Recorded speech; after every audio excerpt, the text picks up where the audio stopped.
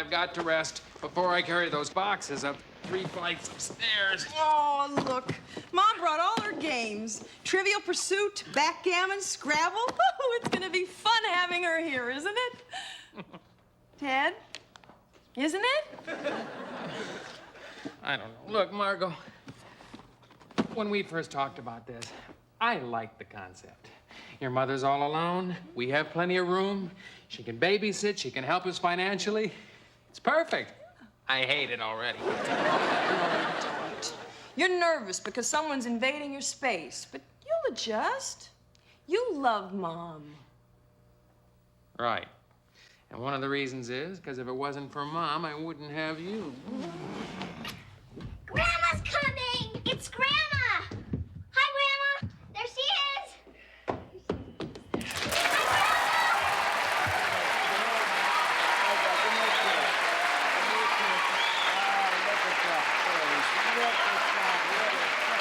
Hey! I didn't know moving me in could be such a turn-on. Grandma, your room is a mess. It looks like Kevin's room. My kind of woman, Grandma. Attaboy, attaboy. Is that a new plant, Mom? No, same old Chefalera. I just found out it had spider mites, and I sprayed it. Come on, Ted. Lots more stuff in the car. Oh, no. I have to rest a minute. You know, we may have to spray him for spider mites. What are spider mites? What are spider mites? Well, they're little insects that eat plants, and they go... They just eat everything all up. You won't see that on PBS. So come on, Ted, let's get going. No, Mom, no. Mom, maybe we better all rest for a minute, huh? Yeah. Well, just for a Come on, minute. kids. Let's take a break. Oh, good. Oh, hi there. Oh, it's so good to be here. It's so good having you here. Oh, I'm in Grandma heaven.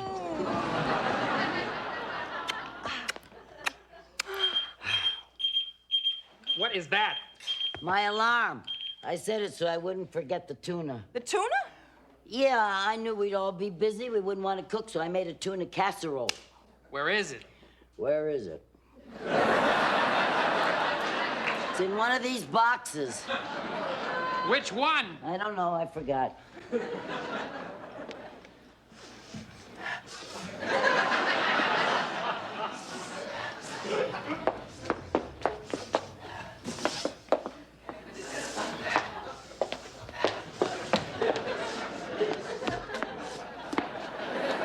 I found it.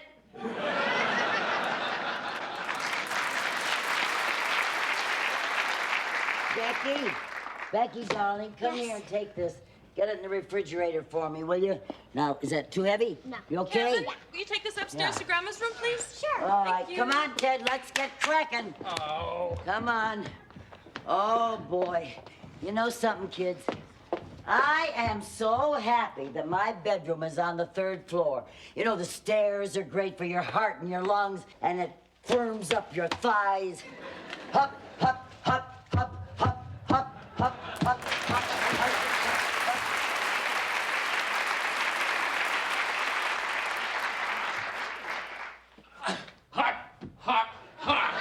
Oh! I almost forgot. What did your dad say on the phone? About what? About Mom moving in. Oh, he took that very well. Oh, good.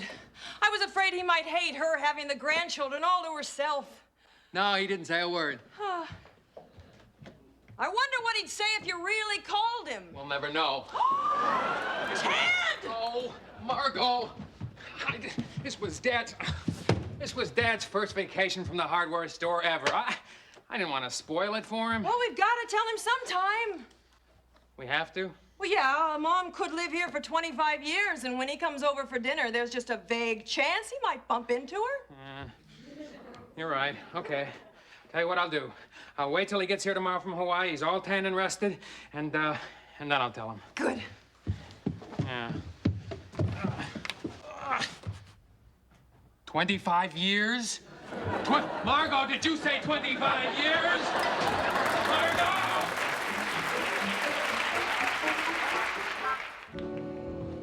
Ow! Feeling must have made 50 trips up and down to the 3rd floor yesterday. Didn't the hot shower help? A trip to Lourdes wouldn't help.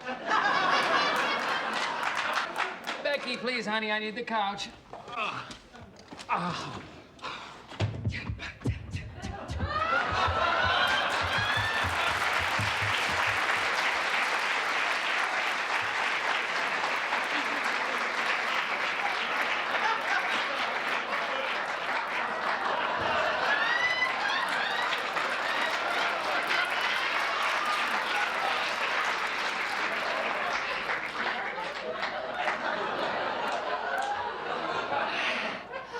Oh, boy. Oh, that's my kind of music. Benny Goodman? Glenn Miller? No, Top Jimmy and the Rhythm Pigs.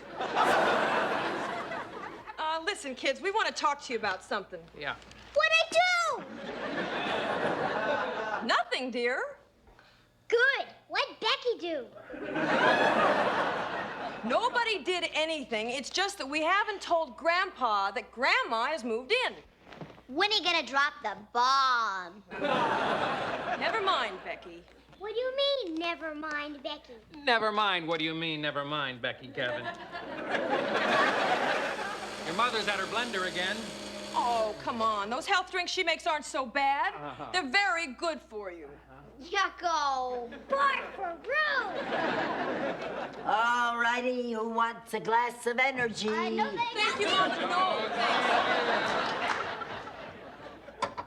Too bad, it's awfully good for you.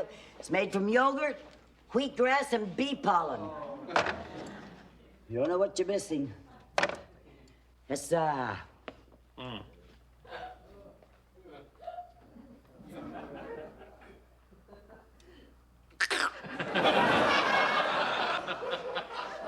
Ha.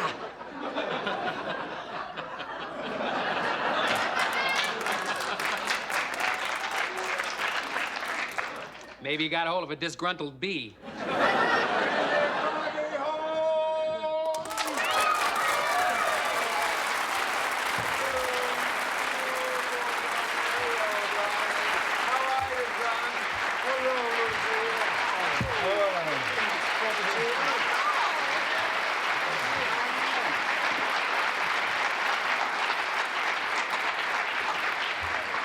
Hey, Dad, if you'd have called, I'd have picked you up at the airport. Well, I came home early.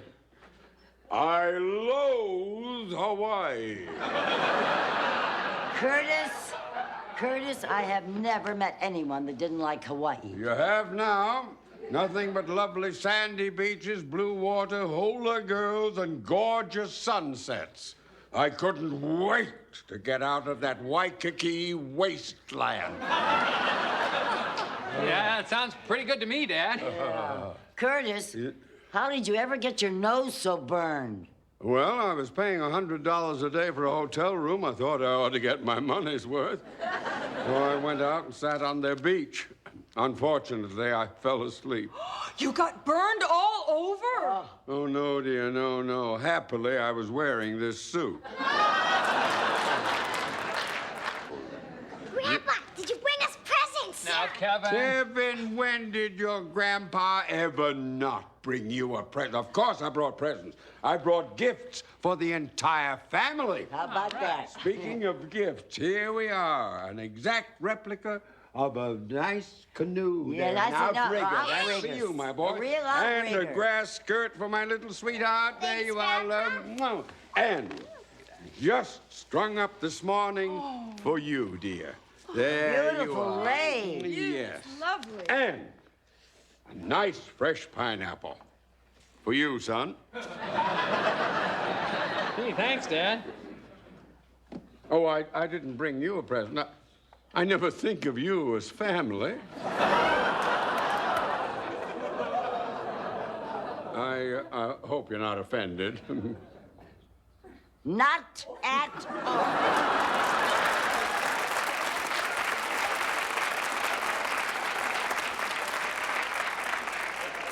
I think I need a vacation to recover from my vacation. I am exhausted. Well, I just happened to have just a drink for you. Watch out, Grandpa. Here you are. Make a new man out of you. No. Oh, by the way, Lucille, could you drop me off at my apartment on your way home? Dad, Yeah? I am home. I live here now.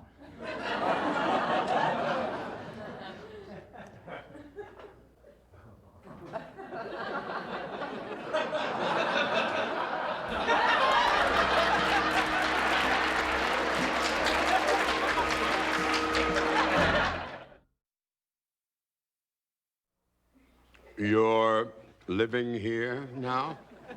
I just moved in. yeah, she sold her house, Dad. She's gonna babysit and help with the finances. My job doesn't pay all that much. Yeah, Anna, law school is a lot more expensive than we thought. Grandma's gonna be here all the time. Isn't that totally great? Totally great.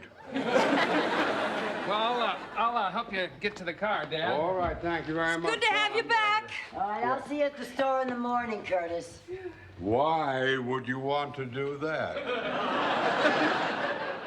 Well, I've been running it while you were away. You've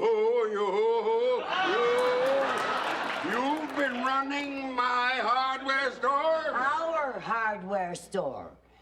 You know, you have a very convenient way of forgetting that my husband Sam left me half of that store. I know, but you never showed any interest in the business when he was alive. Well, I'm interested now, and it's a good thing because Leonard got the flu while you were away, and I had to take over. Well, he's not supposed to get the flu You take while it I'm- easy. I'll come over tomorrow, and I'll show you where everything is. I know where everything is. You know where everything was. What? Yes, I moved a few things. You move. She moved a few things. What is a few things? It's all right. It's two of you. It's one of you. Dad. I've got to know what you is, or I will sleep a week all night. Tell me what you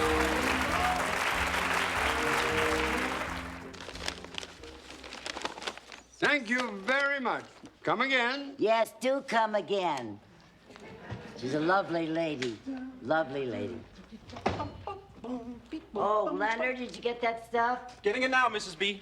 How do you feel today, Leonard? A lot better. The whole time you were in Hawaii, I had a fever, I couldn't eat, and I ached in every bone in my body. And he still had more fun than you did. Don't you have something to do? Yeah, I do. I'll just... I'll take these.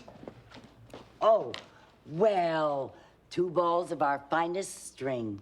Apparently, I am talking to a lady who knows her twine. And since you are so discerning, I hope that you'll become a steady customer. I've been one for 20 years. Would you care to charge that, Mrs. Finley? Yes, please. Okay, that's 2 balls of twine. Oh, I forgot. I want an ice tray. An ice tray. Coming up. 1 ice tray. As I remember, you have a very large refrigerator. You want the large side. Well, we have a very good buy on... the white ones were... Lucille, Yes? where did we put the ice trays? Yeah, where did we put the ice trays? Now, let's think. Let's. I think they're right back here. But No. Let's see. I think they're right over here. No. won't take long, Mrs. Finley.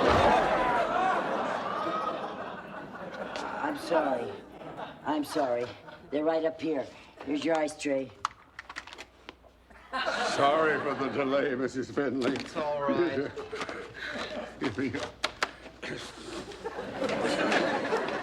Good help is hard to find. Lucille. Look, I'm really sorry about your nose, Curtis. Why did you move things? Well, that was part of my master plan to make the store more efficient. How's that? By rearranging everything alphabetically. Alphabetically? Yes. That way you don't have to look for anything. You know right where it is. Look, I started by moving the A's, and there aren't a lot of A's, so that was easy. But the B's, do you know there are more items at a hardware store that begin with the letter B than any other letter? Well, good for me. No, really. There are baby bottles, bandsaw blades, barometers, batteries, beach umbrellas, brooms, brushes, buckets, bunt pans, burlap bags, blenders, bolts, and blow torches. I will never take another vacation. Oh, now, Curtis, stop. I will not after... Oh, yes, sir. May I help you, sir? I just want to browse. Oh, just wants to browse. Right up there in the bees.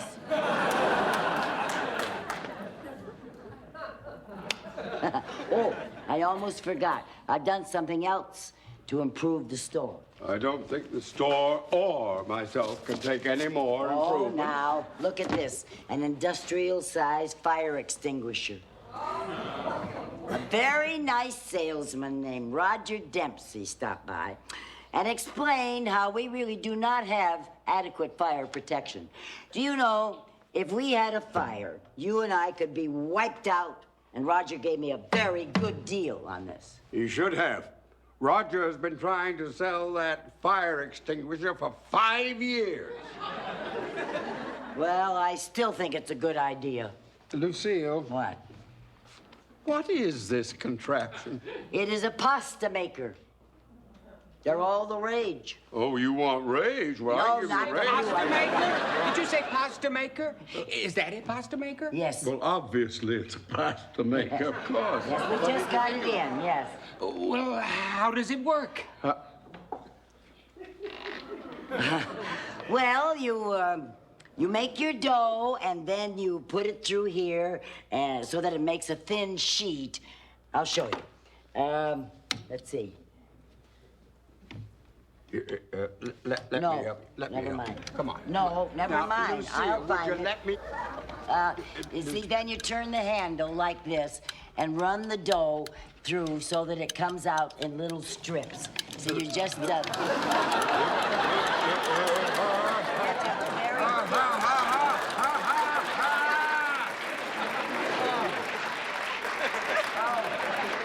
I don't want one. They're dangerous. I'm really sorry. Here, let me.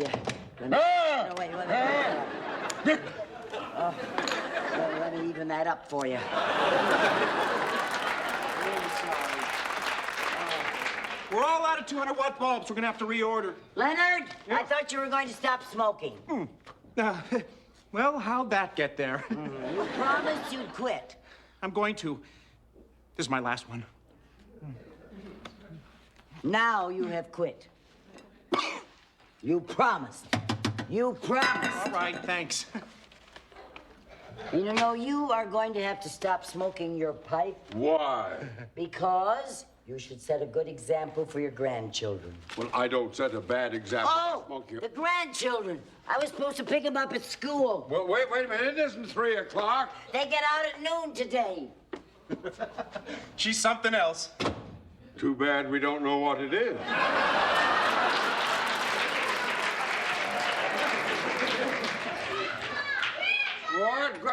What are you kids doing here?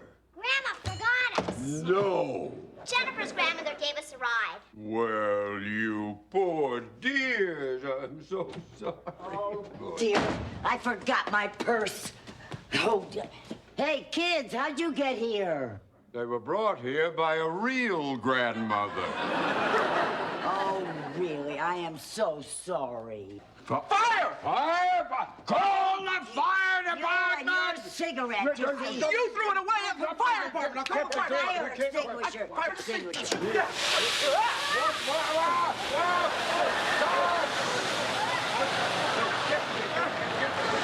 Get back.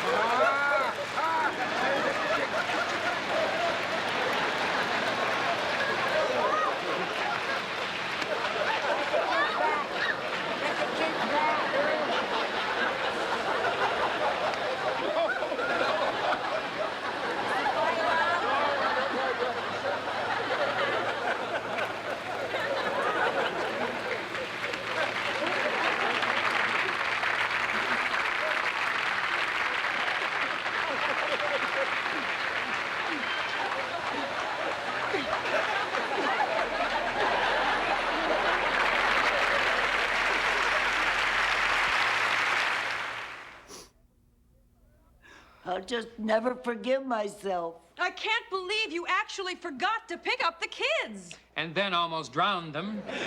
And I call myself a grandmother. Well, actually, they did say they had fun. Well, Dad sure didn't. He said the store is a mess. Well, at least I put out the fire. You also started it. So I came out even.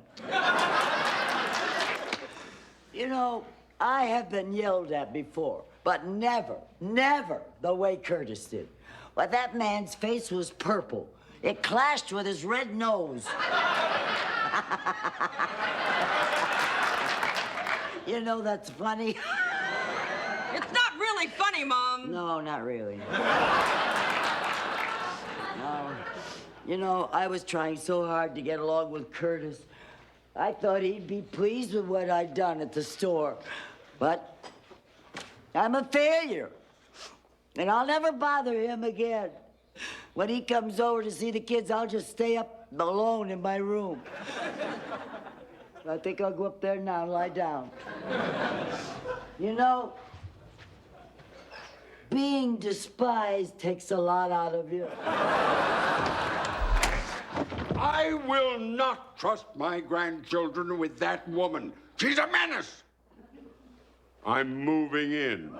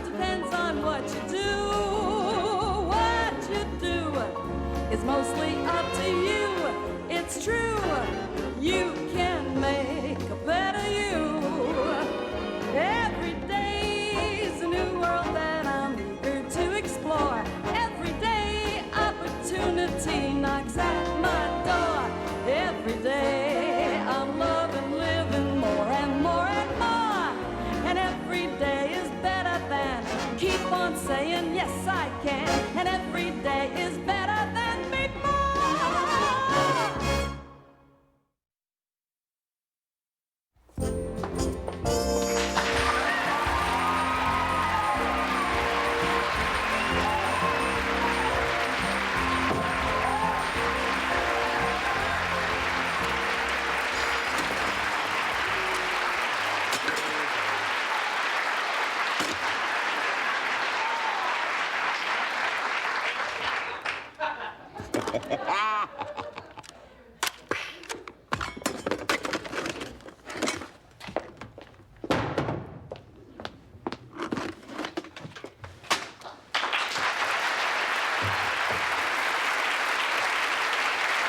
Curtis, are you eating junk food again? No, I'm having potato chips and a slushie.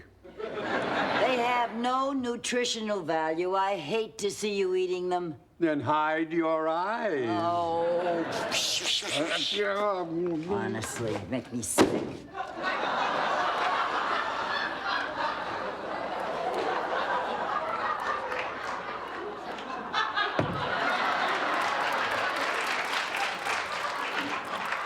Lucille, I know you don't like junk food, but did you have to kill it? Well, I'm sorry. Mrs. B? What? Mrs. B, those fancy paper plates you just ordered, they're in. I can't wait to see them. Are they pretty? Oh, yeah. You ordered merchandise without consulting me? I don't have to consult you. I'm co-owner now. Why do you keep forgetting that? Wishful thinking. Did the one with the little funny flowers come? Oh, whole case. I love that. I love that.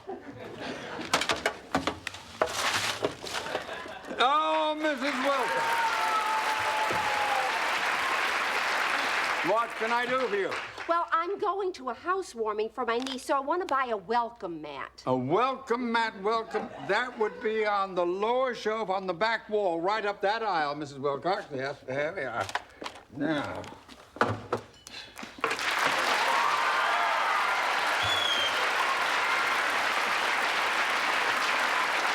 Yes, sir. Can I help you? Yeah, a friend of mine told me you'd been here a long time. 36 years. Well, I'm looking for some antique crystal doorknobs. We're redoing our house. Well, you have come to the right place, sir. Just happen to have a whole... haven't I seen you on TV? Well, maybe I... Of course. The 5 o'clock news. You were caught stealing cookie money from a Girl Scout. Oh, shame on you, sir. Shame. No, I never do a thing like that. Excuse me, sir. I'm wrong. Couldn't have been you, sir. Well, now, let me see. Antique crystal doorknobs. Haven't had a call for those in a long, long time. I happen to have a box of them, but oh, I think it's up on that shelf somewhere. Mr. McGibbon, may I see you? Oh, yes, indeed. Would you excuse me a moment while I take care of Mrs. Wilcox? She's an old customer. Yeah. I want a doormat that says welcome. All I can find is this. Oh, I'm sure we have others. My co-owner bought those while I was on vacation. Yeah, but would you just browse, sir? I'll be with you in a minute. Oh, I love to browse in hardware stores. Good. Now, Mrs. Wilcox, I'm sure we can find something. Let's look up here now.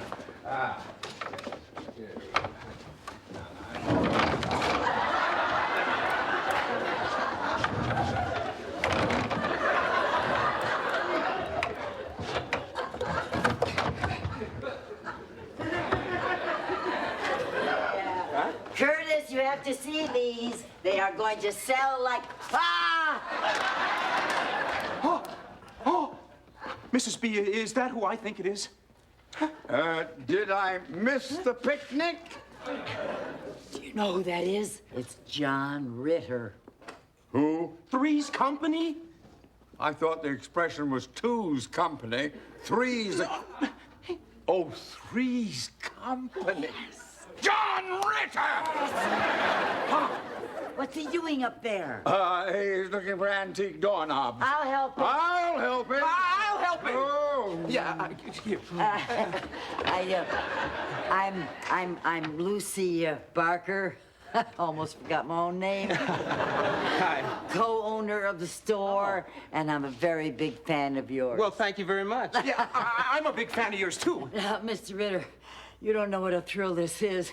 You know, you're even cuter in person. Oh, well, thank you. I'm glad to hear that. I understand you're looking for antique doorknobs. Yes, my wife and I are redecorating our home. Uh-huh.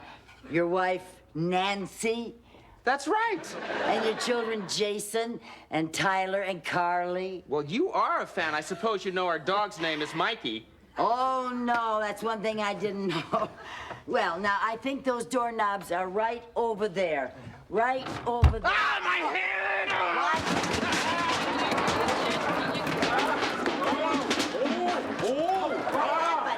Oh, my hand! Oh, my foot! Oh, my God! Oh, this is terrible. How could you do that to a big TV star? You never heard of him till 2 minutes ago. That's right. Remember? Shame. Oh, well, I have some aspirin in my purse.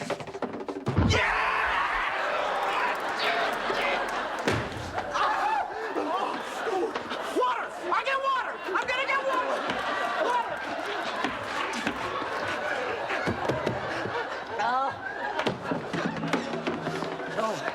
so this is awful. Oh, no, it's all right. They were just accidents, all 3 of them. Here's the water. All right, give me that. Here you are. Now take it easy. Now just take it easy. You're going to be all right. Take it easy. You're going to be okay. You're going to be all right. Okay. You're going to feel better now. I haven't had the asprin yet. Oh. Get more water and bring some ice. Right, Chief? Yeah. Yes, ice, ice. Mr. McGibbon! My niece has a sense of humor. I'll take this one. Too bad you didn't have that out in front of your store. John Ritter! What's left of me? I'm a big fan of yours. Yeah, well, I'm a big fan of his. Oh, I've got tickets to the play he's doing at the Pasadena Playhouse. So do I. It's called A Soldier's Song. He's an alumnus of the Playhouse, Yeah. 1969. Right, attended Hollywood High. Graduated USC, Yeah, Emmy Award. 1984. Do you know the name of his dog? No. Mikey, and you call yourself a fan. Oh, I can't wait to tell my husband that I met John Ritter. What about the doormat? Oh, forget it.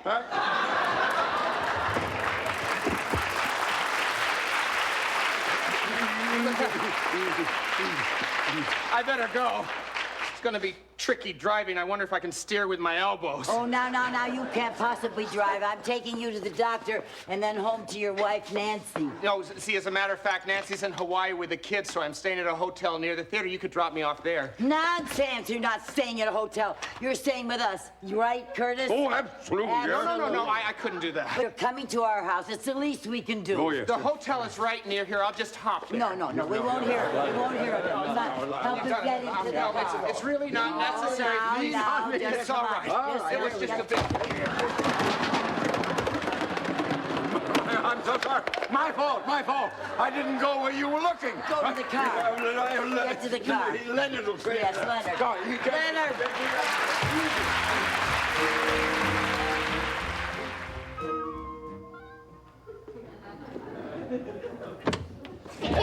That exam was a piece of cake. John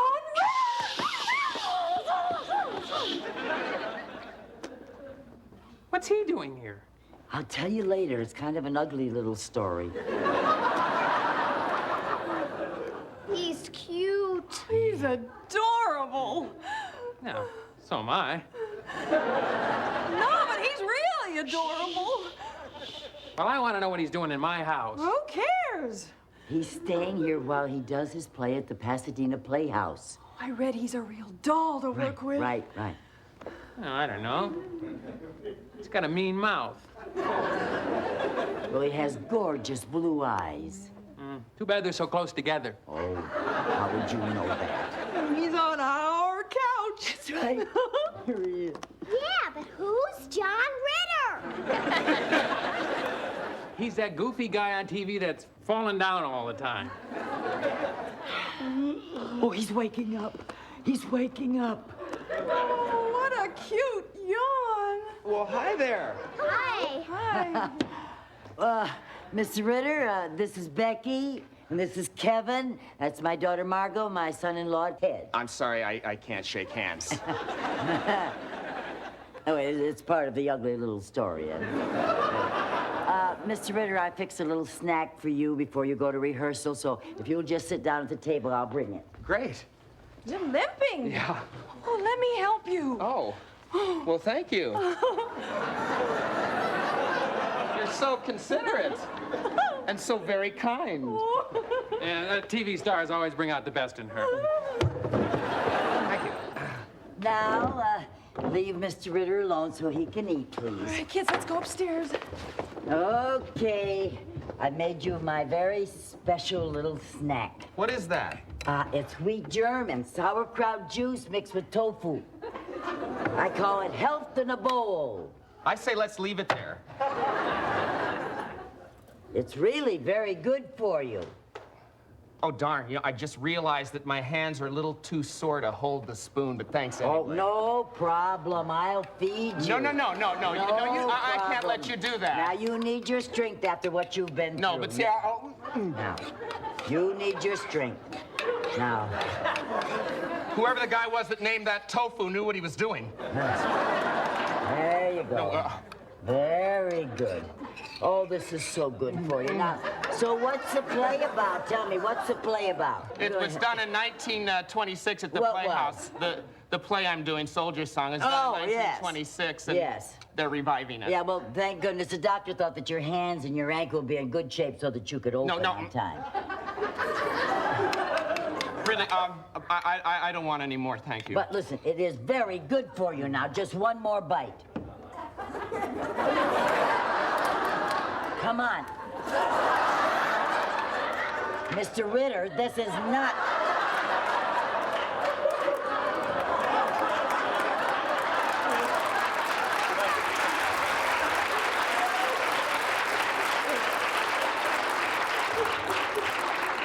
All right.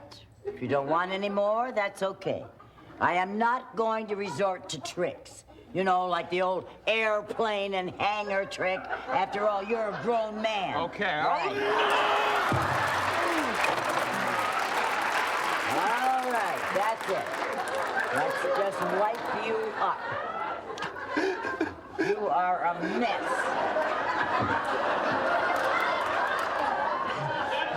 God. That's, I swear, I have been with children that didn't make this mess. Now, for some raw carrot sticks. I like carrot sticks. I'm glad you do. It's crunchier than tofu. Right. What's the matter? What's the matter? Are you okay? Don't panic. I know the Heimlich maneuver.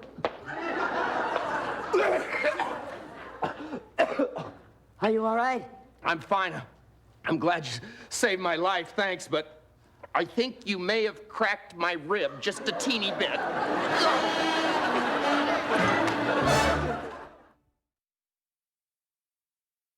Let's run the courtyard scene. Mr. Van Adams, it was so nice of you to let me watch your rehearsal. I can't tell you, it is so thrilling to be back in the theater. Oh, you're an actress? Well, I had one of the leads in our high school play. It was called The Girl Next Door. You played the girl next door. No, I played the girl next door to the girl next door. I'm sorry I missed that. Okay, Mary, let's take it from where the nurse brings in the soldier.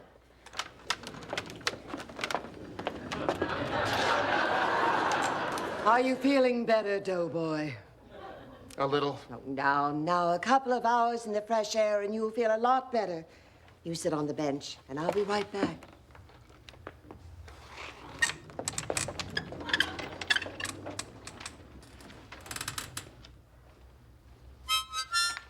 Randy, I don't know whether I can play the harmonica or not. My hands are still pretty sore.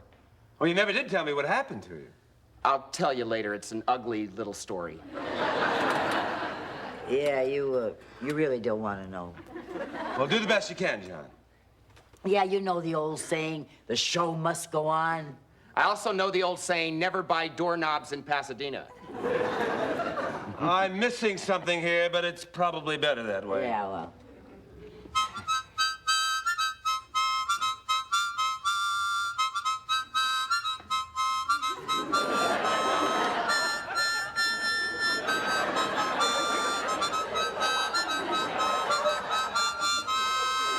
I'm glad you're feeling better. Good boy. I love that song. Play it again.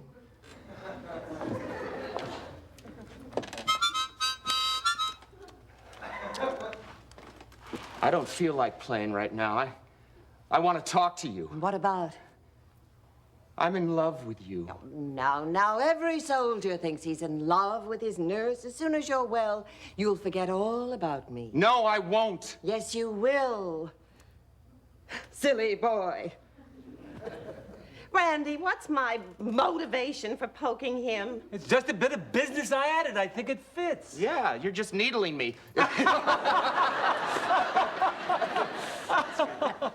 Okay, let's go on. And you poke him whether you want to or not. John, you have the next speech. I won't forget you. You'll always be in this doughboy's heart. But you're a young man. I'm old enough to be your mother. Doesn't matter. What difference does age make when What's wrong, soldier? I have this terrible pain. I didn't do it. For once. No, it's in the play. Oh, good. Doctor! Doctor! Where does it hurt? There? There? Randy, why am I doing this? I'm a nurse, not a doctor. What's my motivation? Oh, no! Not the motivation again. Mary, please. Can't you just do it? Look at John. He doesn't ask why. He's a big star, and he never knows what he's doing. Right. I'm sorry, John. I'd love to work with you, but I can't take Randy's direction. I'm quitting. Wait a minute. We open in 2 days. You can't quit now. Watch me.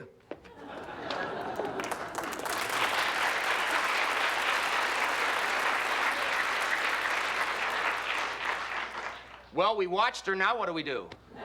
I don't know. Where are we going to find someone at such a short notice?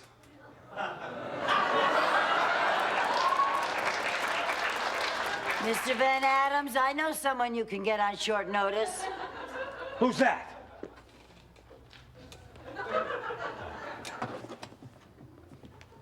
Are you feeling better, Doughboy?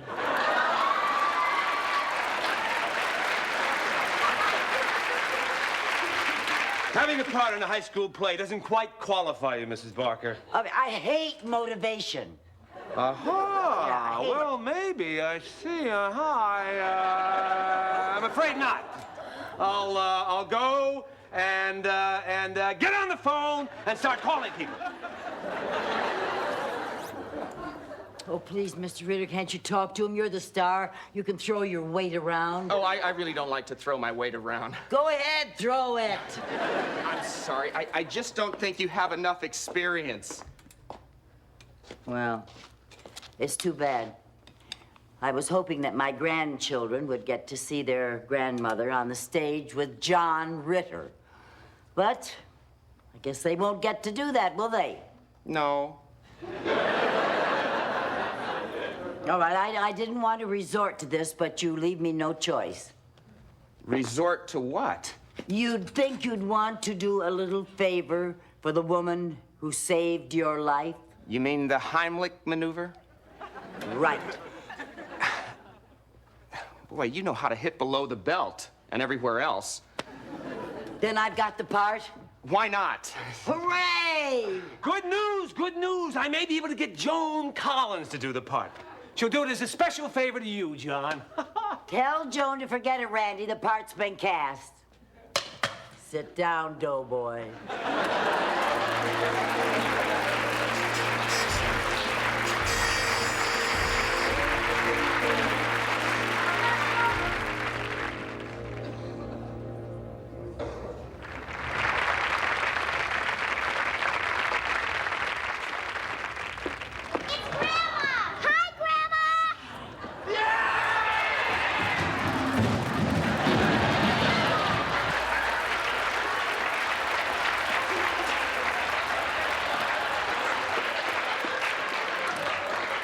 Are you feeling better today, Doughboy?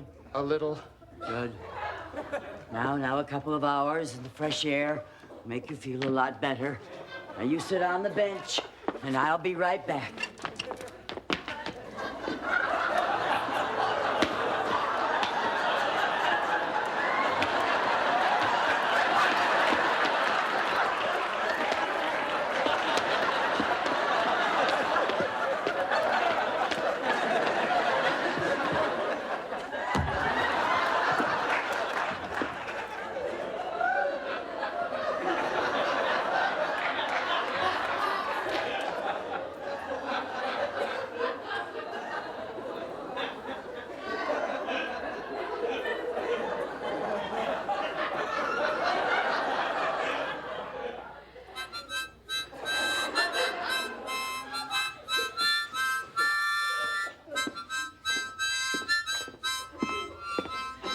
Oh, I'm glad you're feeling better. Good boy.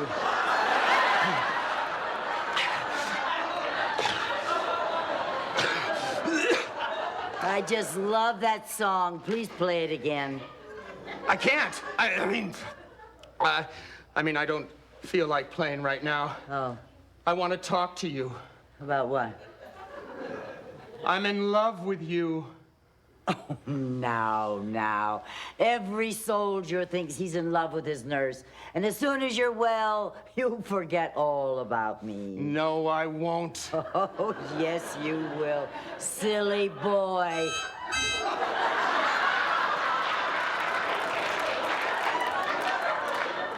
I'll never forget you. You will always be in this doughboy's heart. But you're a young man. I'm old enough to be your nurse. Doesn't matter. What difference does age make when... What's wrong, soldier? I have this terrible pain. Oh, doctor, where does it hurt? There. There. There.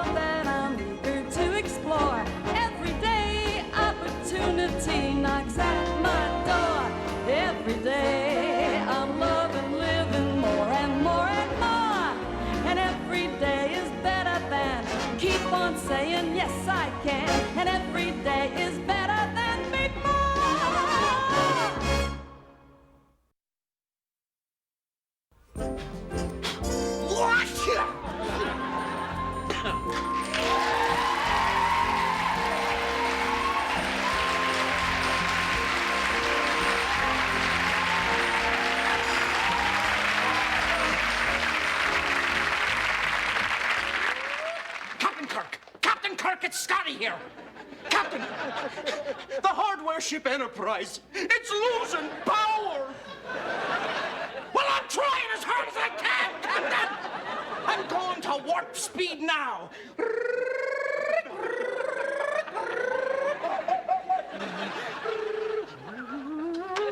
Earth to Leonard, Mayday, Mayday. You're about to fly through a black hole straight into the unemployment office. Will you two settle down?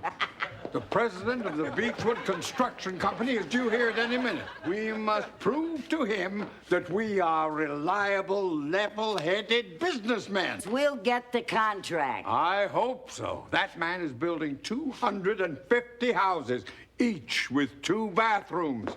Do you know what that means? Yes, no waiting in line in the morning. Please, this is serious. If we supply those plumbing fixtures, you know what? I may become the bathroom king of Pasadena.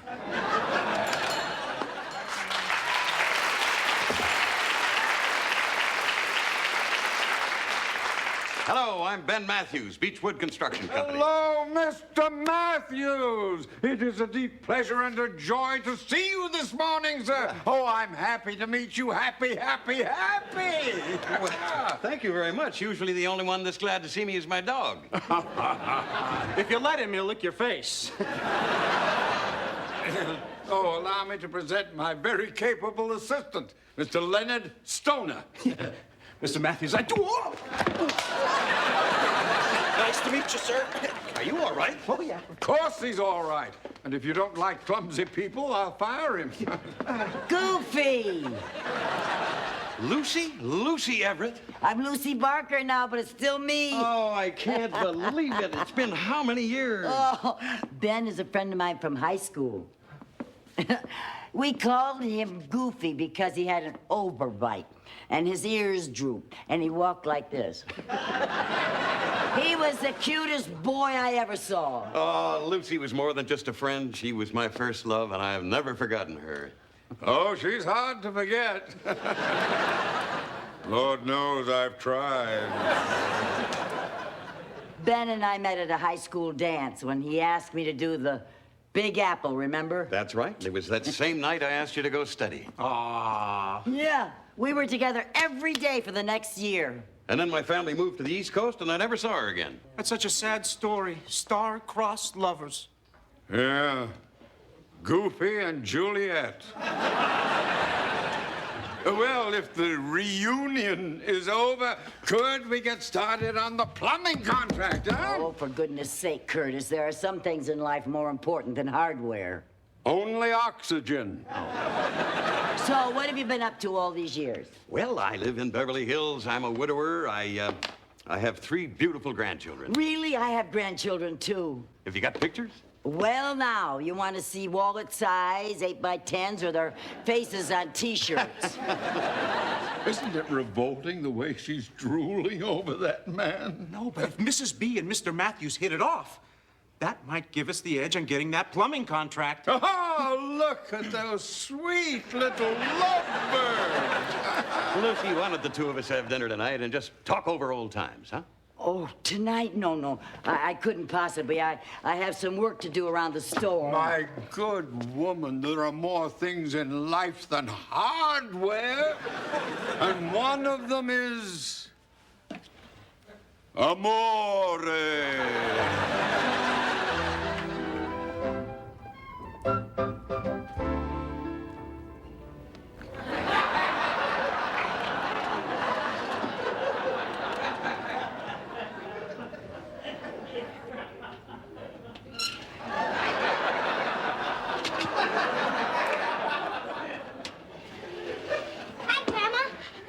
Hi, sweetheart. Will you do Grandma a favor? Come here, come around in front of the ironing board and kneel down, facing that way. And put your... kneel down, get comfortable. Now, put your hands up here like this and hold the ironing board up for Grandma.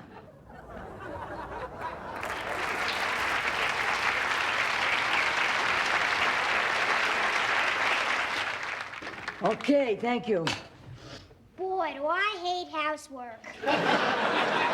Well, thanks anyway. What's all this?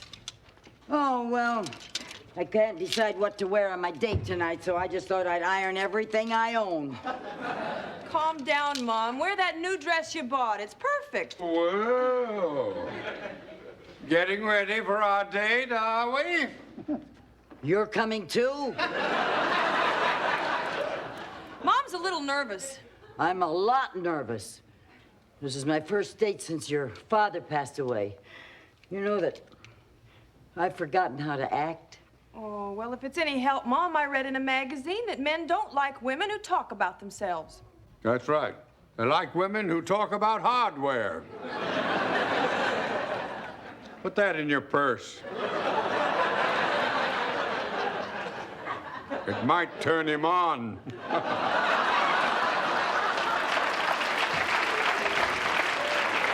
Oh, boy. Romance just oozes from that man. Hi. Hi there. Grandma, I Yes. can't believe it. What? In a half hour, you're gonna be on a date with the real live All right, that's it. I'm not going. I'm going to call him and tell him I have yellow fever. Oh, no. You are going, Mom. No, I'm not. You're going and you're going to have a good time. From what you've told us, Ben is a terrific guy. Yeah. Ben is very special to me, but... You know, he was the first boy I ever kissed. Oh, I remember the first boy I ever kissed. Of course you do. Randy Fargo. Randy Fargo? You kissed Randy Fargo? Well, yeah, but it wasn't very good, sweetheart. His lips were all spongy, like two Twinkies. Oh, well. He was great. Becky, what are you doing? Practicing kissing. You're getting lip prints all over the mirror. How else am I gonna know what I look like to a boy? Well, how do you look? A little like Madonna.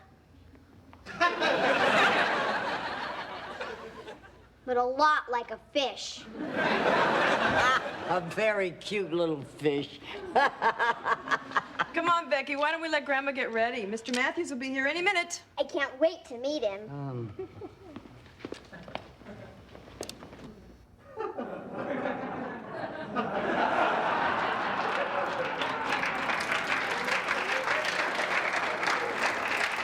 I still have it.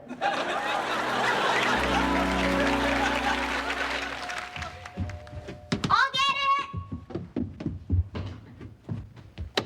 Hello, I'm Ben Matthews. So you're Grandma's main squeeze. Grandma, your date's here!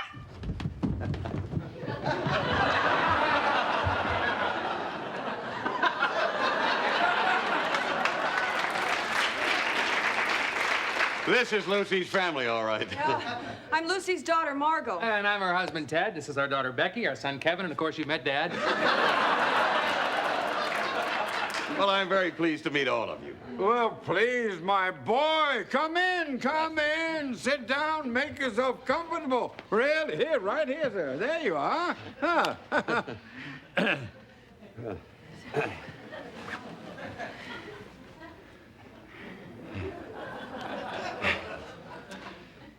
So, Mr. Matthews? Are you gonna marry Grandma? Please, Kevin, you're embarrassing Mr. Matthews. You mustn't ask questions like that. Well? well. You see, Kevin, I really like your grandma a lot, but maybe it's just a little soon to tell, huh? So why don't you check back with me after dinner? You could call us from the restaurant.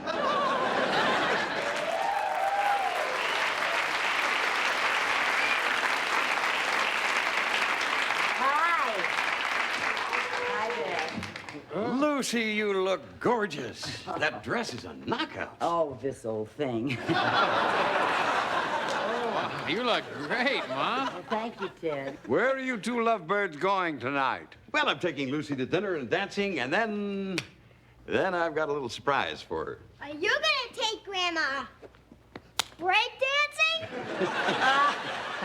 I don't think so, darling. I never did get the hang of break dancing. Oh, the dances kids do today are really silly, aren't they? Yeah. Yeah. Why can't they do something dignified like we did?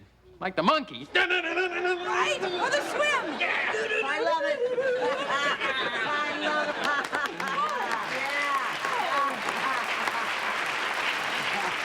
You know, if there was a dumb dance contest, we'd win. You kids have no monopoly on dumb dances. What do you say, Ben? You mean the Big Apple?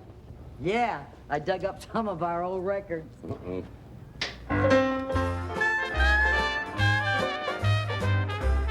Let's cut a rug.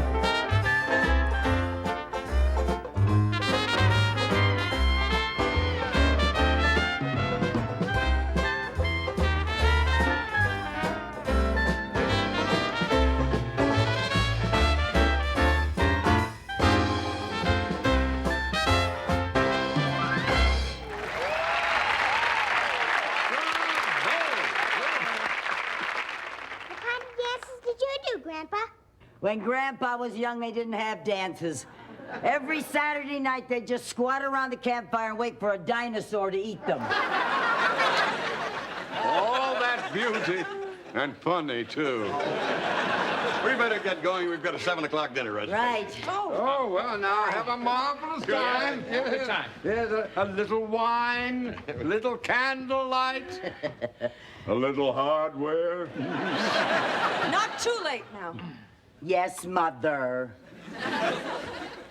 Isn't he adorable? I feel like a kid again.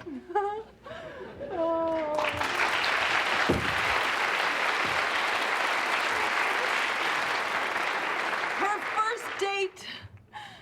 Our little mom is growing up.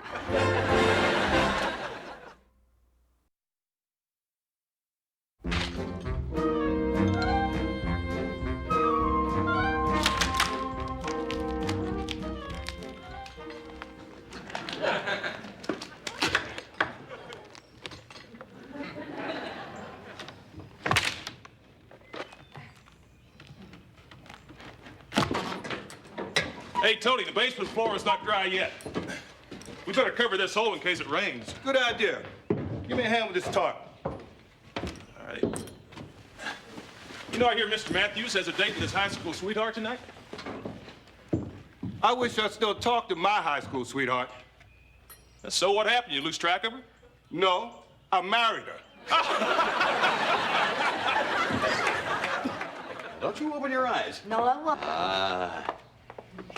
All right. What was that? No? Where are we? Some glamorous open-air cafe? Close. Few steps up here. Few steps up. Okay.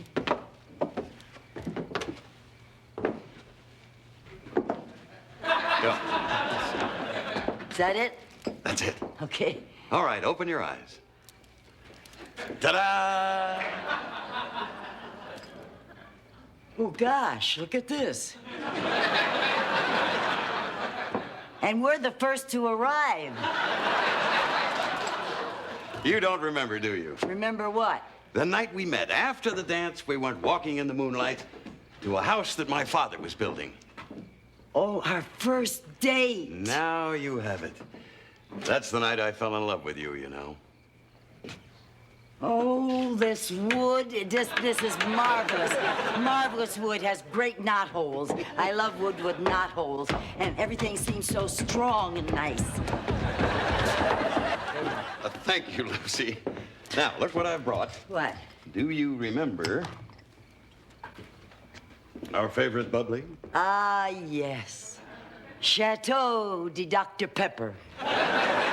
Will you just make yourself comfortable and I'll set us up? Okay.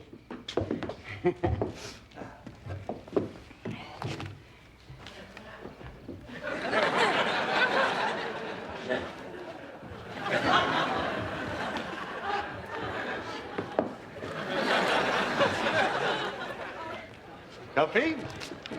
Yes.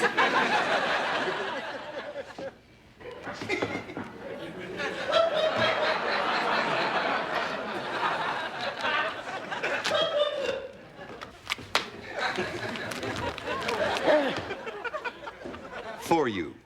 Thank you. To us. To us.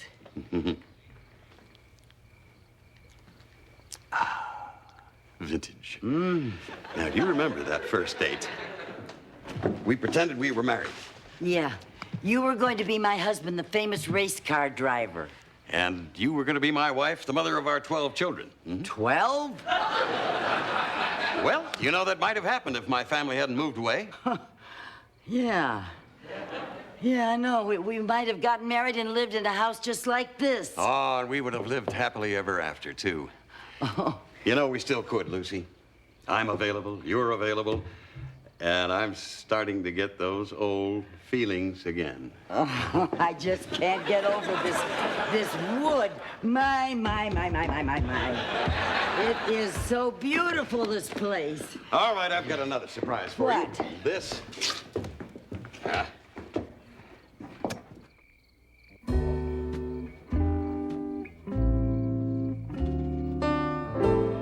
Oh, Ben, our song.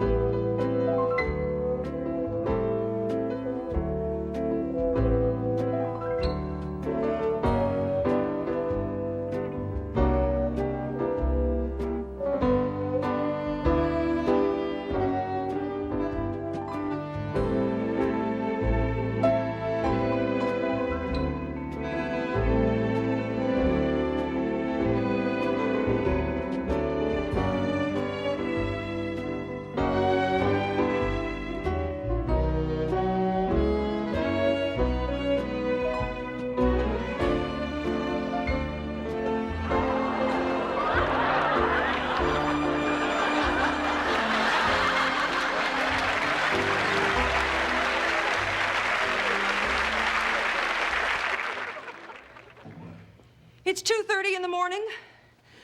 Where is she? Who knows? Now, what are you doing? I thought maybe they were making out in the driveway. Margot, why are you so uptight about this? Okay, I'll admit it. I'm having a little trouble accepting the idea of my mother dating. What are you two doing up? What is going on? Oh, Mom's not home yet. Ah! Mother, it's 2:30 in the morning. I hope you have a good explanation. Well, we were dancing in a room that hadn't been built yet, and we fell through a hole in the floor and got trapped in a deep pit. Oh, how many times have we heard that one? We told much better stories than that. That's for sure. Well, I think it's probably time I'm saying good night. Good night, All Daddy. right. Good night. Good I'll night. call you tomorrow for your decision. Okay. Decision? Decision about what? Well, if you must know, Ben asked me to go to San Francisco with him for the weekend. Ah! Of course she'll go! Frisco's her kind of town. She'll be delighted. Get in here. I'm not sure whether I want to go or not. Not sure? One lousy weekend? You don't even have to have a good time. Dad, please. Curtis, Well. this is Mom's business, and she doesn't have to discuss it with anyone. Thank you, dear. Except me. Oh.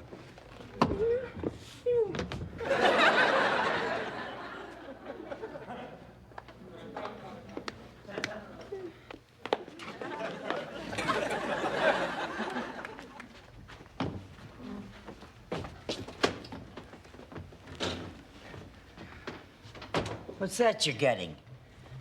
You can't have a girl talk without chocolate chip cookies. It's a tradition. Here, take one. Oh, boy, if this gets around, my name will be Mud at the Happy Fig health food store. So, what about Ben? Are you going to San Francisco? I like Ben a lot. He's fun, he's good looking, and he's so intelligent. Yeah. What about San Francisco? And he's a great dancer. Oh, can that man dance? Mom, you're avoiding the question. I know. I don't know really why I'm making such a big deal out of this. Nowadays, people go away for weekends all the time. So what's the problem? Well, I'm not sure. But being with Ben tonight reminded me of all the wonderful times that I spent with your father. I loved him very much, you know. I know. Even after 35 years, the romance was still there. Do you remember when I was 13 and all my girlfriends were going steady? Sure, Margot. Finally, Randy Fargo asked me to go steady. Do you remember what you told me? Yeah, I told you there was no future in the name Margot Fargo.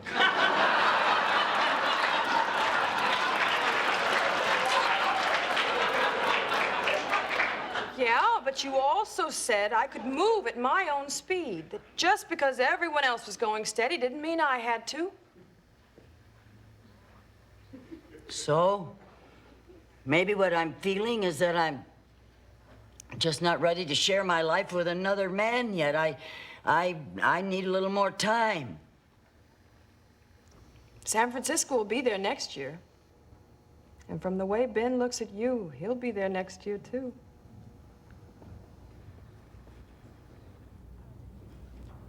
How'd a kid like you get so smart? I had you for a mom. Well, let's go to bed.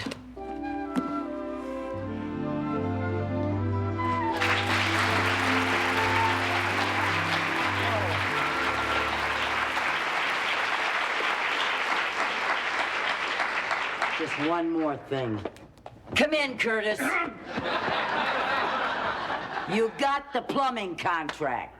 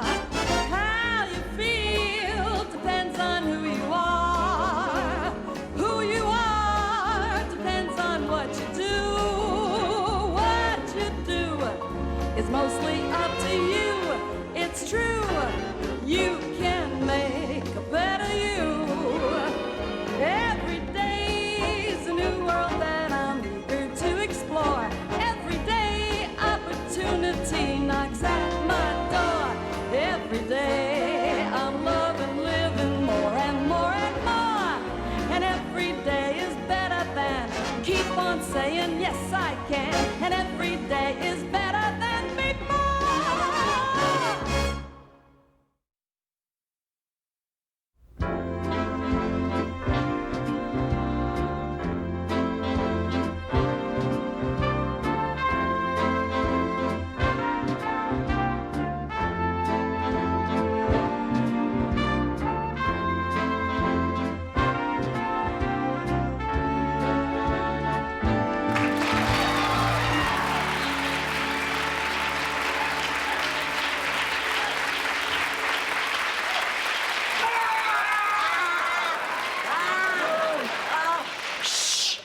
I think I bent my wonton. What are you doing up in the middle of the night anyway? Oh, well, I had a hard time sleeping. I'm worried about the business. Oh, come on now. I guess we have been losing some customers since Hardware Heaven opened up their new branch. Is that what's keeping you up? No. I was worried somebody would finish my broccoli and goat cheese casserole. Trust me, it would have stayed there all winter. You know, Curtis, you really don't have to worry. M&B Hardware can stand a little competition, even from a big chain.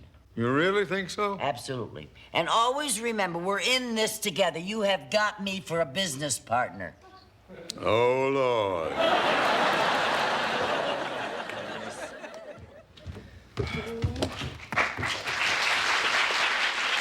Hi, we didn't know anybody else was up. Oh, what are you doing up, son? I'm too worried to sleep. And I can't sleep because he can't sleep. So what are you worried about, Ted? Well, there are 40,000 first-year law students in the United States, and we are all graduating at the same time. Now, how am I ever going to find a job? I read in the paper that 72% of all law students flunk the bar exams. That's good. Right. No, wait a minute, that's bad. What if I flunk? No way. You are the smartest man in the whole McGibbon family. What's going on? Becky, what are you doing up? I can't sleep. Oh, what's the matter, sweetheart? Patty and I had a fight. I'm not going to speak to her for 100 million years. Well, by that time, you'll have a lot to catch up on. Trust me, Becky, you and Patty will make up. You sure? Positive. Best friends fight all the time. Boy, you and Grandpa must really be best friends.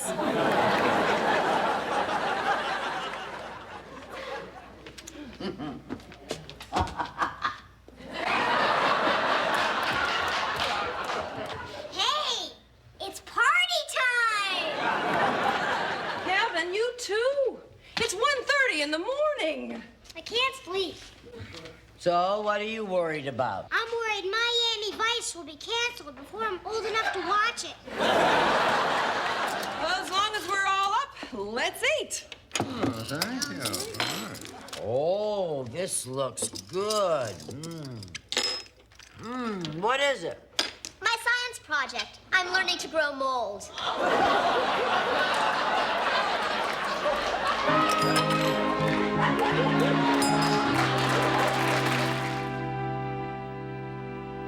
Things are sure slow around here. Yeah. Our business died and went to hardware heaven.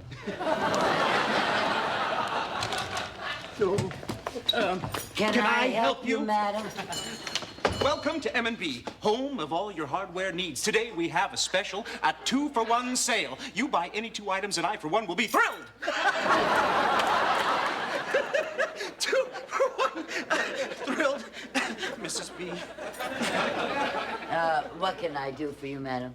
I'd like a fly swatter. 1 fly swatter coming right up. There you are. How much is that? $1.65. Oh, I can get that at Hardware Heaven for 99 cents. Oh, well, maybe so, but will they take the time to show you how to use it? I don't think so. No, of course not. Oh, you're in luck. There's our demonstration fly now. Demonstration fly? Yes, he just works for us. Yes. Aha.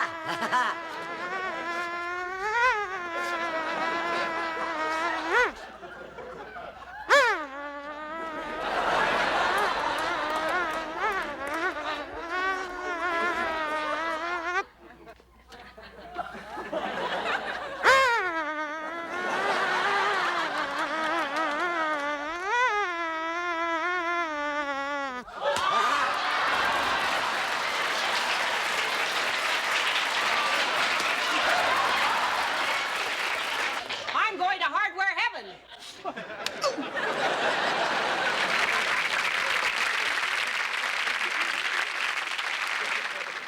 Attention, everyone. Our troubles are over. I have in this box a surefire sales promotion. I knew you wouldn't let us down, Curtis. What brilliant idea have you come up with? Promotional pot holders. There we are. One side our name, on the other, when your home repair problem is too hot to handle. I hate to burst your bubble, Curtis, but I haven't seen promotional pot holders since Wendell Willkie ran for president. I like Wilkie. Customer at 4 o'clock. Hey, that looks like Fred Dunlap, the TV star. Yeah. Good morning, everybody. May I help you, Mr. Dunlap? Freeze! I will take care of Mr. Dunlap. Good morning, sir. What can I do for you today? Well, sir, I have a problem with my dish spritzer. You see, there's a kink in the whatchamacallit, and every time I turn it on, instead of spritzing out the front, it sort of goes like out the side. You know what I mean? Allow me. Allow me. Does it go, or is it spritzing and at the same time? Well, no, it's spritzing and going yes. Oh, well, you're lucky you've got a little spritz left. Yes, I'm right. Sometimes turns into How do I fix it? Allow me. Obviously, you need a replacement hose. I would suggest nylon and a few number 3 clamps. I'll get them for you, sir. Okay, thank you. You know, if I had to call a plumber, it would cost me a fortune. Oh, yes? I'll cut the hose for you, Mr. McGibbon. Of course you will. You know, Mr. Dunlap, I just love your TV show, Wake Up Pasadena. It's my favorite program.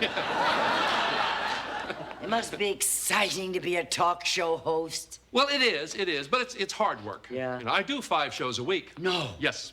Sometimes I don't know where my next guest is coming from. Oh, really? Mm-hmm. Yes. Oh. Here you are, Mr. Dunlap. I wrote out a few simple instructions as to installing the new hose. You should have it fixed in, 10 minutes tops. Thank you very much, sir. I don't know what I'd do without you. You know, you are a regular Mr. Fix-It. Thank you. Curtis McGibbon is Mr. Fix-It. What? Here is your next guest for Wake Up Pasadena, Mr. Fix-It. You know, that's not a bad idea. It's a great idea. Oh, I don't think I'm TV material. Although a great many people say I have a strong resemblance to Mr. Whipple. I like it. I mean, it's folksy. Oh, yeah, Mr. McGibbon's as folksy as you can get. He sure is. Okay, let's do it. I'm going to talk to my producer. We'll set it up for next week. How about that? Oh, wonderful. And would you just charge this, please? Of course. Okay, Yes, indeed. Oh, how great. How about that? Congratulations, Mr. McGibbon. Oh, now everybody will know what M&B has to offer that hardware heaven doesn't. Personal service. We are going to be great on TV. By George, I can see it now. Yeah. What do you mean, we? Well, I just assumed that I was going to be on television with you. Assume this. Over my dead body. Why can't I be on TV? Because when it comes to home repair, you are a total and complete incompetent. You'll mess things up and make a fool out of me. Well, aside from that. Curtis, please, look. It's not for me. It's for our grandchildren. Would you deny little Kevin and Becky the thrill of seeing their grandmother on television? But just look at those sad little eyes. They seem to be saying, let Grandma be on television. Funny, in my pictures of Kevin and Becky, their sad little eyes seem to be saying, tell Grandma to buzz off.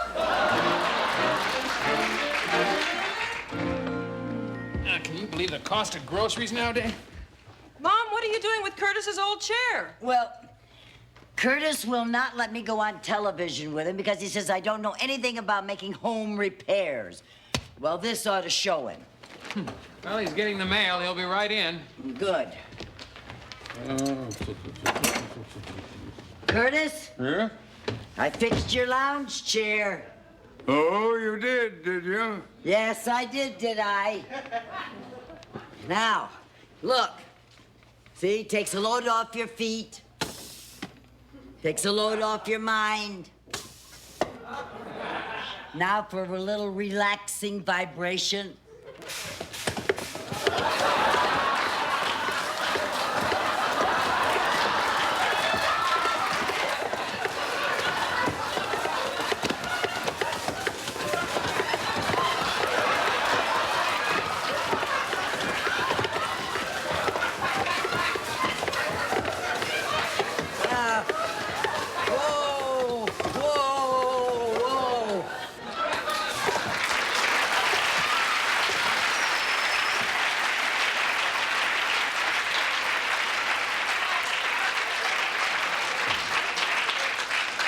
Mom, are you all right? Yeah.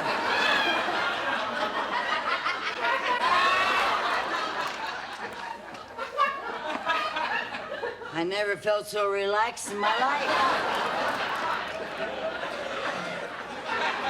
Lucille, your fate is sealed. You are not going on television with me. Well, you tried, Mom. Yeah.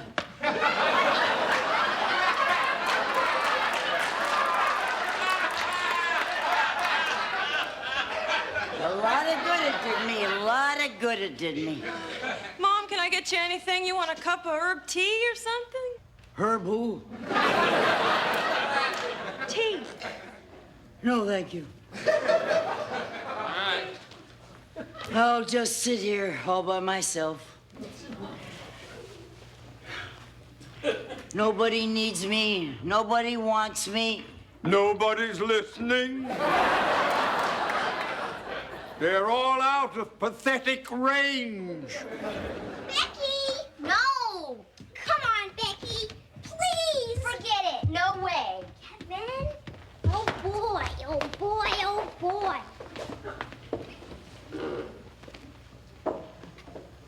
What's the matter? Oh, nothing.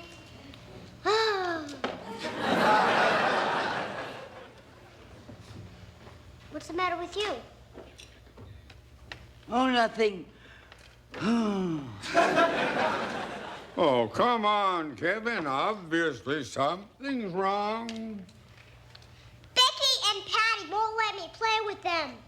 Oh, why won't you let Kevin play with you? Because he doesn't know how to play kids' trivia. He just gets in the way and makes a mess. Oh, now, darling, darling.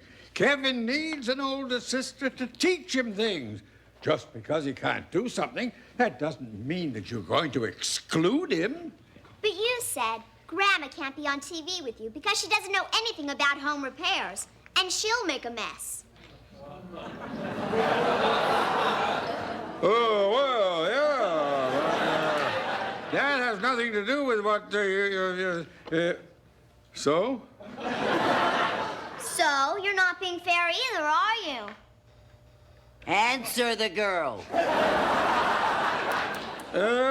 Well, no, I'm not being fair either. Okay, Kevin, you can play with us. Yippee! Well?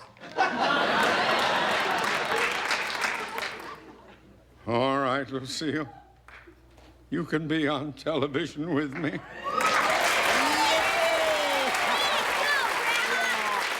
you go, Kevin. Yeah, boy.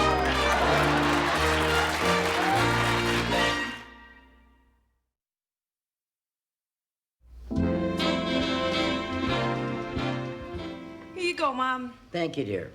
Is that what you're gonna fix on television today, Grandpa? Yes, indeed, Becky. That's the one. Grandpa gave your dad and me that as a wedding gift. And they got married anyway. Grandma, when you go on television today, will you say hello to Kevin and me? Yeah! I'd love to, but I think that's against the rules. Okay, I understand. I tell you what, why don't we make up a secret signal that means hello? That way I can say hello to you and Kevin and nobody else in the whole world will know. I got it. Do this, Grandma.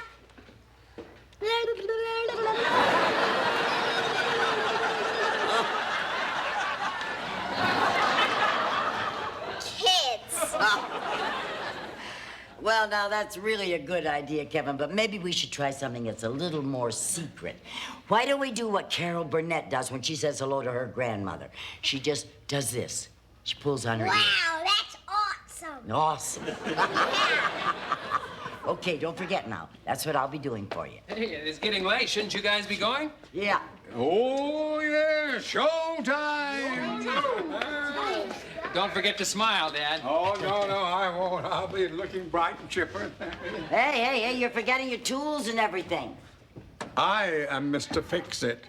You are the assistant.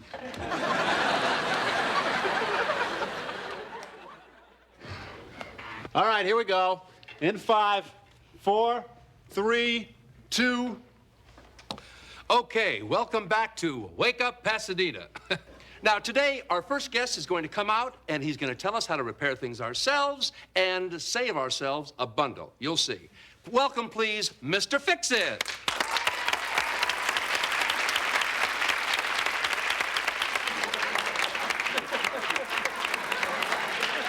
Well, hi there, Mr. Fix-It. Hello, Fred. Fred. Fred?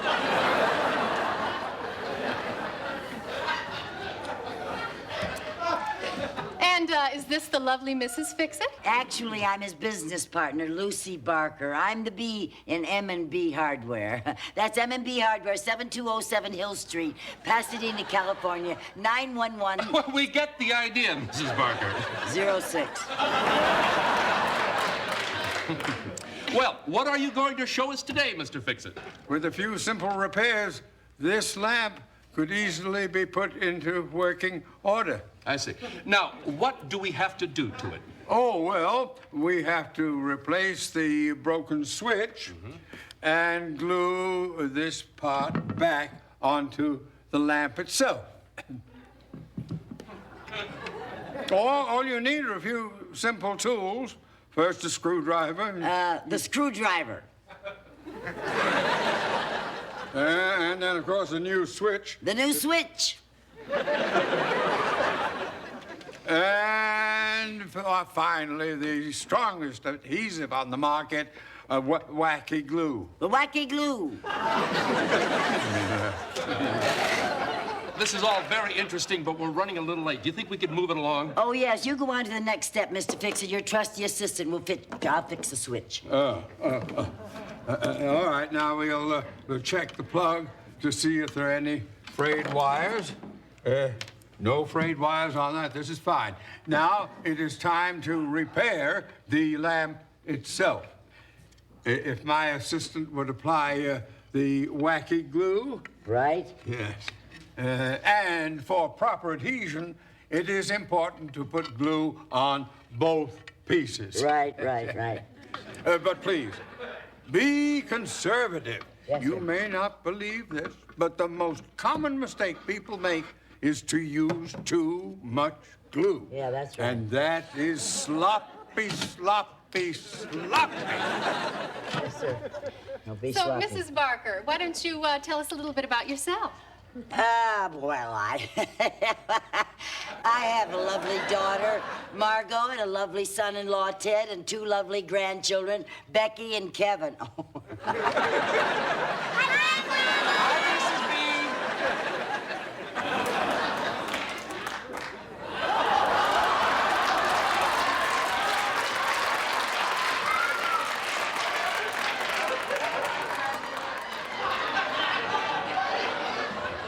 Well, Mr. Fix-It, that looks pretty good, I must say. Oh, yes, indeed, yes. The instant wacky glue makes contact, it's impossible to pry it loose. Well, that looks as good as new. Which wasn't too good to begin with.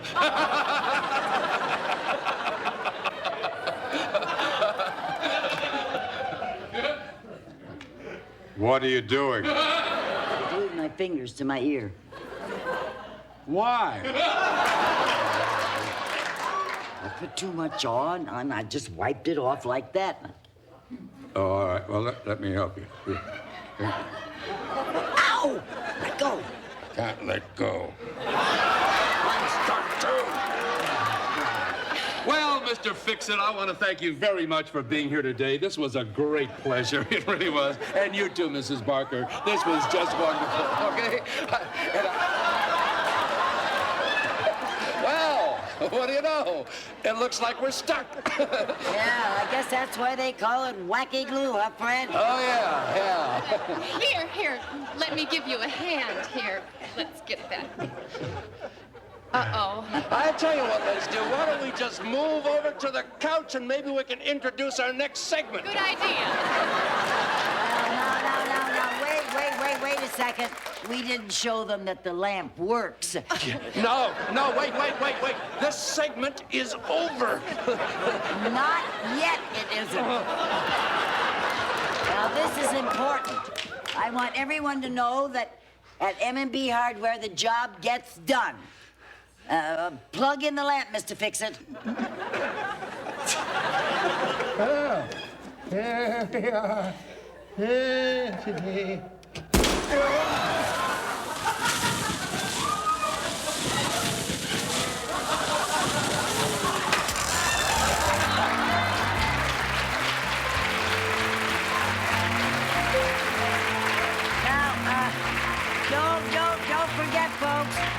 If this happens to you, you can get new fuses at M&B Hardware, 7207 Hill Street, Pasadena, California, 91106.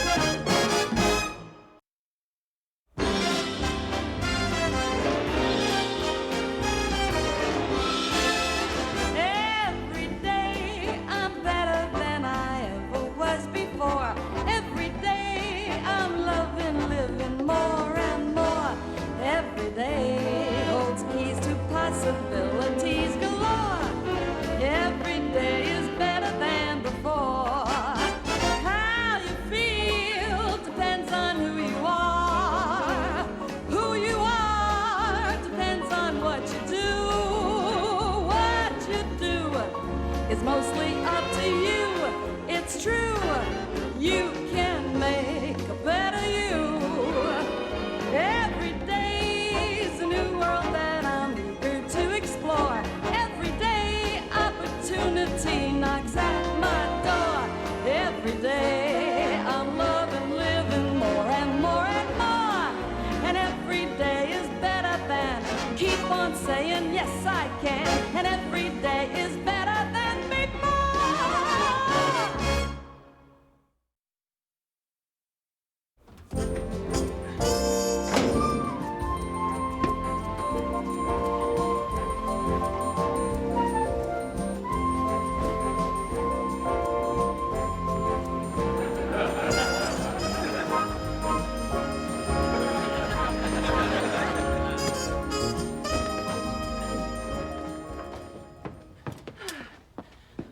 for doing the laundry, Ted. Not many husbands will do this. Well, I don't have any prehistoric hang-ups about being macho. Oh, good, because you just turned your underwear pink. Anybody home? Oh, down here, Leonard. I got Mrs. B some empty boxes from the hardware store. Oh, great. She's out jogging. She should be back any minute. Oh, great. You know, I'm sure glad your mother finally decided to get rid of some of this junk down here.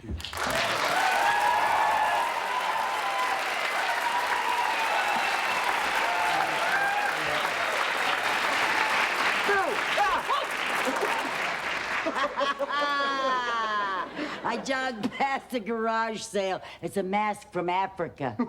Wow, how far did you run? Mom, you promised to get rid of stuff today, not go out and buy more. I couldn't resist it. Yeah, who could? Oh, Ted, come on, help me fix lunch. Lunch, great idea. I'll have a grilled cheese with tomatoes and peanut butter. You haven't got time to have lunch. That's what I said. I don't have time for lunch. Of course not. Now, you can start with these old clothes. I don't think these poodle things will ever come back. And I have to get rid of these magazines. Oh, much as I hate to, but I guess they have to go. I'll move these first, Mrs. B. Okay. Oh. Oops. Oh, Jesus. I got it. Don't worry. Just get these. Hold it. You convinced me, Leonard. I'll keep them. Thanks, Mrs. B.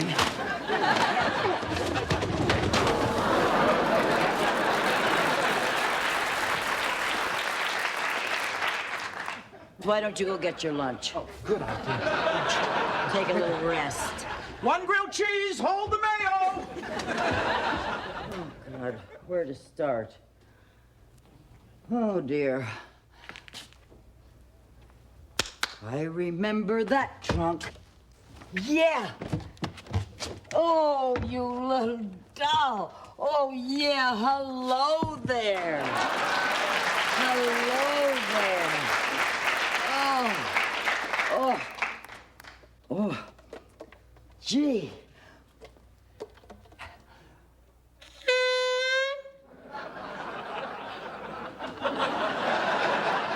Boy, am I hot.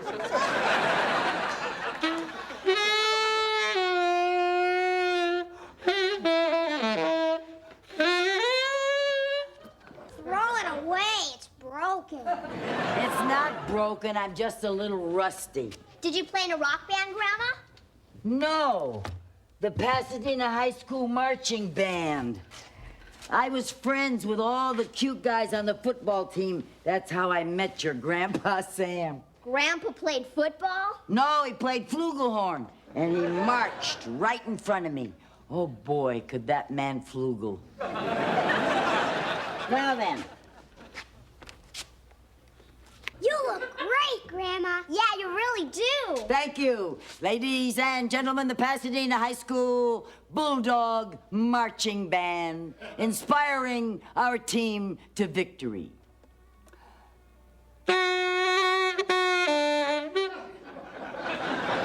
Well, we didn't win every game. However.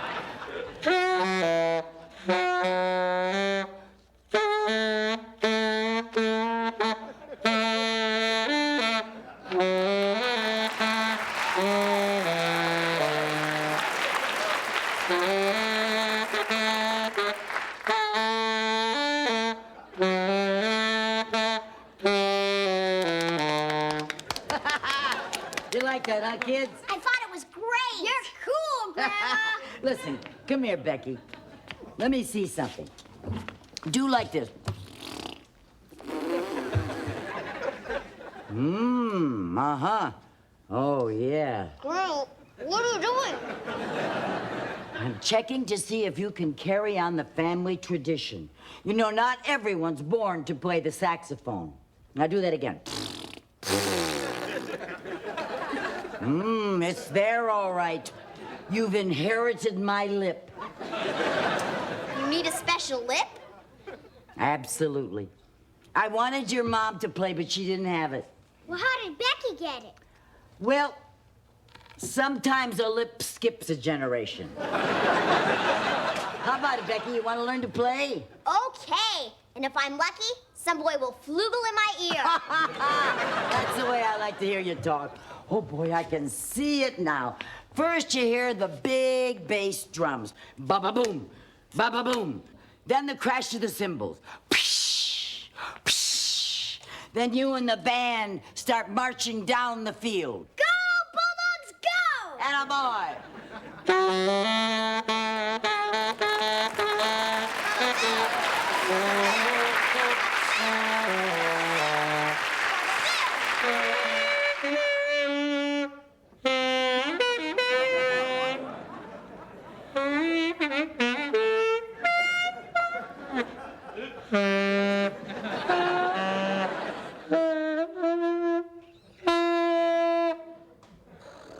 Very good, Becky.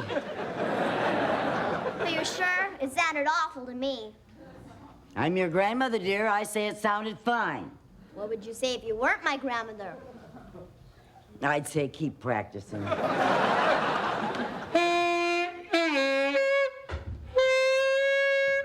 If you're going to operate on that buffalo, at least use some anesthetic. I'm teaching Becky to play the saxophone. Oh, I thought it was you making all that. Oh, Becky, darling. Oh, you sounded just wonderful. But I was trying to get a nap, and couldn't you learn at some other time? For instance, when you're older? Curtis, what's more important, your granddaughter's musical enrichment or resting those tired old bones of yours? Until she started practicing, they were young bones. Oh, you wish. Well, Becky, let me hear your B flat. Becky, please! Sweetheart, honey, princess, it's very hard to study when you're playing like that. That's the only way I know how to play.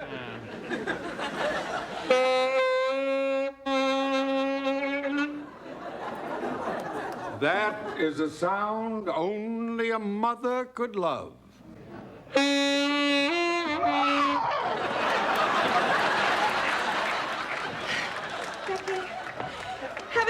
practiced enough for one day. Look, everybody, if Becky wants to play the saxophone, we should encourage her. I agree. Yeah, well, we all do. It's just that there's got to be some place Becky can play where she's not disturbing the whole house. Well, how about the basement? Good. You wouldn't mind that, would you, Becky? I guess not. And while you're down there, maybe you could play a little softer. And possibly you could point that adorable little horn out the window. Oh, shame on all of you. Look at Kevin.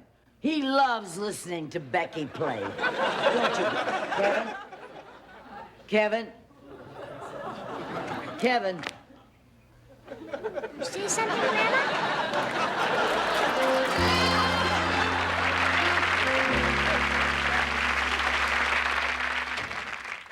All right.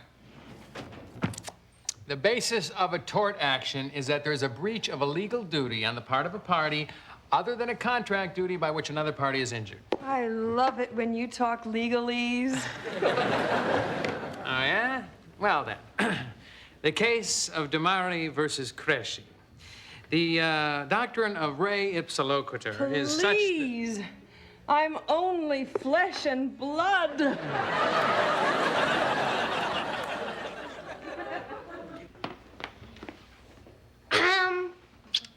Can I talk to you guys? Mm-hmm. Of course, dear. What is it? It's about the saxophone. You're doing very well.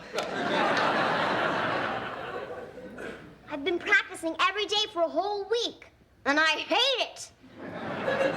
Whoa, what exactly don't you like about it? Everything. I can't be with my friends after school because I've got to practice. And I sound horrible.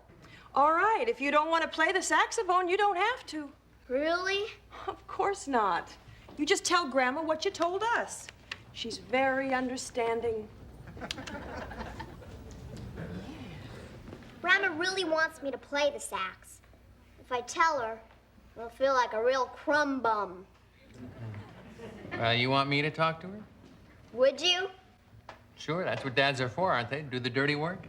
Dad, I love you. Oh, all right. And this is what makes the dirty work worthwhile. Oh, there she is, my little virtuoso. Mom, there is something that I'd like to talk to you about. 1 minute, Ted. Guess what? I have a surprise for you, Becky. You do? Uh-huh. I know how much you love the saxophone and how hard you've been working at it. Ted? Yeah, as a matter of fact, Mom, Becky was just talking about that.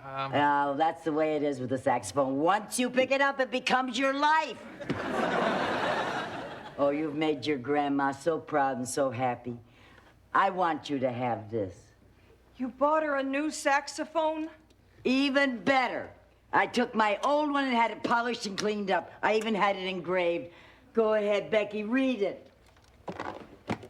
Made in Elkhart, Indiana. Underneath that, dear, underneath it. To darling Becky, with all my love, Grandma. Gee, thanks. Oh, you're welcome, sweetheart. You're welcome. Now, what you want, Ted?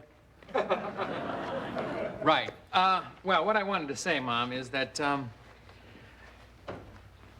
dinner's almost ready. Well, good. I'll go get washed up. Mom. Look at that. You know, these are the moments a grandmother lives for. Oh, you little doll. So you're wimping out on me.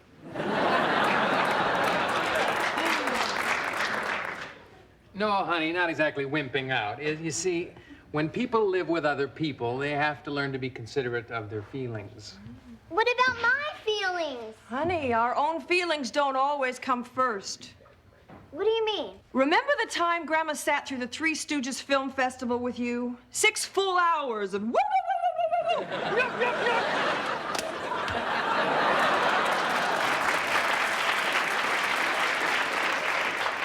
Great, I'm having a serious talk with Mo and Curly.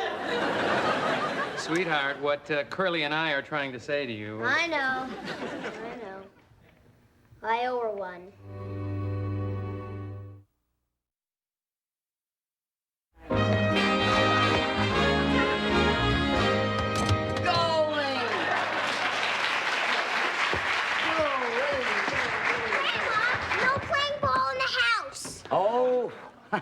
I'm not playing. I'm picking up after you.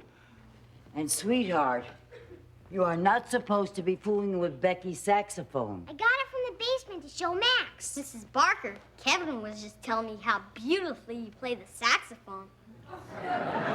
He was, huh?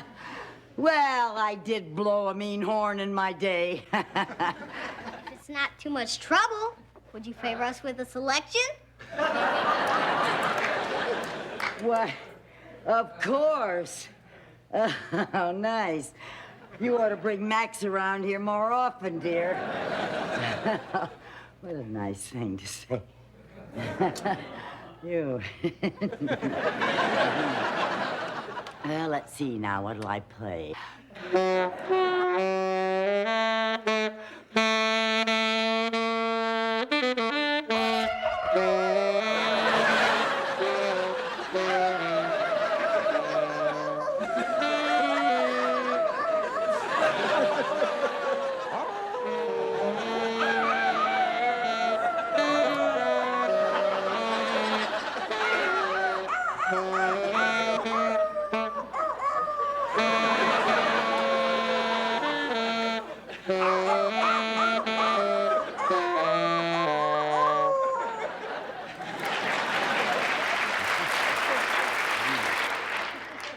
Lovely. Thank you, Mrs. Barker. Oh, my pleasure. Let's go mess around in the backyard. See, I told you that saxophone was making my dog crazy.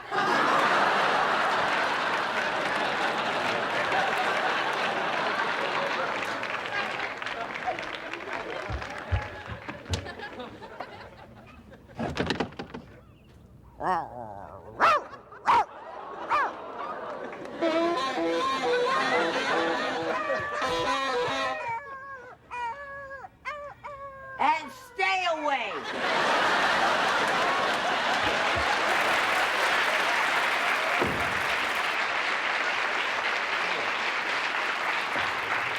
My dessert is ruined. That awful horn curdled my mousse. Well, you could skip a dessert or two. You were starting to look like a moose yourself. Never mind that. What am I supposed to do with this? I guess you'll have to throw it out.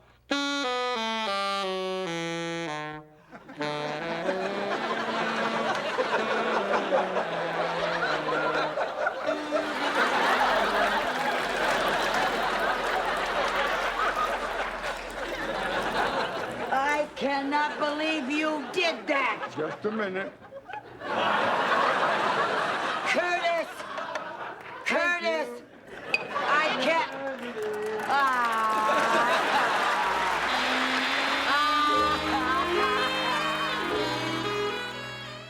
Oh, I hope I can get this cleaned up. Becky will be heartbroken. Well, you should have thought of that before you started playing doggy duets. Oh. You know what your problem is? You're jealous because Becky's taking after me. I'm not jealous. I'm terrified. Ow! What's the matter? My hand is stuck. Too bad you didn't put your head in there. Curtis, I mean it. I can't get my hand out. All right, I'm going to pull now. Are you ready? I'll count three. All right. All right. 1, 2, 3. Yeah. Now, we have to learn to share our toys. My hand is stuck. Oh, Mom. How did it happen? Oh, your father-in-law used a saxophone as a garbage disposal. Your mother-in-law drove me to it. It was self-defense. What am I going to do? Well, don't panic. We'll get you out of there. Here. What are you going Dad, to move. I did that. Well, we'll do it again. Hold on. 1, 2, 3, and heave. Ah! Hey, take the sax. Leave the hand. Oh. Well, your hand's really in there. Oh, thanks for noticing, Ted. Oh, wait a minute. No wonder it won't budge. My ring is caught in the valve. Ah, well, I'll go and get my saw out of the garage. What saw? What for? Well, we'll cut the saxophone about there. Then we can reach in and pull your ring off. Never. I'd rather you cut my arm off. If you insist. Mom, this is an emergency. Yeah, and after we get your hand out, we can weld the horn back together. But it'll never sound the same. Oh, good. Okay, but we'll have to ask Becky. This really belongs to her. She's very understanding. Yeah, I'm sure she'll make the sacrifice. Oh, I hate to do this. You know how dedicated she is. She practices every day at the same time, just like clockwork. See? There she goes. It must be 5 o'clock.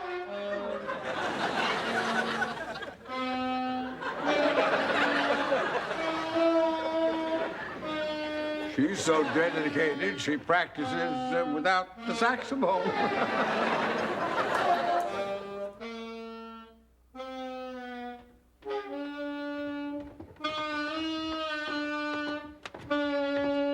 Becky?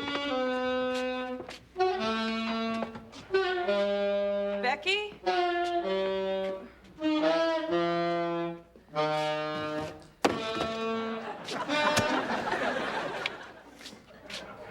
I can't believe this. We've been listening to a tape. She really had me fooled. Well, now, maybe she's out practicing her marching. I just don't understand. I thought Becky loved the saxophone. Well, maybe not as much as you loved her loving it. You knew about this? Well, not about the tape recorder, but we knew she didn't really like it. And we didn't know how to tell you. We need to have a talk with her. Yes, we do. Well, don't be too hard on her. It's okay. No, it's not. You're right. But I'll get over it. Maybe not in this lifetime, but... I'll go and get my saw. Oh, dear.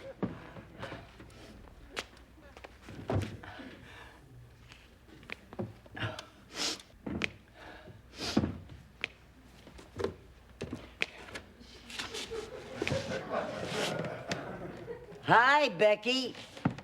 Grandma, what are you doing down here?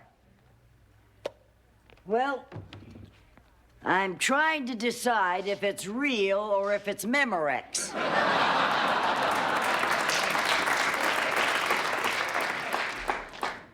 Are you mad?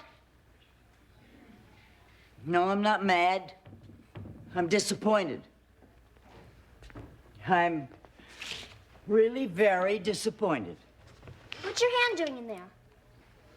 Oh, it's the old story of a man, his moose, and a tone-deaf dog.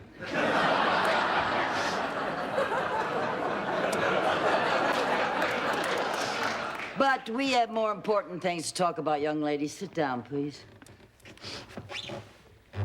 Becky, why didn't you just tell me that you didn't want to play the saxophone? Could you tell you didn't want to play the saxophone? No, but I'm chicken. Grandma, I tried to like it. I really did. But it wasn't any fun. Honey, you can always tell your grandma the truth, even if I don't like it. I'll try. Sorry I hurt your feelings. Well, I'm sorry I pushed you into it. That's okay. No, it's not. It's time that I started making some new memories instead of trying to relive my old ones through you. Are you still disappointed? Maybe a little, but never disappointed in you. You should grow up to be your own self. You don't have to be just like me. I want to be just like you. I love you. I only wish you played the electric guitar.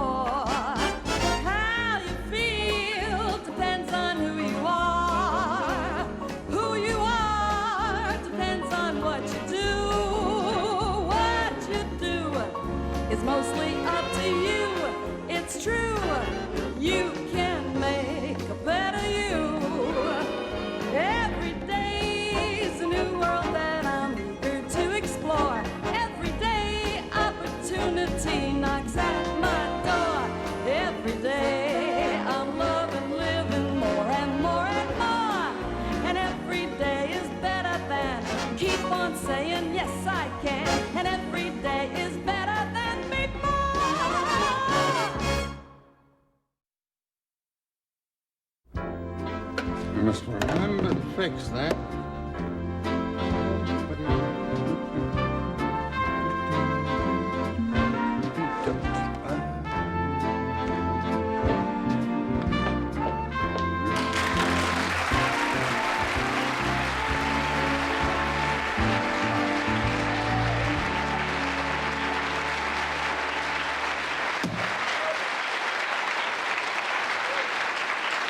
Curtis. Well, good. You found some more seed packages. Good. How much longer are we going to do inventory? We've been counting seeds for hours. So? 1 butternut squash. 1 butternut squash. 6 Dapper Dan zucchinis. 6 Dapper Dan zucchinis. 3 Snappy Boy radishes. 3 Snappy Boy radishes. Oh, Curtis, I can't count anymore. I close my eyes and all I see is vegetables. My whole head is full of vegetables. You're telling me? Mr. McGibbon, we need to order another lawnmower. All right, I'll make a note of it, Leonard. Why do we have to take inventory anyway? So we'll know what we have on the shelves. Then we will know what to reorder. All right. Have you counted this leaf blower yet? No, I'm fixing that for a customer. It has a bad switch.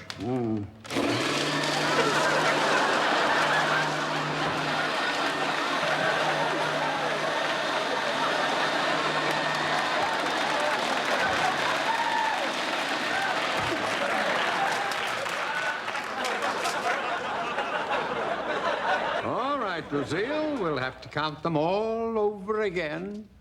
Veggie time.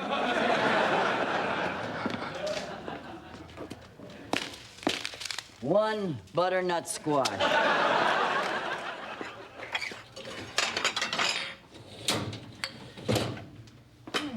Look at this. There's water spots all over everything. I'm sorry, Ted. We'll just have to move to another town and change our names. It's cute, cute. Hi. Hi. Hi. Has 2 highs. What's going on? And 1, what's going on? Lucy is suffering from inventory burnout. Oh, 2 tomatoes. And 6 pieces of carrots and 1 head of lettuce and 1 Snappy Boy radish. What's in here? Oh, don't look! What is it? It's rice! Oh. Now your planet's gonna get it. Die, alien dogs! Okay, dinner will be ready in 10 minutes. Oh, good. Well, did you finally get the inventory done? We would have, but we were hit by Hurricane Lucy. Come on, you two. Inventory is a dull, boring job, no matter how you do it. Not to me. Oh, and what kind of inventory do you keep, Becky? Well, I have all my Barbie doll clothes listed on the computer. Watch this. 246 items. That includes a string bikini, designer jeans, and a shirt with a teeny little alligator on it. How does this thing work? It's easy. Say Barbie and Ken are going out for the evening, and Barbie's wearing her red taffeta evening gown with the off-the-shoulder top. Barbie isn't exactly playing hard to get. To figure out what shoes go with that outfit, I punch it up. And there's a list of 11 pairs of shoes that match. Well, that's wonderful. Curtis, you know what this means. Yes. If Ken marries Barbie, he'll have to have 2 jobs to keep her in pumps. No, it means we should use a computer in the store. Oh, they cost a fortune. Well, you could lease it. We don't need one. But if we don't get a computer, you're going to have to do inventory with me every year for the rest of your life. I wonder if that computer store is still open. 360, 61, 62, 63. 363 toggle bolts. Okay, and the good news is we finished. Bye-bye old-fashioned inventory. What are you doing with my registers? Well, we don't need them anymore, Curtis. You'll be glad to know that the entire store is right in here. Oh, now all we need are teensy-weensy little customers to go in there and buy things. How is this going to save us time? You have to enter the entire inventory into it? But we never have to do it again. The computer's hooked up to the cash register. Whenever somebody buys something, it automatically subtracts it from the inventory. It can do all that? Oh, yeah, you gotta see that baby in action, Chief. Oh. Yeah, look, a customer comes in, makes a purchase, and then beep, beep, beep, and it's all done. Really? Yeah, watch your register. Lucille, really? Lucille, will you... All right, I got it.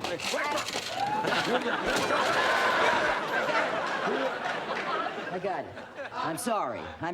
Hey, I just couldn't help that. Good morning, everybody. Oh, hi, Stanley. How are you? Hello, Stanley.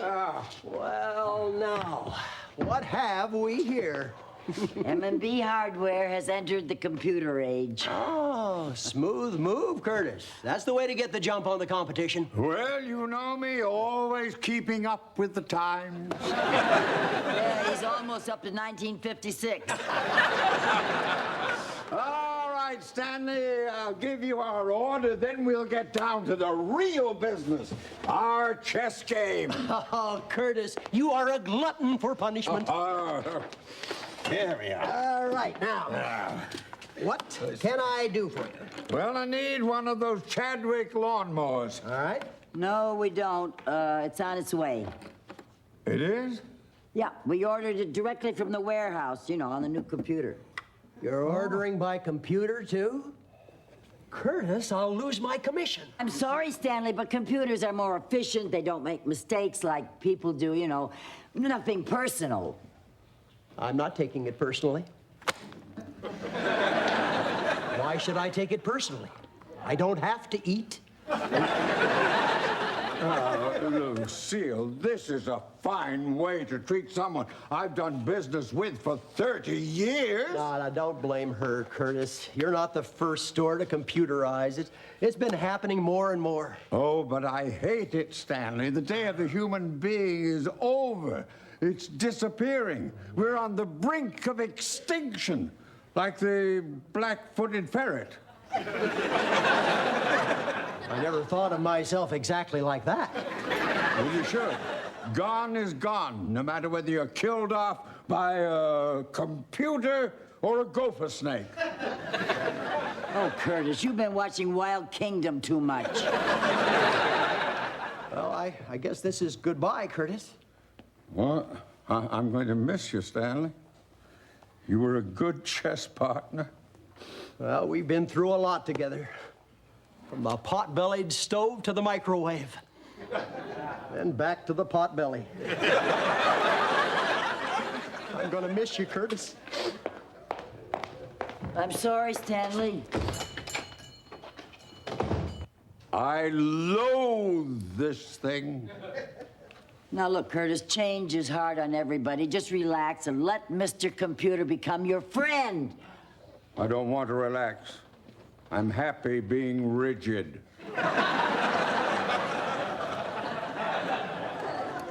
Come on, you really should get to know him better. The man at the computer store wrote down some instructions on these cards.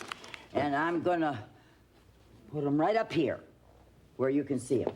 Now, would you, we use these little refrigerator magnets.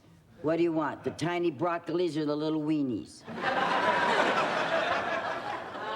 The term weenie seems to fit this situation.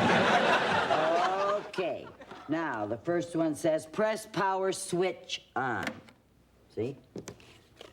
This says, wait for your program to appear. And this is, never place a magnet within a foot of the computer.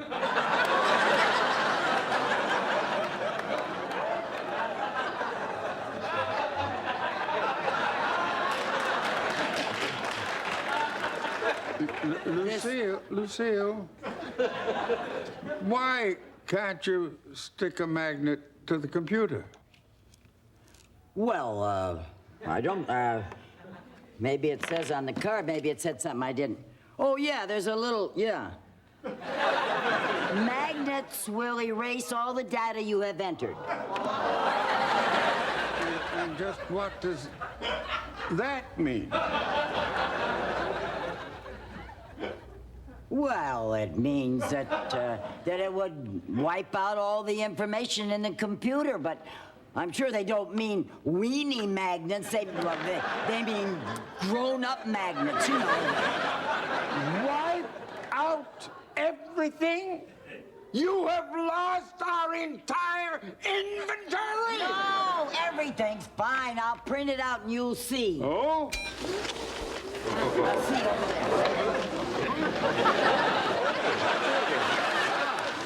All right. Print out what? These pages are blank. Blank! Oh, don't tell me if I thought I could... Nothing. Oh, Lucille, give me back my inventory. What's going on? The inventory's gone. I can't believe 3 little weenies did all this. This infernal machine is ruining my life. I lost my chest partner. I've lost my inventory. Is there any way I could stick you in there? Oh, Curtis, look, I understand you're upset, but not everything's gone wrong. I did use the computer to order a lawnmower. It'll be delivered tomorrow. Oh, wonderful. Yeah. Besides, we can put the inventory in the computer again. Huh? Yeah, Leonard, go get the old inventory sheets out of the trash. Yeah. It's too late. What do you mean it's too late? Well, I got out back, the truck was there, and they took it away. You gave our trash to the trash man! Seemed like the thing to do. Well, Lucille, I hope you are happy. Thanks to you, we have to count everything all over again. Leonard!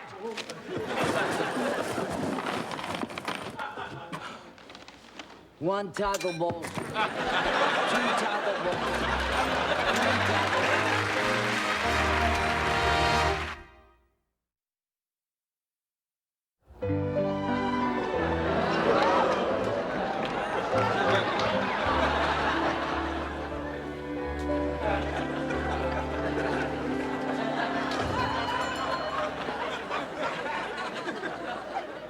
Lucille? Is it possible they breed? Leonard! Oh. Good morning. They delivered the lawnmowers. No kidding! The rest of them are out back and in the parking lot. But I only ordered 1. I tried to stop them, but they said that you ordered 111. Lucille, could this have anything to do with our friend, Mr. Computer? No way. When Mr. Computer asked me how many lawnmowers I wanted, I pressed the 1 button once, just like that. And right here on the screen it says 1. 111. See, that's what you did. You pressed the key too long, and it typed out 3 1s instead of 1 1. Oh. But they gave us a discount for ordering so many. Well, that's good news, isn't it? I didn't think so. No, that's not good news. All right, let me see that. This is obviously a mistake. I'm sure the company will take them all back. I'm afraid not, boss. It says right here, all sales final. That's ridiculous. $4,192.67. I'm not going to pay this bill. You already did? What? See, Chief, your computer's floppy disk has an automatic payment module that wires an immediate cash transfer when you modem in the order. Speak English! You're stuck for it! Well, Lucille, you and this motley bag of microchips have really screwed up. Now, look, Curtis, I got an idea. I'll notify the bank and tell them to stop payment. Mr. Computer will straighten it all out. Well, he'd better. Or his disc is going to be a lot floppier than it is now.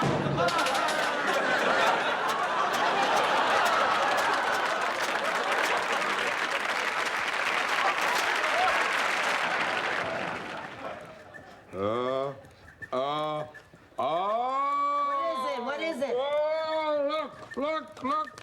Oh, big sale at Niedermeyer's. I know about that. Not that.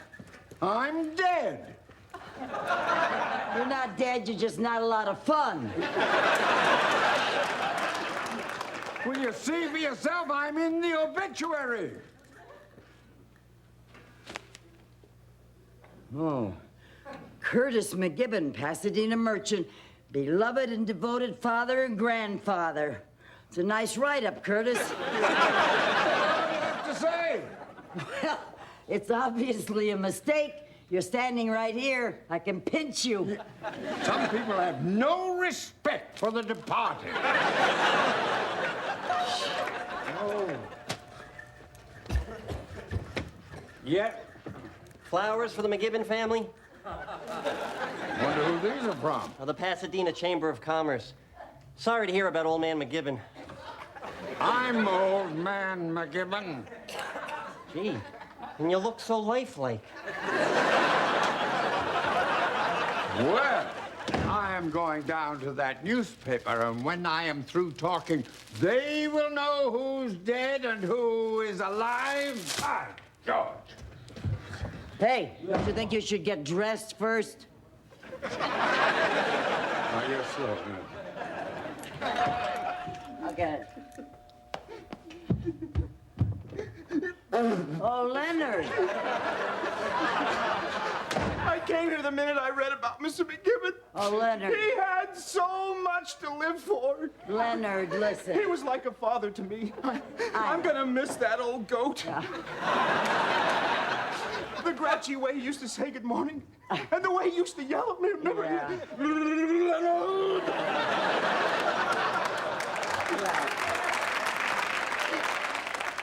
Leonard! It's like I can hear him now. I feel like I can hear him. You idiot! You're alive! You're alive! He's alive! You're alive! He let go of me! Oh! I gotta go to Torrance and tell my mother. Oh, she's gonna be disappointed, you know. She was hoping I could have your blue serge suit.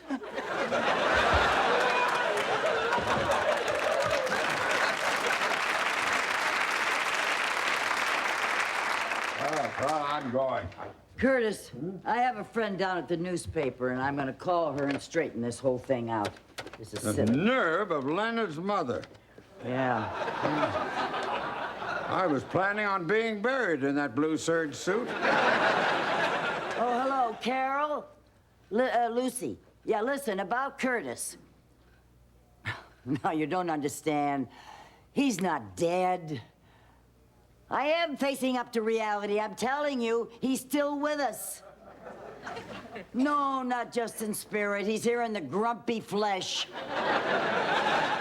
All right, Carol, where did you get your information? Well, they'll just have to straighten it out. All right, I'll talk to you later. Well? Somebody at the bank told them that you passed away. Where could they get an idea like that? Don't look at me. Only contact I've had with the bank is by computer. Told them to stop payment for all those lawnmowers. I have the printout sheet right here. Oh? Yeah, see? Stop payment order on check number 2057 payable to CM. CM? Yeah, Chadwick Mowers. See, that's computer talk. They abbreviate everything, you know. Reason for cancellation of order, CM decreased. Chadwick Mowers decreased. This doesn't say decreased. You typed deceased. CM deceased. And the bank thought CM stood for Curtis McGibbon. You're the one who said I was deceased. You're the one who said I was dead. I think I'll eat some breakfast. Listen to me. I don't have to. You're dead.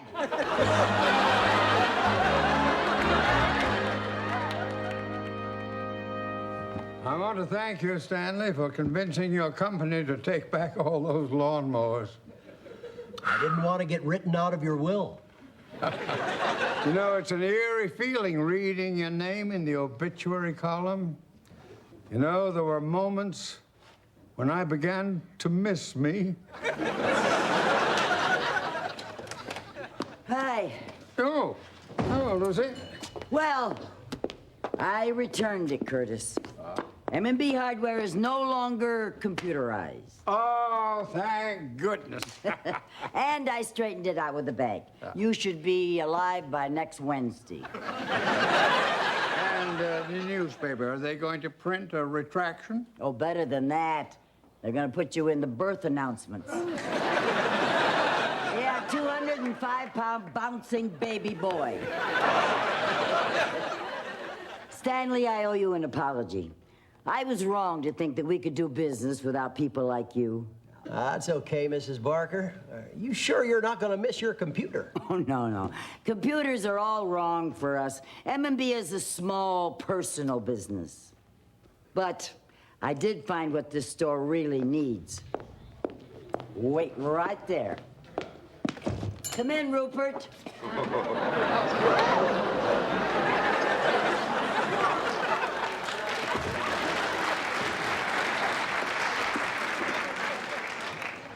He can carry boxes, stock shelves, he can even dust.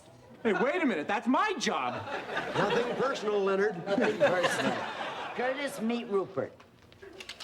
How do you do, Curtis? Shake hands with him. I'm fine. Thank you very much.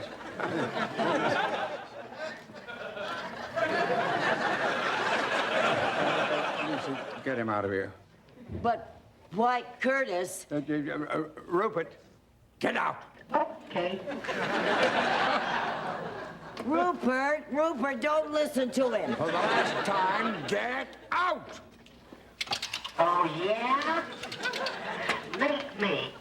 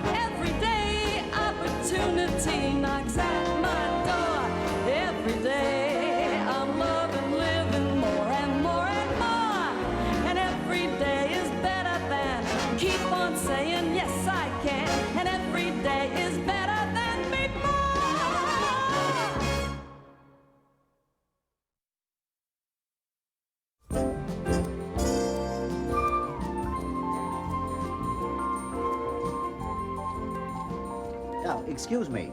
How much is this? 40 cents. I'll take it. All sales are final. Oh, excuse me. Could you tell me something? Why are you having a yard sale in the house? Normal people have them in the yard. Well, we were planning to have it in the yard, but last night the weatherman said it was going to rain, so we set it all up in here. And then this morning it turned out to be a gorgeous day, but by then it was too late to take it all outside, so we just... I'm sorry I asked. I'll take this. Margot!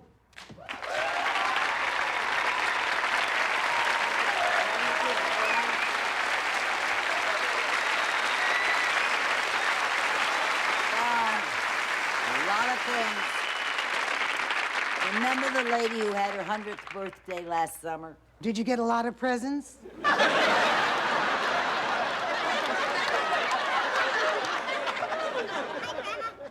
Hi, darling. Well, I haven't seen you carry Charlie around for a long time. I'm feeling a little insecure. Oh, now, don't you worry. We're not going to sell Charlie. Hey, Kevin, ready to come play at my house? Sure, Max. Do you still have a teddy bear? Oh, Kevin. What are you doing with Grandma's teddy bear? That's your teddy bear, Mrs. Barker? Of course. A big boy like Kevin doesn't need a teddy bear. Heck no, that would be silly. Yeah, I even have a special little bag that I carry Charlie in, you know, when we take trips. You take him a lot of places? Yeah, he just loved Disneyland, especially Country Bear Jamboree. Come right in, lots of bargains. Boy, your grandma's really weird. Yeah, isn't she great? Hi, Grandpa. Hi, darling. How's the sale going? $43.50 so far. Oh, good. That's one. Who put this in the sale? What's wrong? You can't sell this. Why? What is it? Swing and Sway with Sammy Kaye. What's that? Well, that's a band I used to dance to when I went to school in Boston. And right after the dance, they went out and dumped all the tea into the harbor. Highly amusing. Young lady? Yes, ma'am. Coming right up. You know, this record is very precious to me. Yeah. You cannot put a price tag on a memory. No. Wow, Sammy Kaye. I'll give you 25 bucks. Sold. I always knew you were a sentimental fool. You got any more like these? Oh, I certainly have. They're right over there. Oh, Yeah. great. Oh, I do so admire a woman who knows her vacuum cleaners. And you know, this is a heavy-duty model and a very special one. Really has never been used. We have all the appliances.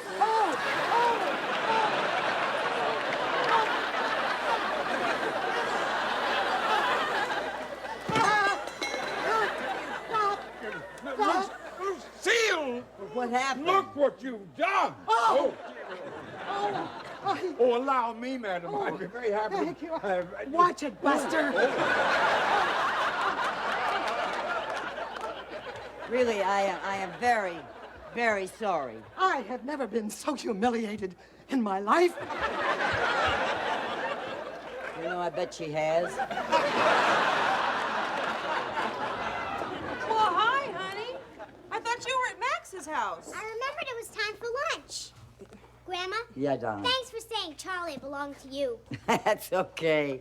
You're the best. Thanks, honey. I put Charlie in a nice, safe place. Margot?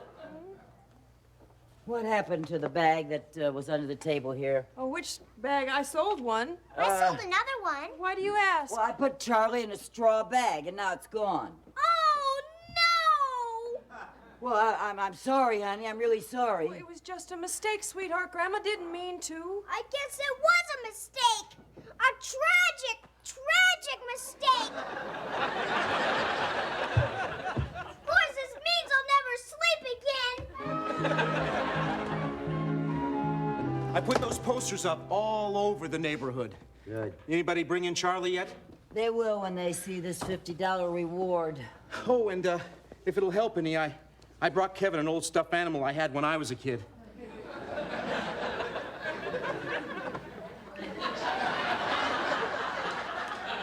Leonard, what was that? I don't remember. It's been so long.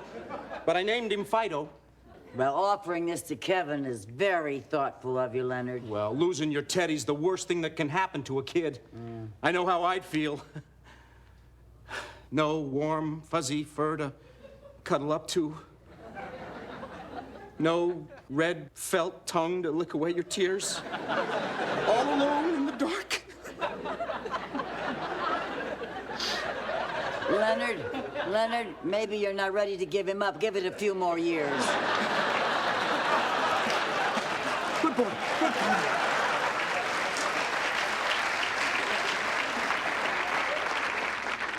May I help you? I'm here to help you, dear. Oh. I saw your poster, and I have your bear. Oh, you've got Charlie. Oh, well, I don't know. Charlie wasn't wearing a hat, so I don't, Oh, well, I'm a sweet old lady. I took the little guy shopping. Oh. Do you like it? Yeah, well, Well, this isn't even a bear. This is a rabbit. Oh.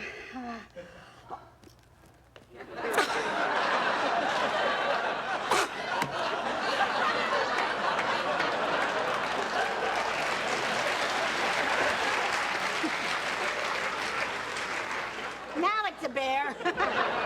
Why, you monster! Oh, out, come out here. Well, what do you expect for $50? Winnie the Pooh! Really? Hi. Hi, everybody. Hi, Hello, Dad. son. Hello. Hi, Mom. I just stopped by to see if you had any luck. No, not yet. Oh. Excuse me.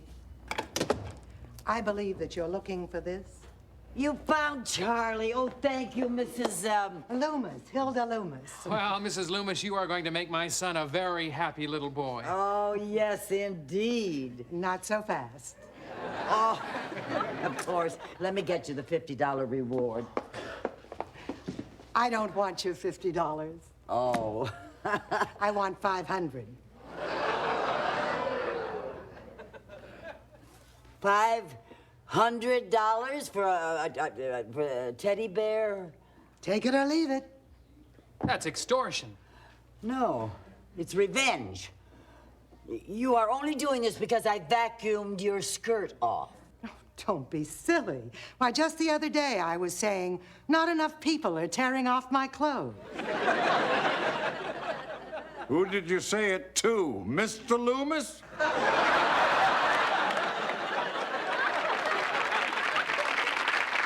All right. I'll give you $75. That's my final offer. Obviously, your grandson's feelings mean nothing to you. Too bad. You are the most unfeeling, unfair, unkind person I have ever met. If you don't like it, sue me. Well, don't think I won't. I'll see you in court. Ha! That's what I'm going to do. I'm going to sue that woman. Oh, now, Lucille, be reasonable. Lawyers cost a fortune. No, you don't need a lawyer. Not if you take her to small claims court. You represent yourself. My mother went to a small claims court to collect back rent from a deadbeat tenant. Did she win? You bet. I had to cough up $300.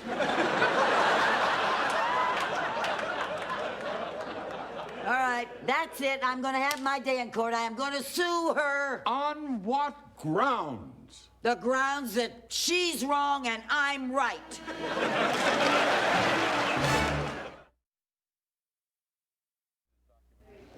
May I see the document in question, gentlemen? Thank you. Very exciting, isn't it? Shh.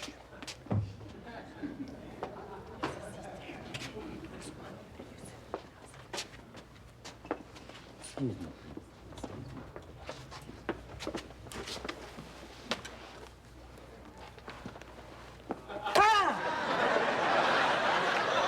I am not sitting next to you. Well, I'm not sitting next to you first.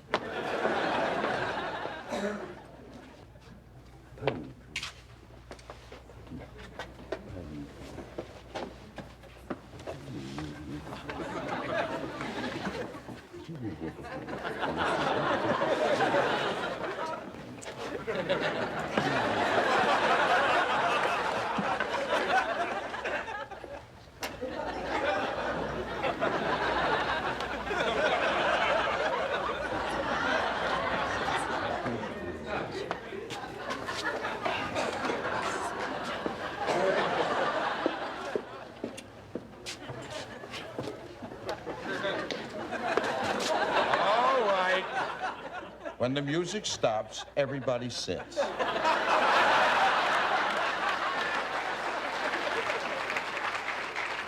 The court rules that the defendant will have to pay the bill in question. But I don't have the money. And you have the right to repossess the merchandise. Thank you.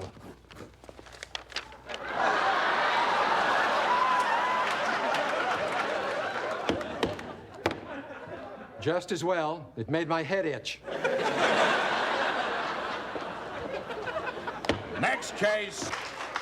Pasadena Small Claims Court, case number 711, Barker versus Loomis. That's me. Take your places, please.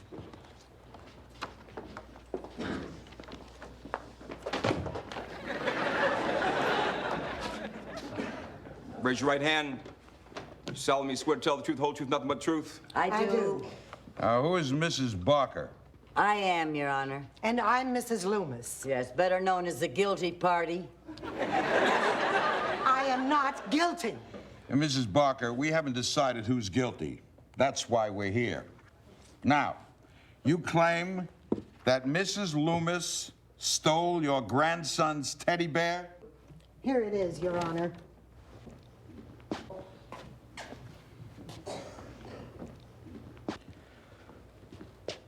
Now then, this is the bear in question? Yes, that's the one she stole. I didn't steal it. You did too. I did not. Did too. Didn't. Did. Didn't. I'm the one in charge of dids and didn'ts. Did. Mrs. Barker, will you please state your case?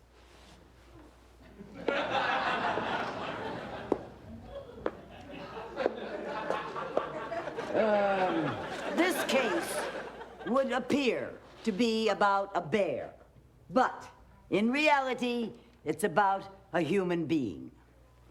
A little 6-year-old boy who, because he no longer has his teddy bear, is spending his nights without sleep, tossing and turning, turning and tossing.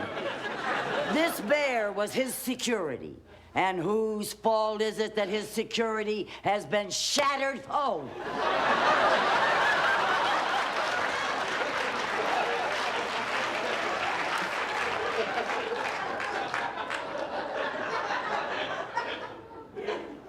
I'll tell you whose fault it is. An unfeeling, uncaring, selfish fiend of a woman. And is she in this courtroom at the moment? Yes. There is your fiend.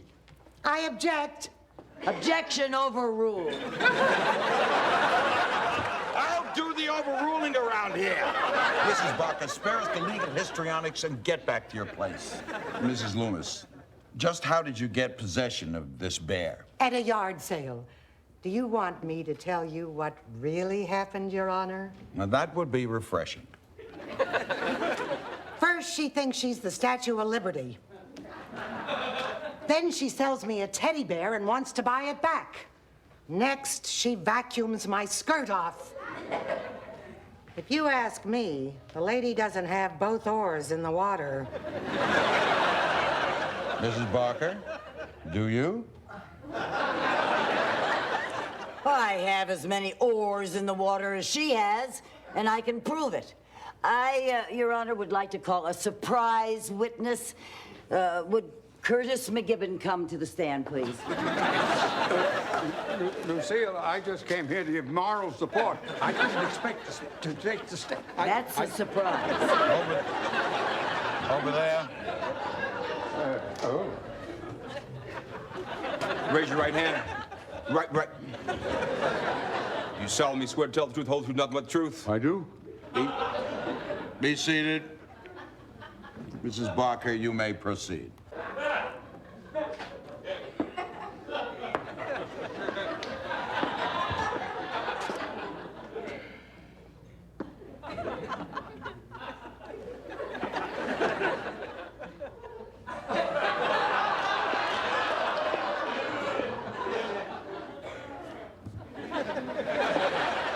Sometime tonight, Mrs. Barker.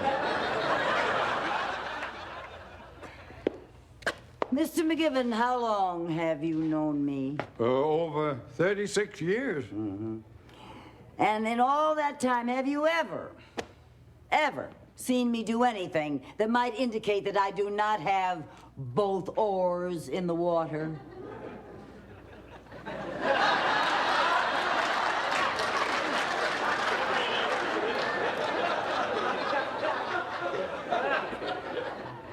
Do I have to answer that? May I remind you that you are under oath? No! I remind him he's under oath. May I remind you you're under oath? Well, it's a little hard to know where to begin. I remember the time that you got your hand stuck in a saxophone and... That could have happened to anyone. Yes.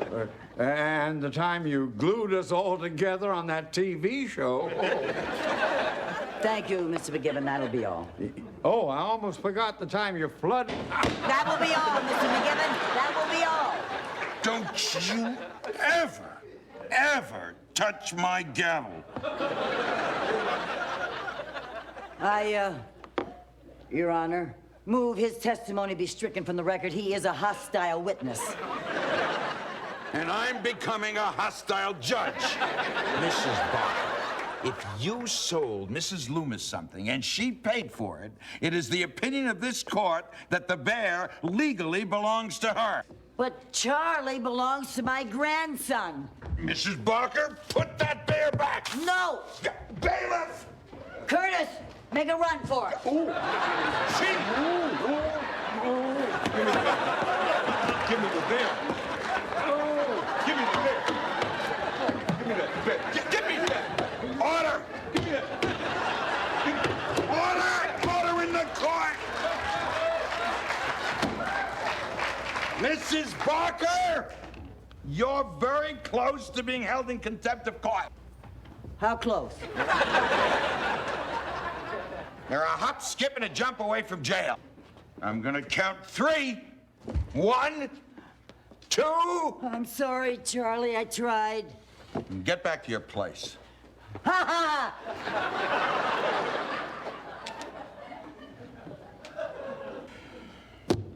All right now. Stop the proceedings! Stop the proceedings! I have new evidence that will strike a blow for truth, justice, and the American way! Your Honor, this is my daughter. Surprise, surprise. Mom, I have to talk to you. Oh, the plaintiff requests a brief recess. Why not? You won't believe it. Ted was going over his law books, and look what he found. Your Honor, I call the court's attention to California Civil Code 116.3, rescission of contract due to mistake. Just what are you getting at, Mrs. Barker? Well, that means when a person enters into a contract based on a mistaken idea of the value of the item, the contract was made in error. I understand, but I still don't see how that's relevant. Well, Mrs. Loomis bought a straw bag at our yard sale, and this teddy bear happened to be in it. We didn't ever intend to sell Charlie. Well, if Charlie was inside the bag, the rescission of contract due to mistake might apply. Oh, you know about that little law. I know about all the little laws. That's what I do for a living. And you do it very well, too. Thank you. Mrs. Loomis, did you know there was a teddy bear in that bag when you bought it? Well, no, but... So, according to the law, it was not part of the sale. Well, if you're going to drag the law into this. The bear is mine. The bear is mine. I'll decide when the bear is yours. No. The bear is yours. Oh, thank you. Case dismissed. And so the prince and the princess went back to the castle and lived happily ever after. The end. Did you like that story? Yeah, Dad, that was great. Okay, son. I think it's time for you to go up to bed now. I want to stay up until Grandma gets home so I can see Charlie. Now, Kevin, we're not absolutely sure that Grandma's going to get Charlie back, you know. And just in case she doesn't, I think you and I ought to have a little talk. Man to man? Man to man. Now, I know how upset you've been because Charlie's gone. I know when I was your age, I had a little teddy bear named Binky. And I slept with Binky every night. Just like Charlie and me. That's right, just like Charlie and you. Only one day, my mom put Binky in the washing machine. All that were left were 2 little button eyes and a lot of stuff in the lint screen. Anyway, I cried and I cried, but you know what? Before too long, I got along just fine without Binky. I was happy again. Boy, Dad, you're tough. No, not tough, Kevin. You see, that's the wonderful thing about growing up, is you learn to depend on yourself. Do you understand what I'm saying? I think so, Dad. That's my boy. Give me a hug. Oh, Kevin! Here he is. Kevin. Look at that. Oh, Charlie is home. Yeah, we won. You won. Yeah, you should have seen your grandma. She was magnificent. It was worth it. Thanks, Grandma. You're welcome. But since I saw you last, I'm through some changes. You've gone through some changes. Yeah, I've decided I'm too big to sleep with a teddy bear. What? You look like you need Charlie more than I do. Here. Well, thank you, darling. Thank you. And come here and give your grandma a big hug. Oh, God bless you. I love you so.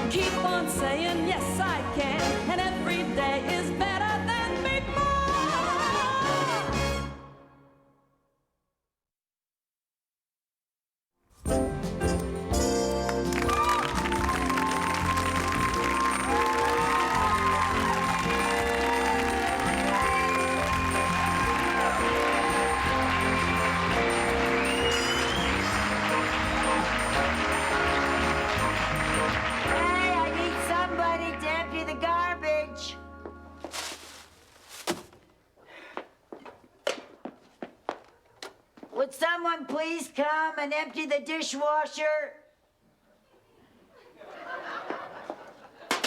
Guess not. All right, dinner's ready.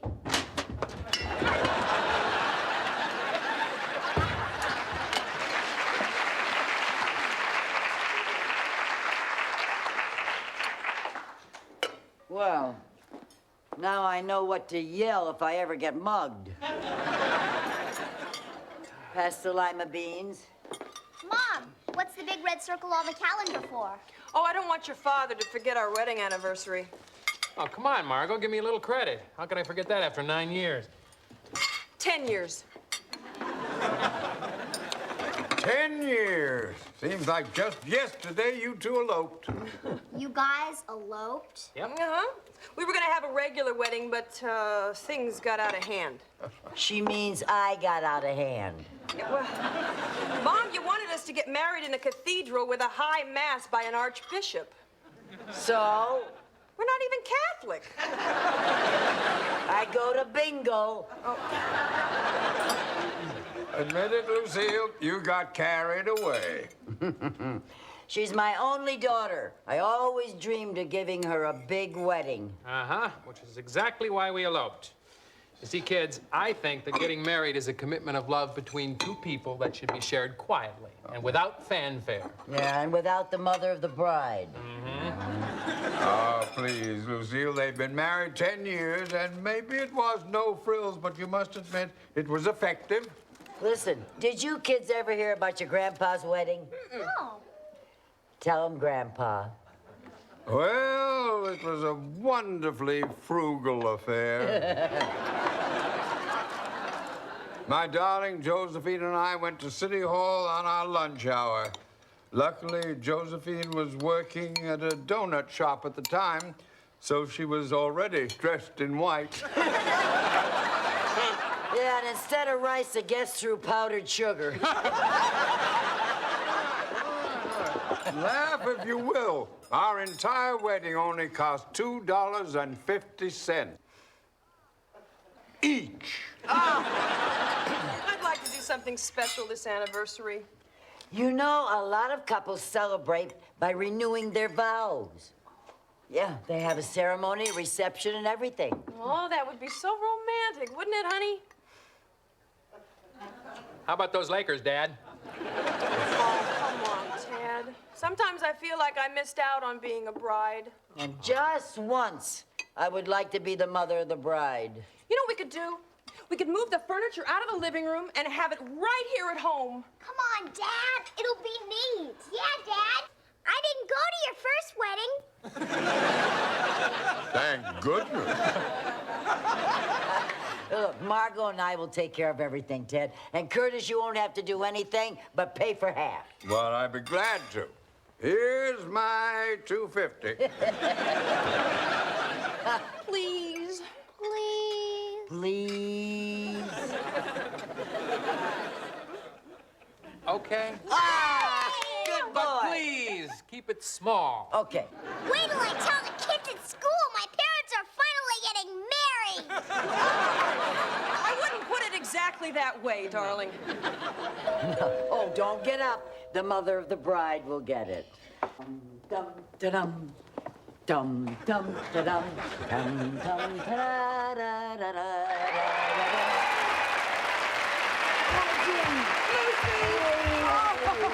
I'm glad to see you.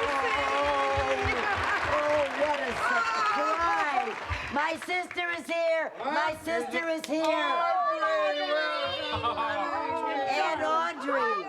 Hi, Jen. Oh, hi, sweetheart. Hi, Audrey. What a surprise. Oh, and there he is, the cutest little hardware man in Pasadena.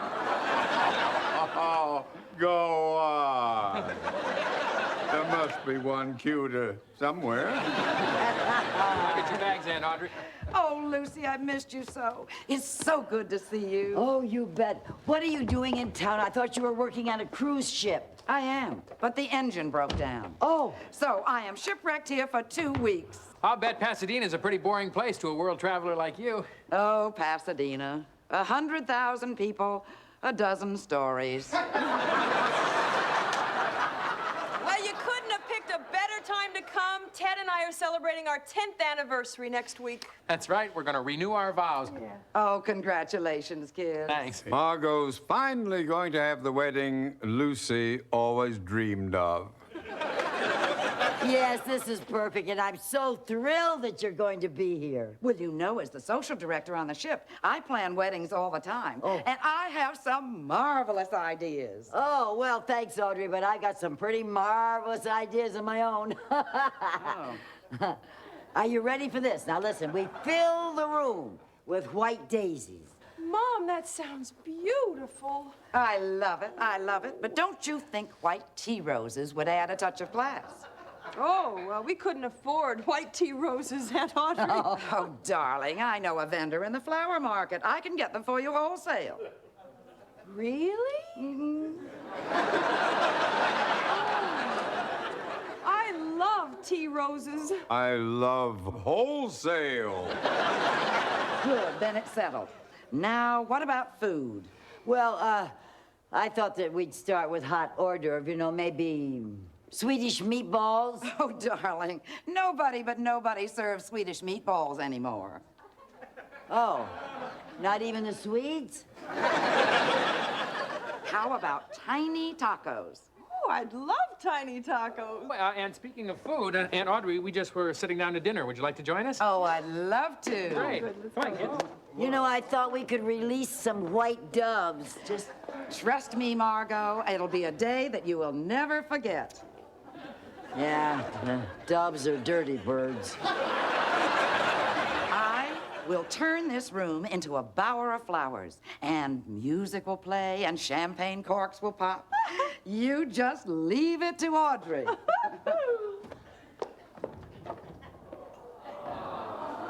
You just leave it to Audrey. Audrey!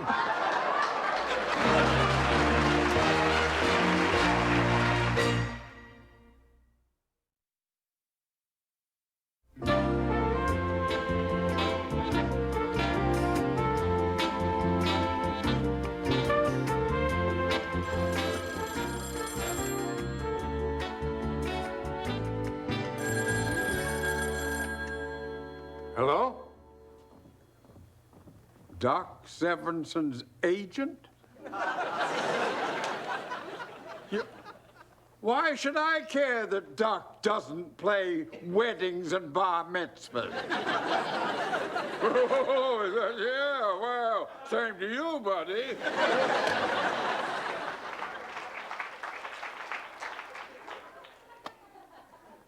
You tried to hire Doc Sevenson's band? A wedding has to have music. This was supposed to be a simple affair. Who's going to perform the ceremony? Johnny Carson? Is he ordained? Lucille, this wedding is totally out of hand. Oh, will you calm down? I have everything under control. Under control? Look at this guest list. Ron and Nancy Reagan? Yeah, they won't come, but can you imagine the gift they'll send? Oh, where are you going to put all these people? Right here on folding chairs. Oh, they'll never fit. Of course they will. Your cousin Flo won't. Good old two-chair Flo. She flows from one chair onto the next. What do you want me to do, put a weight limit on the guest list? No, just cut the list in two and cut it from your side of the family. I will not. No way. I will not remove a single name from this list. You don't have to. Margot already did. She did? Yeah, a couple of days ago. She and Aunt Audrey went through the list and cut it way down. They did that without me? Well, I don't think they wanted to bother you at work. Oh. Well, did they invite my cousin Florence? Sure they did. Of course, that meant they had to cut the Barker twins. Well, let's see what else I have to do. I have to order champagne. No, Aunt Audrey already did that. Oh. Yeah, she got a great price, too. She's dating some guy who owns a winery up in the Napa Valley. Ernest, Julio, or both? That's a good one, Mom. Yeah, boy, I don't know how we could have done this wedding without Aunt Audrey. Ernest or Julia. Your sister Audrey is really something. She's clever, effective, tasteful, and a total Budinsky. Yeah, well, thank you very much, Curtis. The last thing I need to hear is somebody else singing the praises of my sister Audrey. Did you say Budinsky? With a capital butt. Oh, bless you, Curtis, bless you. Finally, someone understands how I feel. All my life, I dreamed of planning a wedding with my daughter, and Audrey comes in and takes over the whole thing. Well, what are you going to do about it? Well, I've got just one thing that I think maybe might be Budinsky-proof. Ooh, you have piqued my interest. Now, this is a big secret. Ah.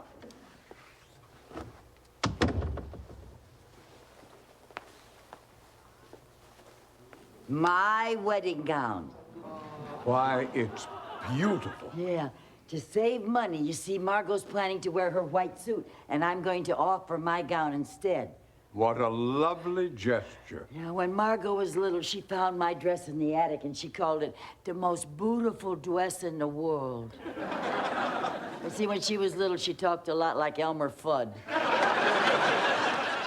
Well, she's going to love it. Yeah, I want it to be a real surprise. Oh.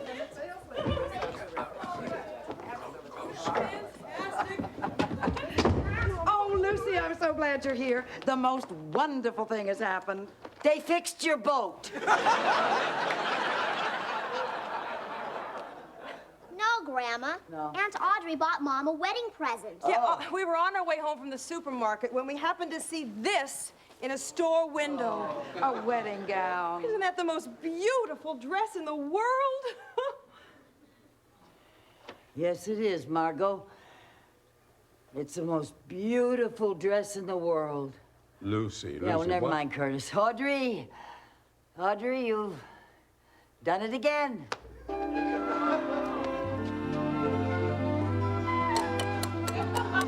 Boy, that Audrey. I'd like to whip her egg whites. Lucy? What do you want? What am I going to do? I can't button this shirt. It's Saturday night. All the stores are closed. I can't get another shirt for the wedding tomorrow. Turn around to the light. What? Put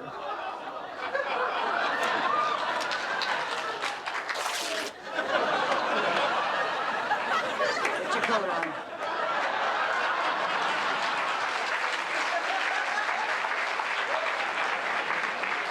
There, now, you keep the coat on, no one will notice, button your shirt, and you'll have air conditioning besides.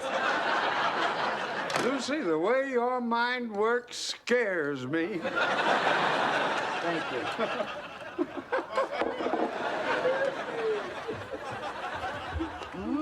Something smells awfully good around here. Oh, my. Can I help? You're doing a wonderful job. But don't you think you're putting the roses a little too close together? I mean, do you really think that this one belongs here? Yes, I do. I don't know. You sure it belongs there? Well, possibly. It belongs right there.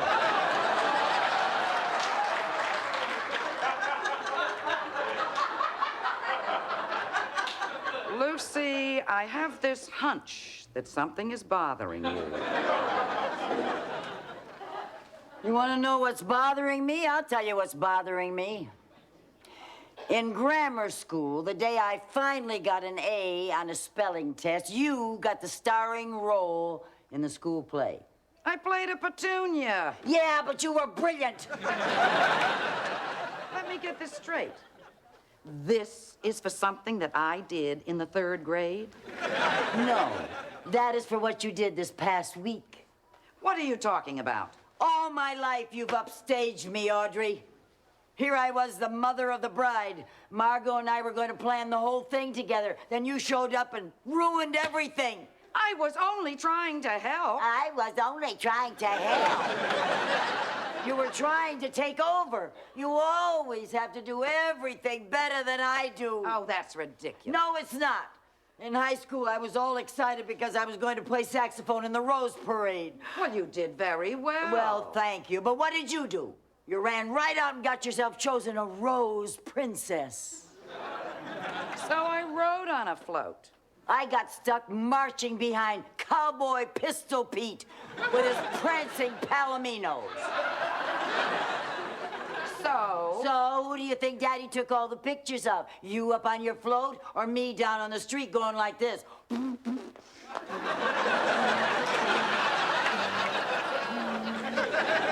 Lucy, do you know what your problem is?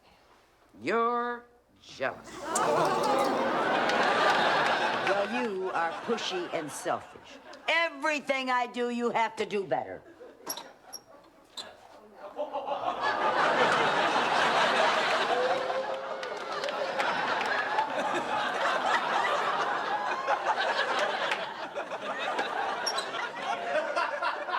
Oh, really?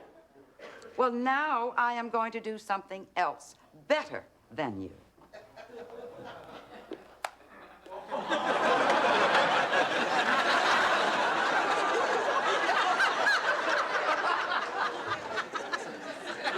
Not bad.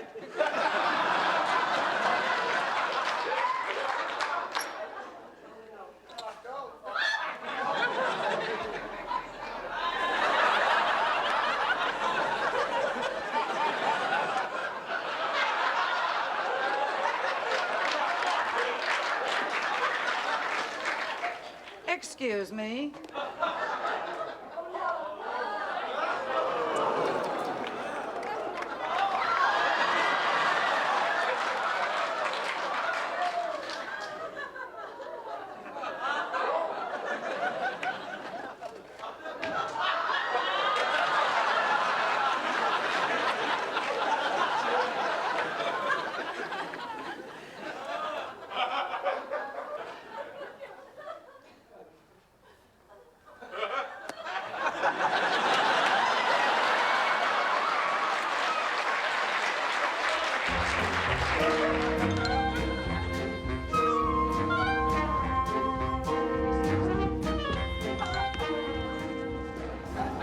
Cousin Florence! Little Teddy! Oh, I could just eat you up! No, it's okay. It's okay. Easy, easy, Flo, easy, easy. Follow me, and I'll show you your 2 seats. Show you 2 your seats. Seat!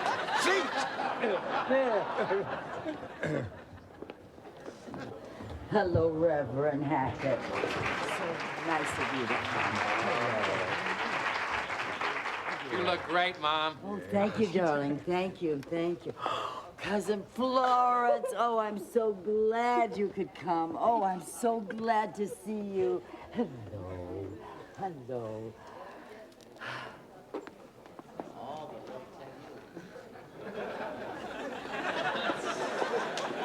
Okay, time to get a picture of the 2 sisters together. Come on, right over by the flowers will be great. Okay, a little closer together. Just a little bit closer together. Together, a little closer. Good, and big smiles. Bigger. You can do better than that. Come on, big. Oh, Leonard, take the stupid picture. Hey, Mrs. Bean. Lucy, we have to stop this nonsense. Maybe I was wrong. Maybe I was butting in. Maybe. Okay, I was. A little. Okay, maybe I was overreacting. A little. Then we were both wrong. A little.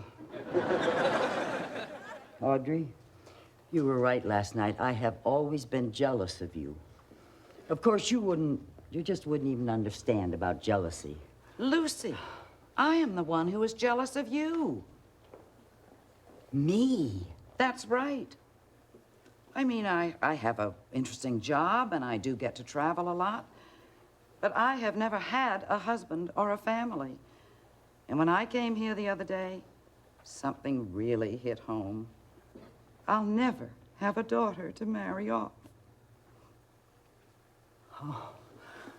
Oh, Audrey. I'm so sorry. Can you ever forgive me? Oh, of course I can. Well, you're the only sister I've got.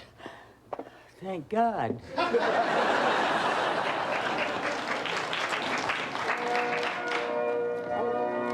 She's coming. Yes. Here she comes.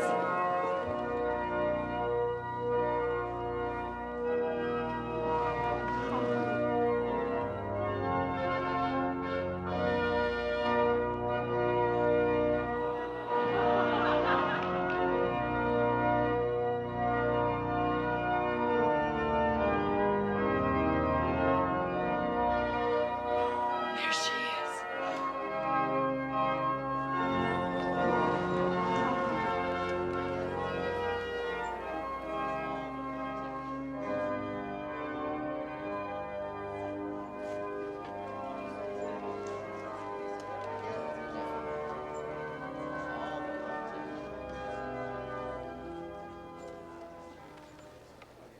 You're wearing my wedding gown. It was Aunt Audrey's idea. Curtis told me. After all, you are the mother of the bride. Oh. It's just as I remember it, Mom. The most beautiful dress in the world. Oh, thank you, sweetheart. Thank you.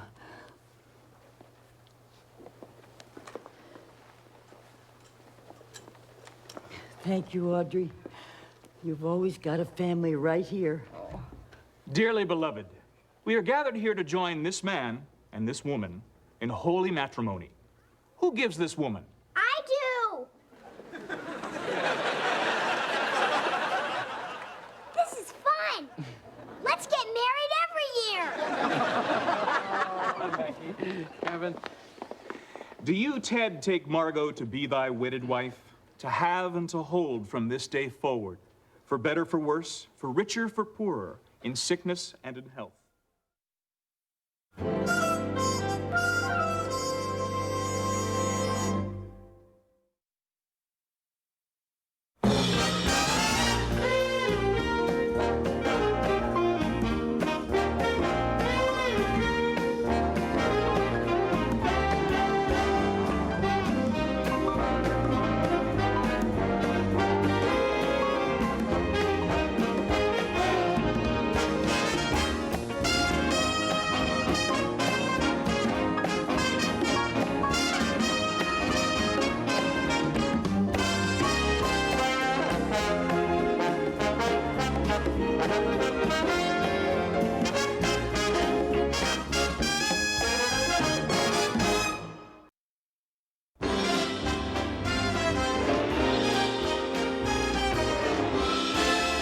Every day I'm better than I ever was before.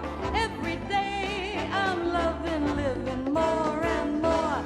Every day holds keys to possibilities galore. Every day is better than before. How you feel depends on who you are. Who you are depends on what you do.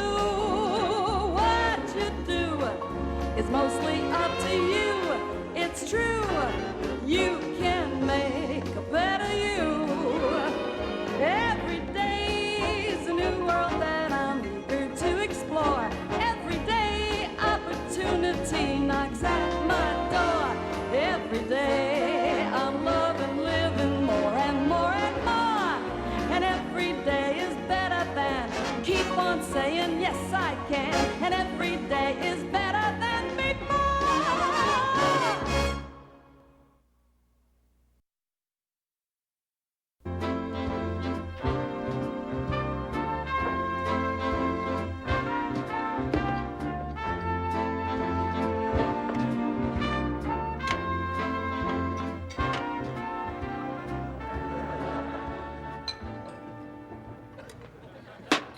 So, there was Bruce Springsteen sitting on our living room couch.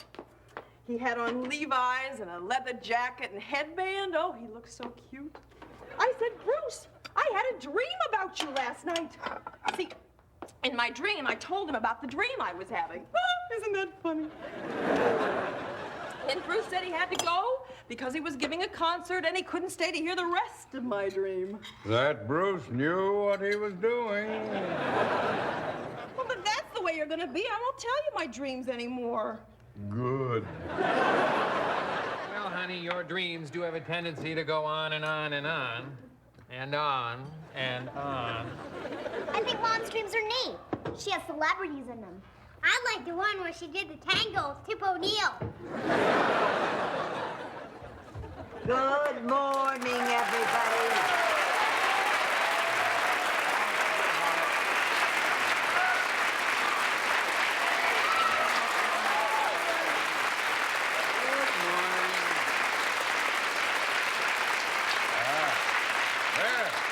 There you go, Curtis. Sunny side up. Fried eggs. Fried eggs. Are you actually going to eat those?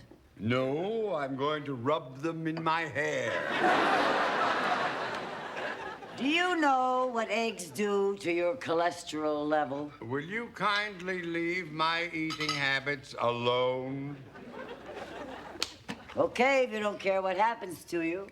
My father ate 2 fried eggs for breakfast and a hard-boiled egg for lunch every day of his life. And he died at 96. Well, there you are. Too many eggs. Anybody want to hear a joke? No. Well, I do, Kevin. Go ahead. Watch out, Kevin. It's a tough audience. You know what a humbug is? Well, I give up. What's a humbug? A bug who can't remember the words. Sometimes I crack myself up.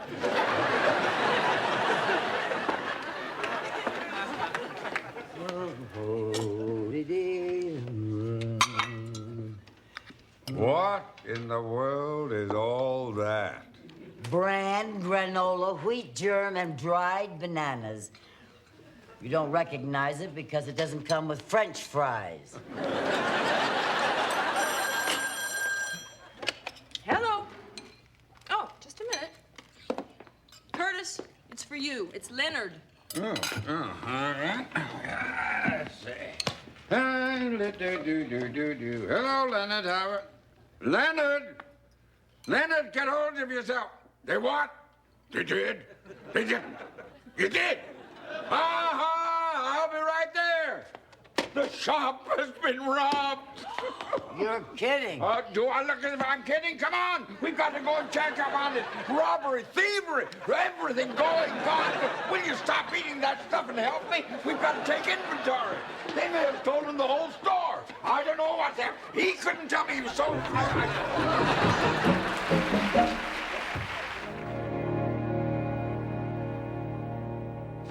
Leonard!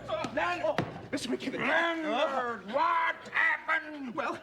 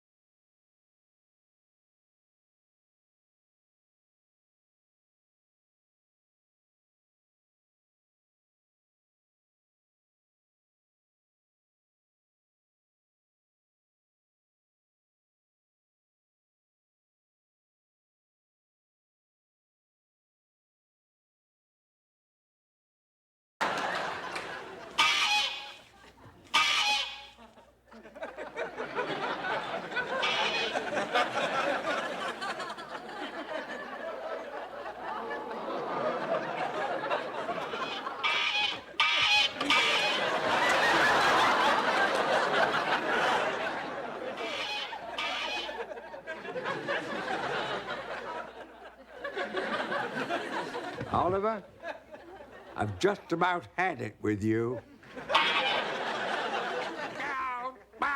Yourself.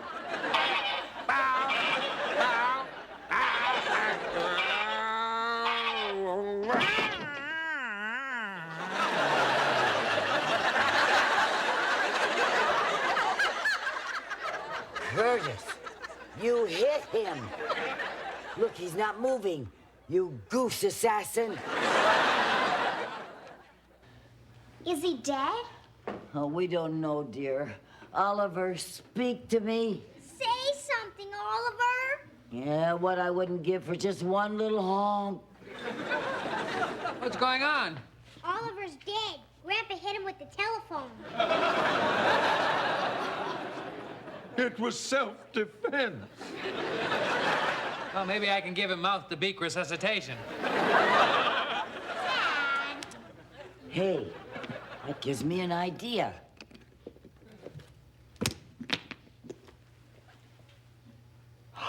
Look, he's breathing.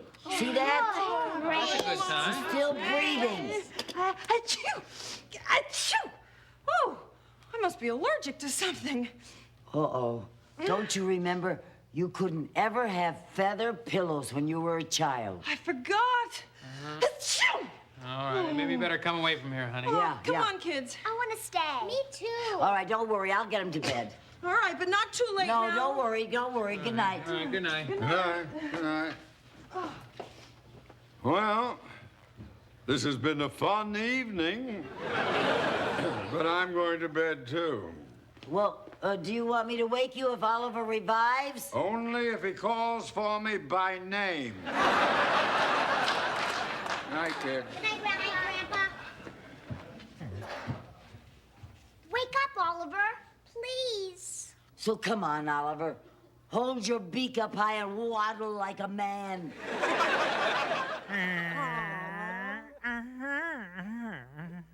Good boy, Oliver. Grandma, you did it. Hooray! He's moving. Look at that. Cute.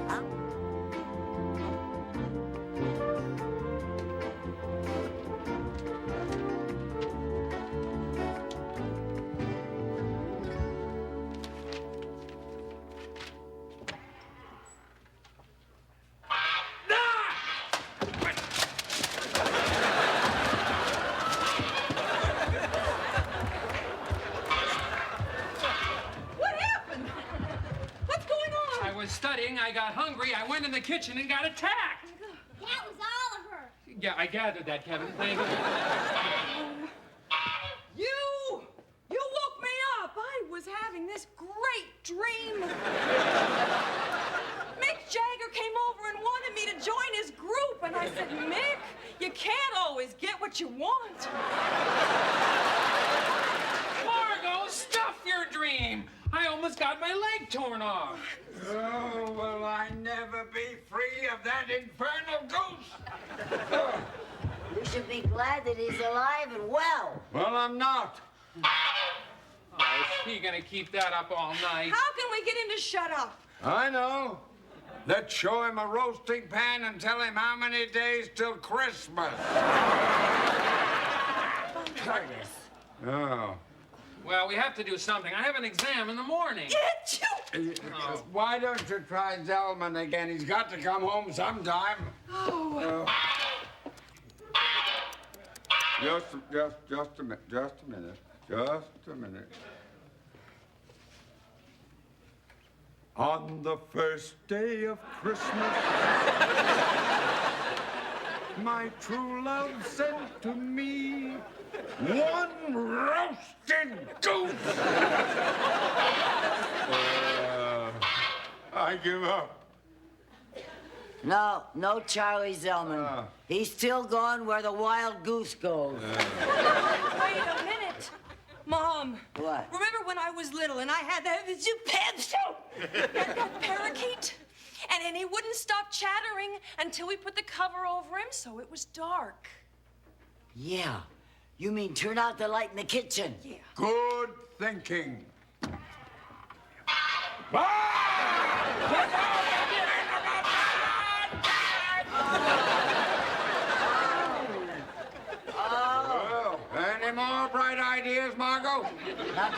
Margot, you just aren't as fast as you used to be. My reflexes are just as good as they were. He stopped.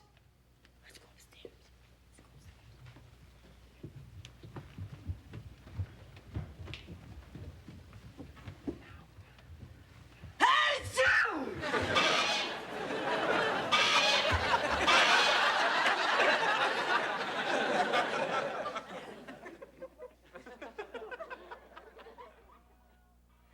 Okay, Oliver.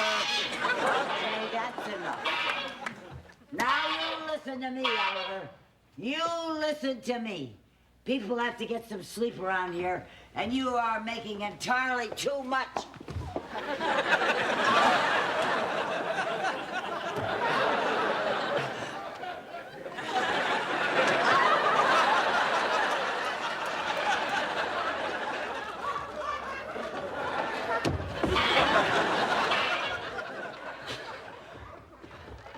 That is one tough bird.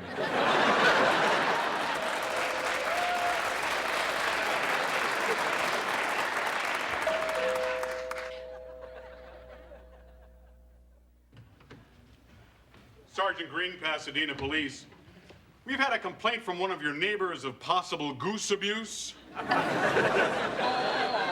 can explain that, officer. Why don't you come in?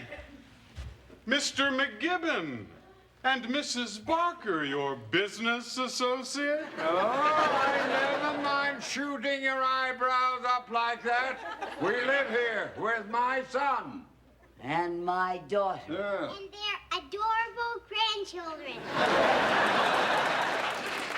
I was going to call you in the morning. We found that guy who took your power tools. Nice work. Yeah, did you throw him in the slammer? Yes.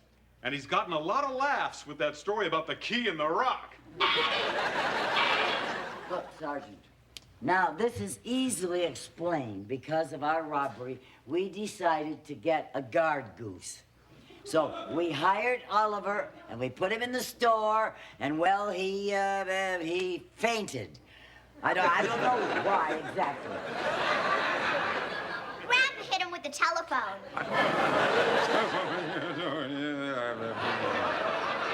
Well, anyway, he revived, and now he won't let anybody in the kitchen, and we can't get any sleep. And I have an exam in law school in the morning. It seems to me. Margot, do you have to do that? Well, I'm not doing it on purpose. You could try a little harder. How am I supposed to do that? Do you think that I like... Sergeant, what are you going to do about this? Nothing. I told you how cops feel about getting in the middle of a domestic quarrel. Not them, the goose. You've got to do something. He's vicious. Yeah, and look what he did to my pajamas. And my robe. All right. Get me a blanket. Oliver's not cold. He's got Grandma's robe. I'm going to throw it over the bird's head and subdue him. Yeah. Okay, Oliver. Okay, we're coming in, and this time I've got the law with me. Okay, Oliver. Stop that, you stupid bird! Let go! Oh, are you all right? Fine.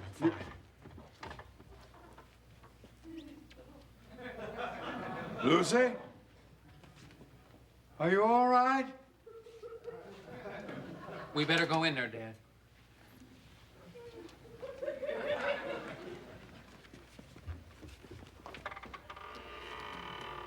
Lucy, Honk, honk. Honk, honk.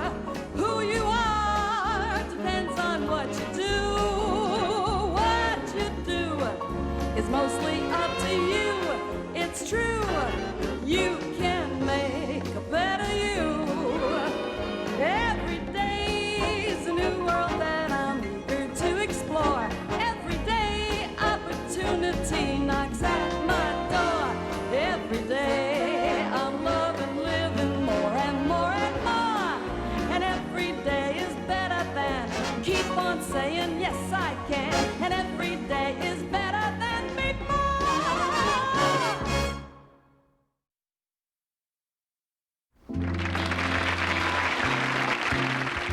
And now for the conclusion of today's episode of Mystery Matinee.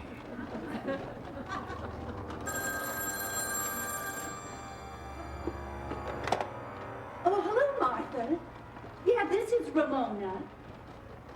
What do you mean the suburban strangler has been spotted in my neighborhood? And he only murders girls whose names start with R? What's that? Somebody's coming! Oh, no! It's you! I can't believe it! Go away! Go away! Martha, can you hear me? If anything happens to me, the name of the strangler is...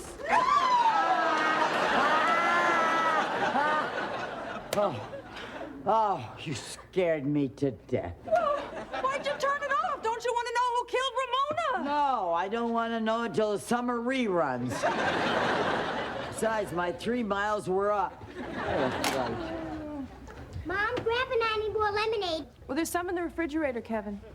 Building a treehouse is hard work. Oh, how's it coming? Great, but it sure makes a man thirsty. Hey, Mom! Look what Grandma bought me.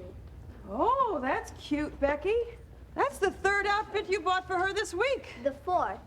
She bought me a pink velvet party dress, too. Yeah, go put it on and show your mama. Oh, yes. I must change. My boyfriend is picking me up in his limo to take me out to dinner. Wait a minute.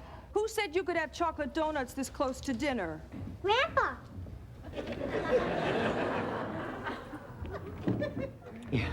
That Curtis, he has no idea of nutrition.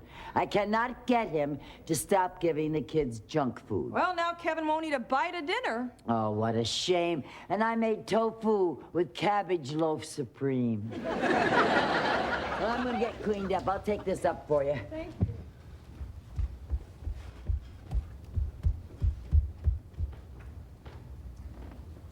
All right, we'll see you guys next weekend. Honey, you should have been there. We beat the faculty 5-4. I pitched the game of my life. I got 2 triples and a single, and I slid into home for the winning run. Big deal. Obviously not a baseball fan. Okay, what's the problem? My dad or your mother? Well, it's both. Our parents are spoiling our children rotten. Oh, that again. Thought you were gonna have a talk with your mother. Well, I did, last week. I said, Mom, you're spoiling the kids. She said, that's why grandmas were born. Honey, Dad said that's why grandpas were born. Oh, what are we gonna do? Well, they haven't lived with the kids very long. Maybe the novelty will wear off. Testing, testing, testing. Testing. This is Groovy Grandpa. Do you read me? Hello? I can read you. This is Little Dude. Ah. Well, I'm on my way to the kitchen to pick up more donuts. Groovy Grandpa, over and out. I bought these so we could talk back and forth when Kevin's playing in his treehouse. About the donuts, dinner's almost ready. Oh, well, Kevin and I will skip dinner. The backyard reeks with the aroma of tofu and cabbage.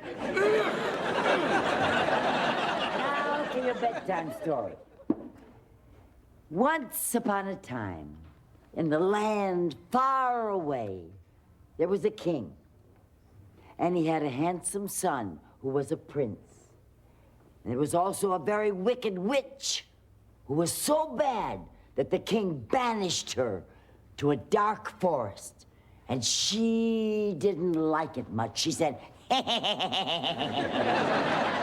hate this place.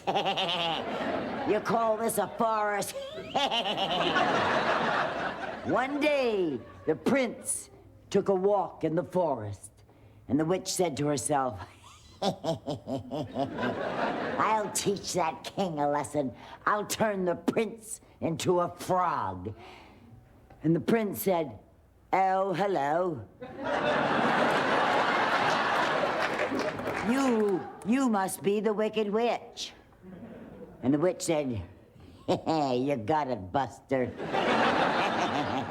Sniggly, sniggly, snaggly, snog. I'm turning you into a frog. And the prince said, just a moment. You can't just turn anybody into a ribbit, ribbit, ribbit, ribbit, ribbit, ribbit, ribbit, ribbit, ribbit, ribbit. And the witch said, am I wicked or not? And the poor prince hopped along the path, ribbit, ribbit, ribbit, ribbit, ribbit. He was very sad. And then he saw a beautiful young girl skipping along the path. Tra-la-la, tra-la-la, tra-la-la, tra-la-la. And the frog said, ribbit, ribbit, ribbit, ribbit. Hello, hello, beautiful girl. And the girl said, well, a talking frog. And the frog said, I haven't always been a frog. If a beautiful girl will kiss me, I'll turn back into a prince. And the girl said, that old line. But she kissed him anyway. And the frog said, ribbit, ribbit, ribbit, ribbit. Oh, thanks ever so. And the wicked witch said, curses, foiled again. And the prince and the beautiful girl went back to the kingdom. And the prince had a tendency to eat flies, but nobody cared. Good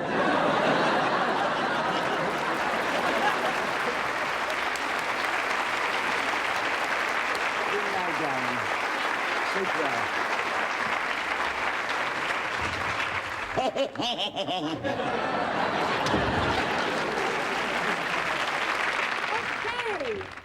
Ready for your bedtime story? No thanks, Mom. Well, how come? I already had 2 stories. One from Grandpa and one from Grandma. Well, why didn't you tell Grandma you already had a story? I didn't want to spoil her fun. She gets such a kick out of it. Well, then I'll just rub your back. Or have you had 2 of those, too? My little back is raw.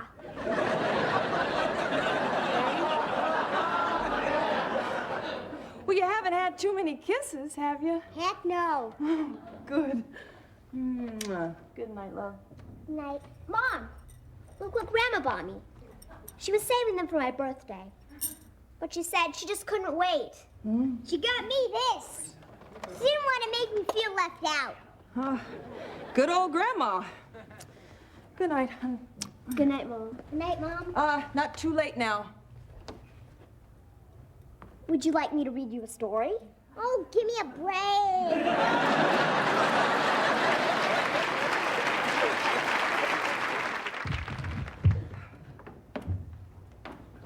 Ted, we have to talk.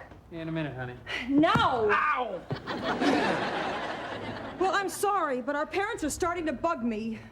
It's bracelets and toy cars and back rubs and stories and trips to Disneyland. Honey, for crying out loud, calm down. Well, every day is Christmas. I keep thinking I hear reindeer on the roof. Well, I wouldn't be surprised to see your mother come down the chimney in a red suit. Yeah, with your father right behind her as the head elf. Oh, I'm afraid the kids are going to grow up so spoiled they won't have any values. Well, I'd like to buy Becky nice clothes, but I can't afford to. You know, sometimes your mother makes me feel like a wimp. Well, did your father ask me if I wanted Kevin to have a tree house? No. But before I know it, the fat elf is up there tapping with his little hammer. Tap, tap, tap, tap, tap, tap. Now, just a minute. My father may do a little spoiling, but he can't compare to the red-haired horn of plenty. May I remind you that my mother was here first. May I remind you that my father only moved in because your mother couldn't be trusted with the children. Ipso facto, he had no choice. Oh, ever since you started law school, you've been dying to ipso somebody's facto. There you go, there you go. See, you sound like you resent my going to law school to try and better myself. Oh, better myself? You've become so pompous, you're beginning to sound more like your father every day. Oh, well, you're beginning to act like your mother. Oh, you take that back! Margot. No, Margot. Ouch.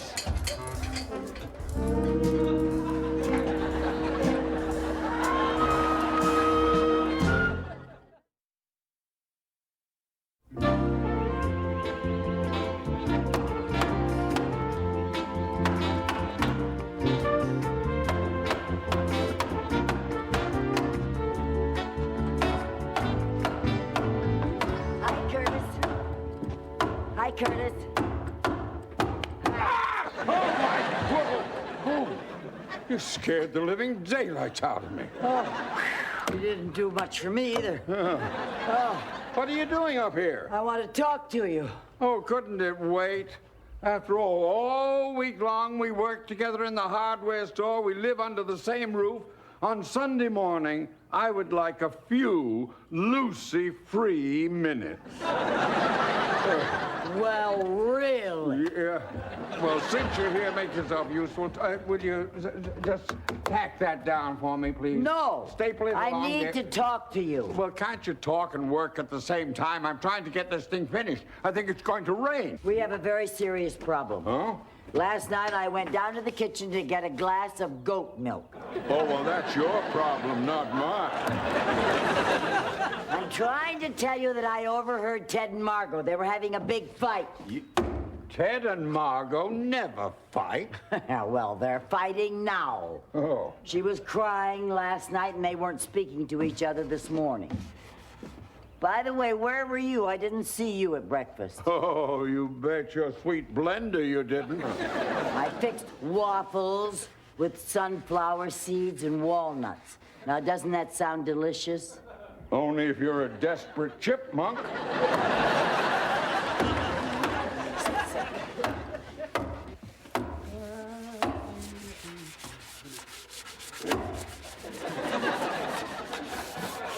Uh-oh. What were Ted and Margot fighting about? Us. What are you... Lucille, can't you watch what you're doing? Oh, I'm sorry, but I'm upset, and we've got bigger problems than the silly apron. Oh, well, why should Ted and Margot fight about us? Because according to them, we're spoiling our grandchildren. Nonsense. Oh, you, maybe, but not me. Both of us. Oh? We keep buying them presents, and you know what we're really doing? We're competing for the children's love. Uh-oh. You've been watching Phil Donahue again. Never mind. Curtis, sit down. Oh, but sit down. Yeah. We have got to find some way to deal with this problem. Well, it's quite simple. We'll stop spoiling them. Well, I'm afraid one of us should move out. That drastic? Yes. So I hope you can get your old apartment back. Why don't you move out? I was here first. 2 measly days. 2 whole days. I have Grandma's squatter's rights. I'm not buying that. Okay, then. How are we going to decide who moves out? Figure that one out. I don't know. Hey. I don't know. Hey, I know. I know. We'll cut cards. With a deck of animal cards? Now, that is ridiculous. No, it'll work.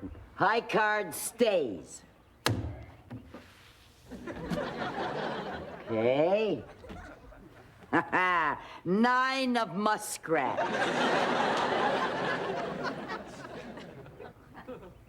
ace of bunnies. When you're moving out, Lucille. Wait a minute. Aren't muskrats Trump? Oh. Oh, you're right. This is ridiculous. Well, No way. How are we going to decide? I don't know. We are both causing lots of trouble. Maybe both of us should move out.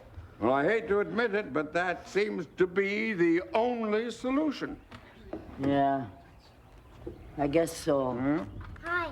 Yeah. Oh, hi, Yeah, sweetheart. Hi. Grandpa, I want to tell you, these really work. They do? I can hear you two talking way up in my room. Oh, you heard us on the walkie-talkies, huh? Loud and clear. Yeah, well. I don't think anybody should move out. Well, you see, Kevin, we don't really want to move out.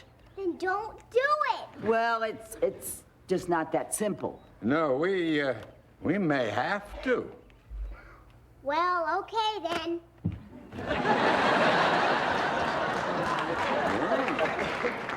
Boy, there are no secrets in this house. All right. It's decided. We're both moving out. Now, who moves out first? Lucille, we are moving out together. What you doing with the ladder? What's that? What are you doing with the ladder, Kevin? Kevin! You leave me no choice. I moved the ladder until you change your minds. Kevin! Kevin, you come back here, young man. Kevin! Kevin, you put that ladder back right now. Kevin, you are in big trouble, young man. Kevin McGibbon, you come back here.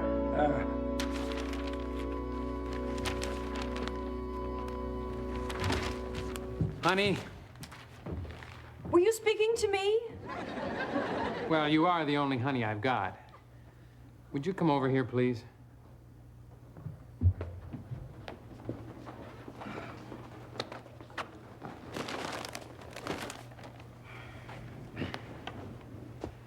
I hate fighting with you. I hate fighting with you. You know, I really like your father. I can top that. I really like your mother. But they are spoiling our children. Well, I guess we'll just have to keep talking to them about it. Yeah, but until they start listening, how are we gonna stop fighting? Do you remember when we were first married? We promised that whenever we got angry, first we would say to ourselves, I love this person. And then we would say what was on our minds. I remember. Well, this morning I forgot. But I'd like to say it now. I love this person. And I love this person.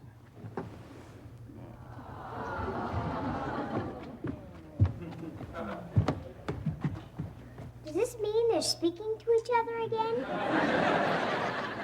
This might be a good time to hit him up for more allowance. No, it isn't. But I'll tell you what. I'm gonna take everybody to Griffith Park for a ride on the merry-go-round. Yay! I get the white horse. No, I get the white horse. No, me! Me! They sure are silly, aren't they? Yeah, aren't they? Everyone knows I get the white horse. Oh, boy. We must have been up here for over an hour. Where can the family be? Well, after the way we fouled up, they might have moved to another town without telling us. Kevin! Margot! Ted! Becky? Anybody? I think we're the only two people left on Earth. Oh, what a revolting thought. Just wonder if we're going to be stuck up here in this tree the rest of our lives. Me Tarzan, you Jane. Me Jane, maybe. You Tarzan, no way. It's raining. Oh, maybe that's why I'm getting wet. Oh, good heavens. Oh, dear. Oh, Curtis. You know, it's a shame all of us living together didn't work out. What a golden opportunity. We saw Ted and Margot every day. All right. And we had our grandchildren right where we could get our hands on them. Which we did all the time. Yeah. We were terrible. Yeah, we were awful. Yes.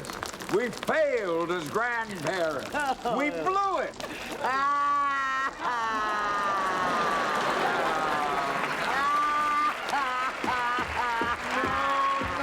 No, there's no need to cry. Yes, there is. No, we'll see Kevin and Becky from time to time. No, we won't. Yes.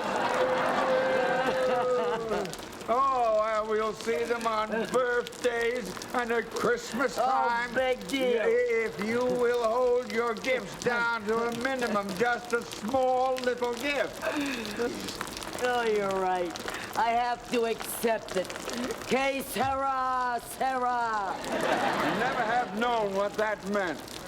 It means whatever will be, will be. Oh, Lucille, I'm disappointed in you. Why? You were never one to let whatever will be, be.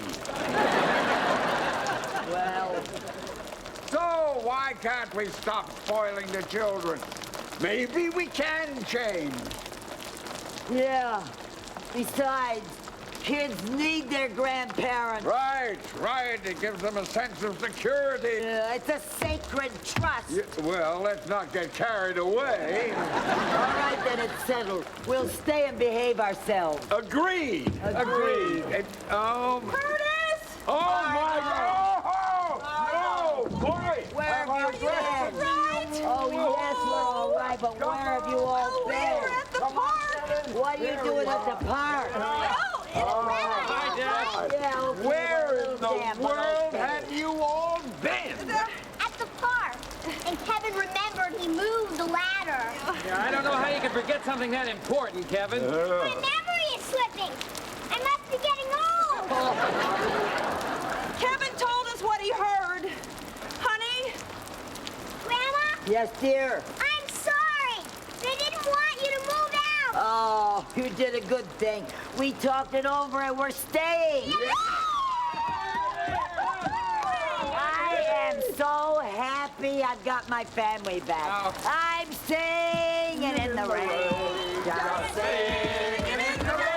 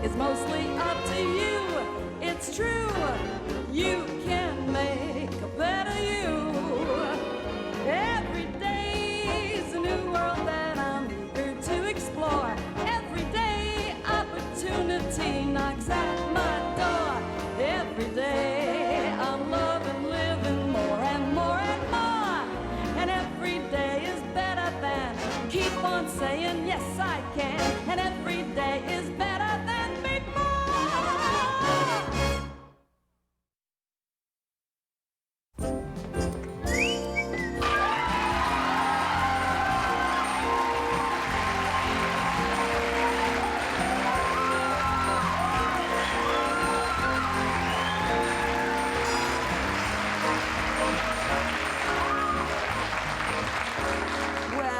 Good morning, Agnes. Oh, 2 new leaves. Oh, congratulations, you little darling. Oh. So, what's with you, Melvin? I have been sweet-talking you for months, and you have not grown an inch. What's with these dead, dying leaves? What is this? Look, I don't like doing this, but... Now listen up, snail bait. The free ride is over. You either get growing or get going.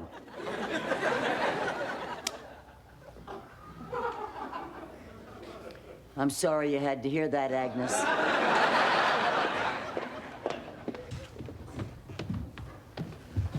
Who was Grandma yelling at? I don't know. Grandpa's still upstairs. Good morning, children. Good morning, Grandma. Morning. Morning, Mom. Darlings, good morning, everybody. Well, I got up early and I whipped up a very nutritious breakfast. So, I see you, Curtis, at the table. Whipped up. Does that mean another one of her health drinks? We'll get a warning. We can hear the blender. That's like an artillery shell. By the time you hear it, it's too late.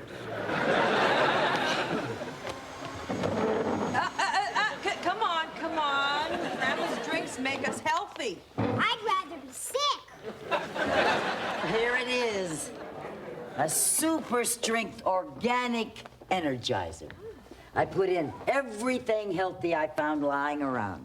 Hot diggity dog. Well, come on now, Curtis. Give health a chance. Come on, drink up, everyone. Drink up.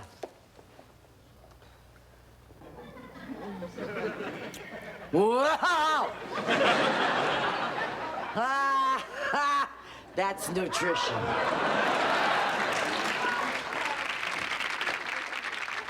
I've got to get to school. I'll drink mine while I wait for the bus. Me too.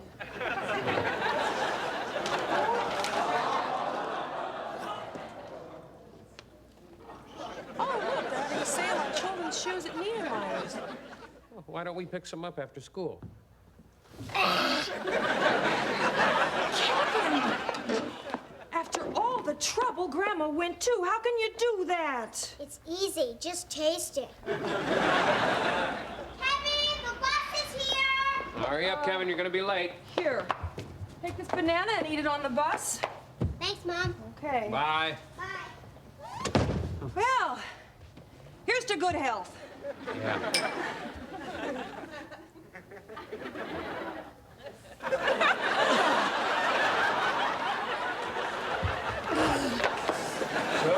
Tut. Typical parents. Do as I say, not as I do, eh? You're right. We should be ashamed. Well, I'm not. Tastes like old sneakers. Oh, then it's better than usual. Oh, no, it isn't. Bye, Dad. Have a good day at the store. Thank you, son. Thanks. Bye-bye.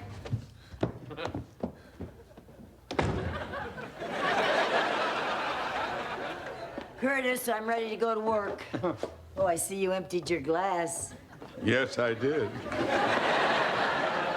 Come along, got a big day. Tough luck, Melvin.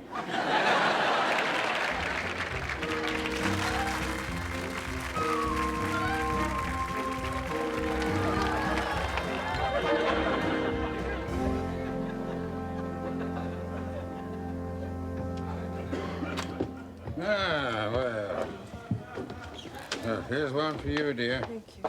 Now, let me see. Oh, my gosh! Look at the plant!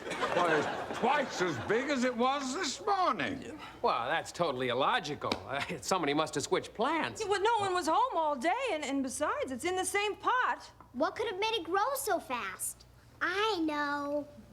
Aliens. Oh, come on, this is ridiculous. It's a perfectly ordinary plant. It gets perfectly ordinary care. A little water, a little plant food. A little of Mom's Energizer. Oh, Ted, a health drink won't make a plant grow. Well, Margot, it has grown.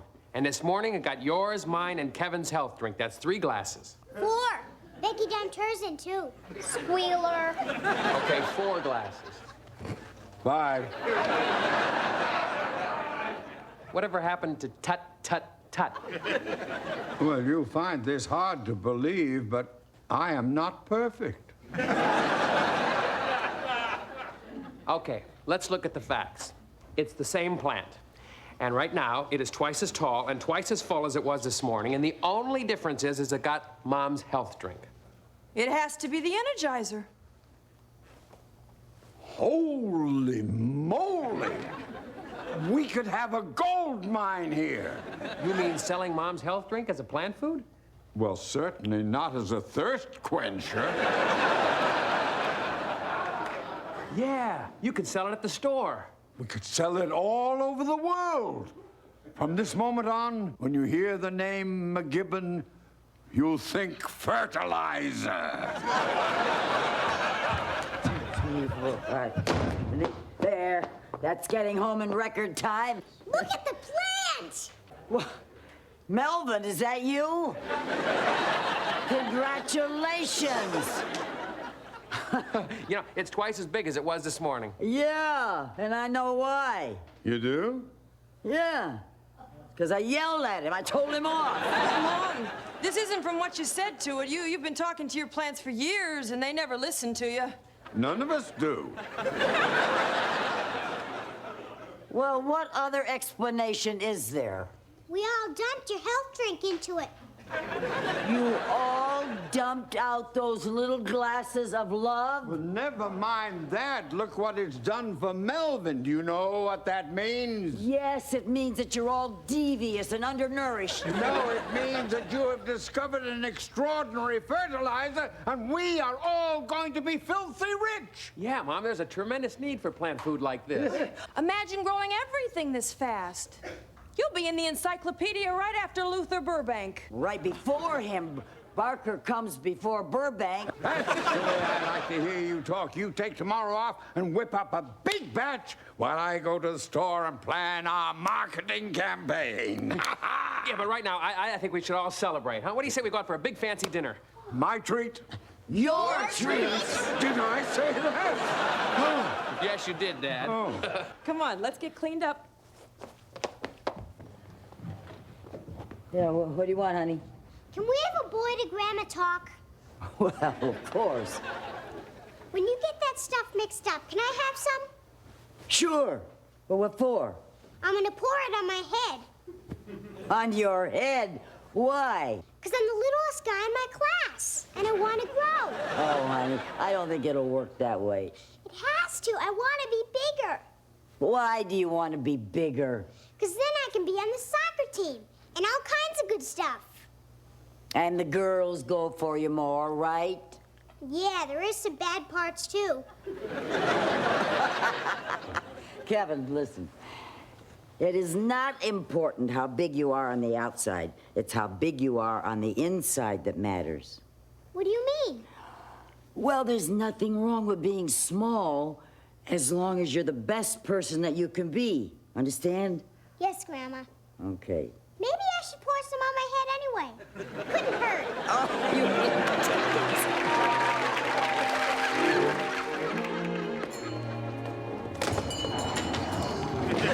Hi, Leonard. Oh, Mrs. B, how can I ever thank you enough for inventing Gigantogrow?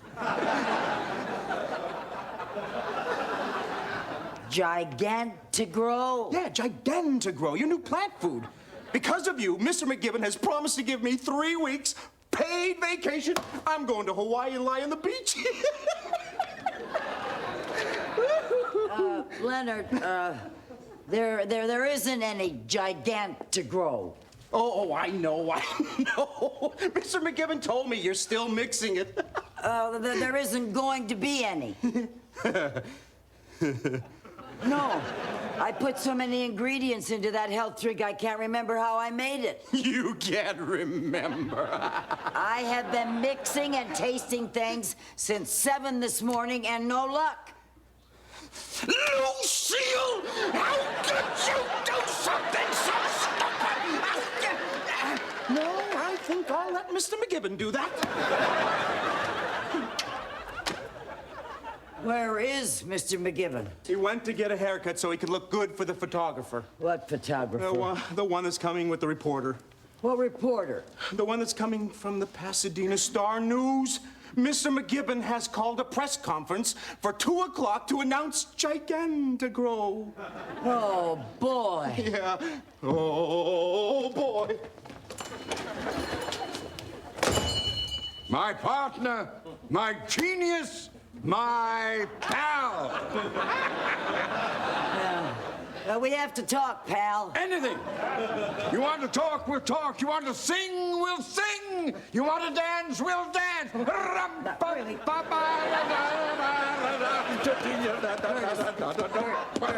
Curtis, wait just a minute. Excuse me. To say something to you. M&B Hardware, home of Gigantigro. Oh. It's the LA Times. Curtis, yes, sir. we have to talk. Yes, sir. I think our product will revolutionize agriculture. Oh, you want to send over a lot of reporters? Send as many as you like, sir. At 2 o'clock. Curtis, we have to talk. Be quiet. Go away. Pardon me. Do any of you happen to have a connection with 60 Minutes? Yes, I think this would be perfect for Morley Safer. Yeah. Hello? I said, well, we seem to have been cut off. Well, I was finished anyhow. Now, what was it you were so anxious to tell me?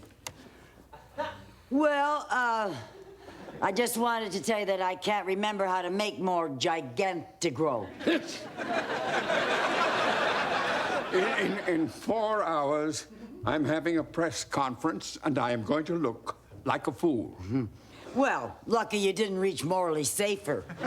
Lucille, yes? You are not going to ruin me. That formula is floating around in that little head of yours somewhere, and we are going home and get it out of there one way or another.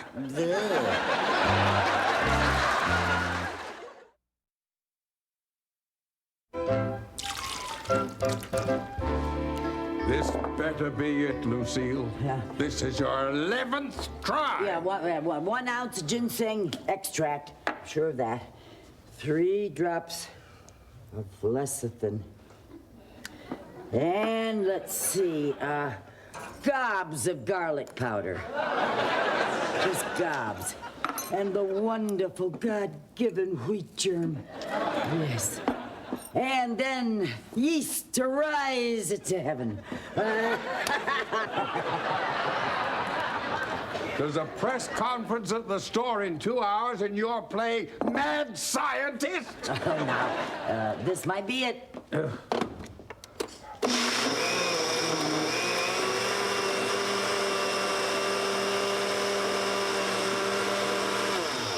Okay. All right, I'll get the guinea pigs. They're family. Don't call them that. Come on, sampling time. Come on, hurry up. Come on, get in. Come on. There. There you are. Well, try it, everybody. Yeah. I hope this is it, or my taste buds are gonna kill me. I keep burping vitamins. Come on, try it. What do you think? Not even close. Not a trace of old sneakers. No way. This can't be it. It tastes good. Sorry, Mom. Grandpa, can we go? Yeah, Grandpa, have mercy. All right, kid. Run along. All right, Lucille, let's start number 12 and make it snappy. There's a missing ingredient, and I just can't remember what it is. We are on the verge of becoming millionaires, maybe billionaires, and she can't remember what it is. Well, I can't. My mind is a blank. We know that. Wait a minute. There's a trick that lawyers use to get witnesses to remember things. What is it? Well, they get them to recreate every single detail of what they did leading up to the crime. Well, there's no crime here. There will be if she doesn't remember. Dad, calm down. Here's what we're gonna do. We're gonna recreate everything that happened yesterday. Yesterday? When was yesterday? She is so tense she can't think of anything. Relaxing frees up the memory. Come over here and sit down. Good idea, Margo. Come on, Mom. Look at this. She's so tense she can hammer nails with her. Now, Mom, I want you to relax totally, starting with your toes. Now, relax your calves and your knees and your thighs. Let your hips go and take a deep breath and let your tummy and your chest relax. Your shoulders and loose your neck.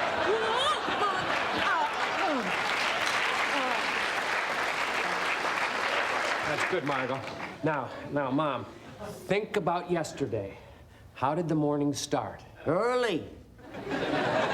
I got up, I jogged, I took a shower, I did my makeup and my hair, and I got dressed. Hurry up, hurry up, hurry up.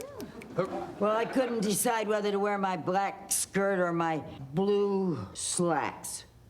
They both look nice, you know. So I went eeny, meeny, miny, mo. Wear the slacks, it's time to go. Dad, you're not helping. What? I finished dressing, I came down the back stairs to the kitchen, and I got out my blender, and then I turned on the TV. Yeah, there was a commercial on. Oh, and I did a little dance.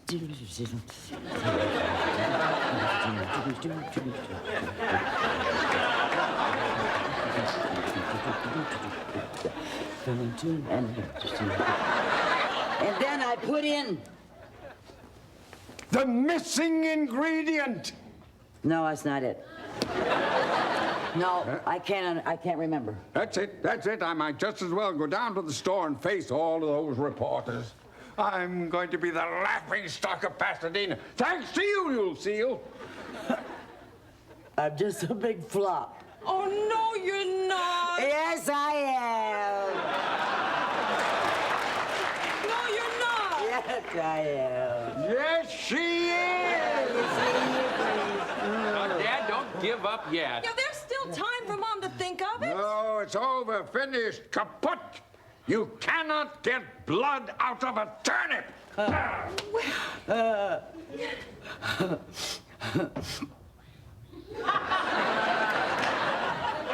That's it. That's it. Turnips. Turnips. What? Turnip? I put in turnip juice. Turnips.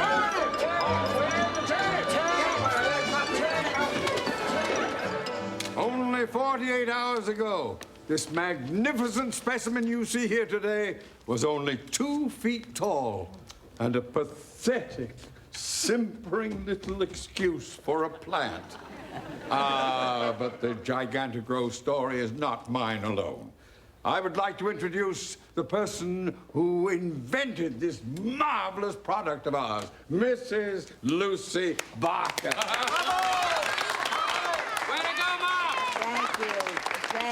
Thank you. You're so kind. Mrs. Barker, what's in this amazing product? Well, now that really is classified information. You might just as well ask me for the recipe for my eggplant parfait.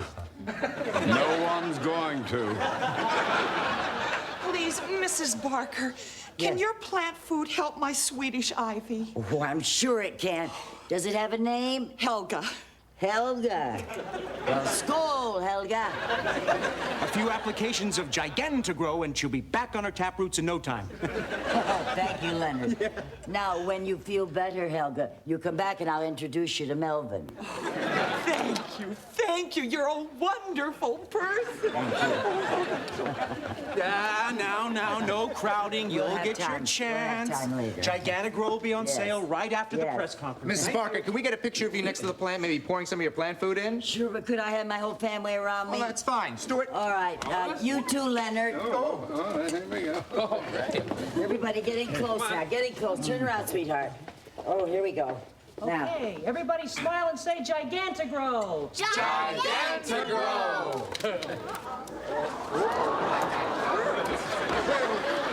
What's happening to the plant? Looks like it's molting. Down. Melvin! Melvin, get a grip on yourself. Please, I'm sure this is just a temporary condition. Don't worry about it. It looks like it's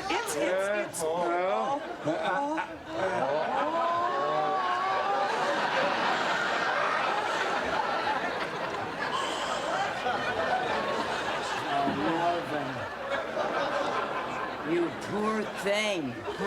Can you believe that? I just hope she didn't kill my poor Helga. Come on. Please, don't go. Now, I know that this is all a big mistake. I'm sure we can explain the whole thing. What a waste of time. And a waste of film. Lucille, what happened? I don't know. My Energizer must have been too much for the plant, and poor thing just grew itself to death. Well, looks like we're not going to be filthy rich. No, and I'm not going to be a fertilizer tycoon. I'm just going to be a small businessman with a small store. That doesn't matter, Grandpa. Oh, you don't understand, Kevin. Yes, I do. Grandma said there's nothing wrong with being small as long as you're the best that you can be. Oh, honey, I was talking about you. Can it work for hardware stores?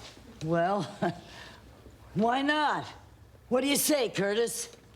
Well, Oh, come on, Curtis. If we can't make it bigger, let's make it better. Lucille, I'm with you. Attaboy! Attaboy! I propose a gigantigro toast. Oh? Yes. We all have a bottle. There we go. Yes, sir. Yes, sir. Okay. Yes, sir. Get around here now. Now we touch. Skull. Skull. Skull. Skull. To M&B Hardware, the biggest little hardware store in Pasadena. Yeah.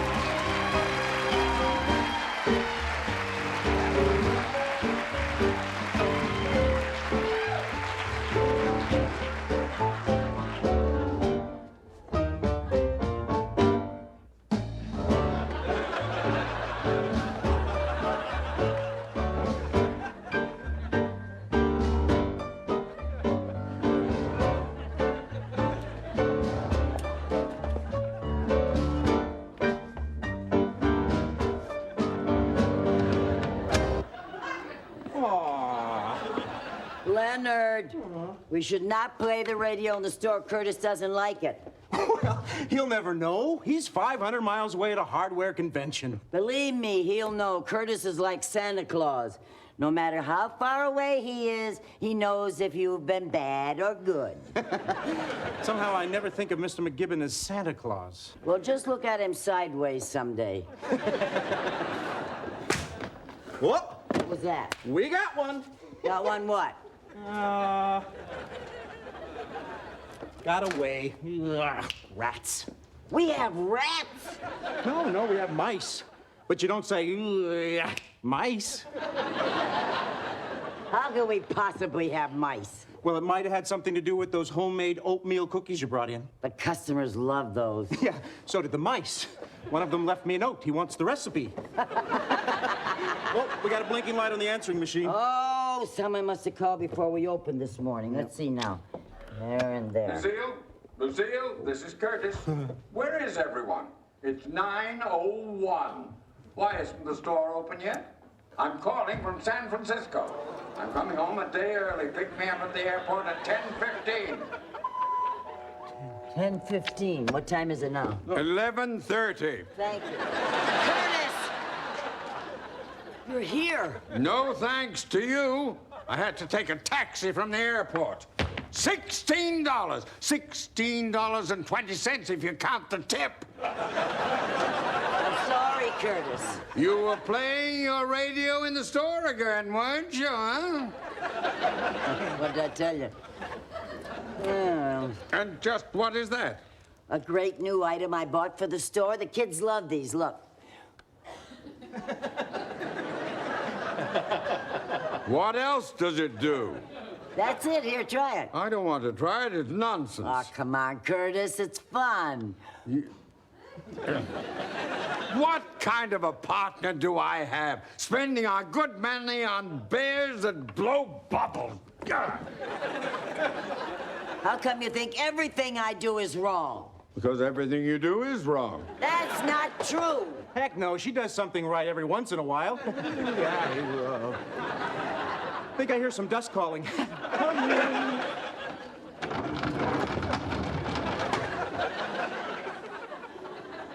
Curtis, there is a basic problem we have here. We just do not get along. Oh, you noticed.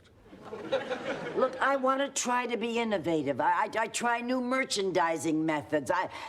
I'm where it's at, and you're where it used to be. Oh, you put it so nicely. Well, I'm sorry. I just wish you would quit fighting me. See my point of view. I can do better than that. What do you mean?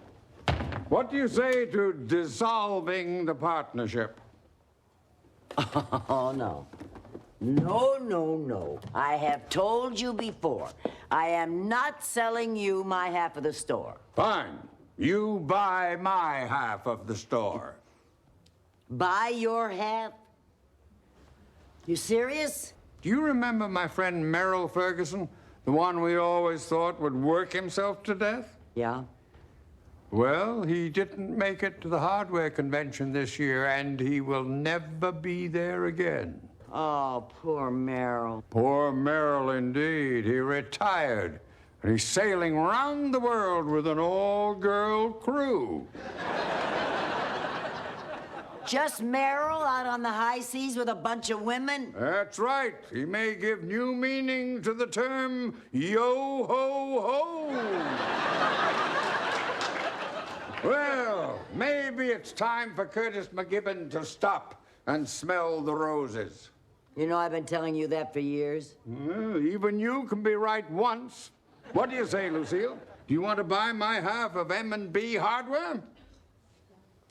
Okay, you got a deal. Huh.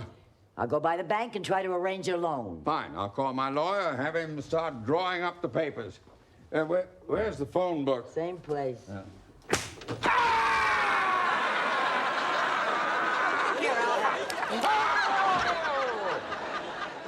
Dad, I'm going to miss working with you. Thank you. Hey, look me over. Dum-da-dum. Dum-da-dum. Hi, good morning, Margot. Good morning. You seem so happy, Mom. You really like running the store, don't you? Yeah, I like it. Margot, I love it. just 1 month of being in charge, and I've got this awful urge to take over all the hardware stores in Pasadena in one big proxy grab. Well, what a glorious day out, huh? Curtis, what's with that outfit? I'm dressed for bird watching. Well, now, with those legs, I doubt if any birds will want to watch. You're not going to upset me this morning. I just saw a most amazing thing. I spotted a swallow-tailed flycatcher, and they're rarely seen west of Texas. He probably flew out of his way just to get a look at your knees. Aren't you supposed to be on your way to work? Oh, right. I've got to open up the doors of B Hardware. B Hardware? Oh, didn't I tell you? we scraped the M off the door. Oh, yes. M isn't there anymore. No. M retired and is having the T of his L. I beg your pardon? Time of his life. Oh. Well, good for you. See you later. Bye-bye, Mom. Bye, dear. Hi, Grandpa. Oh, well, Kevin and Becky. Hello, children. What will we do today, huh? I know what. I know. Let's go to the park and ride the merry-go-round. Sorry, Grandpa. I'm going to Patty's house to play with dolls. Bye. Bye. Well, Kevin, just us men. Sorry, Grandpa. This man's all booked up.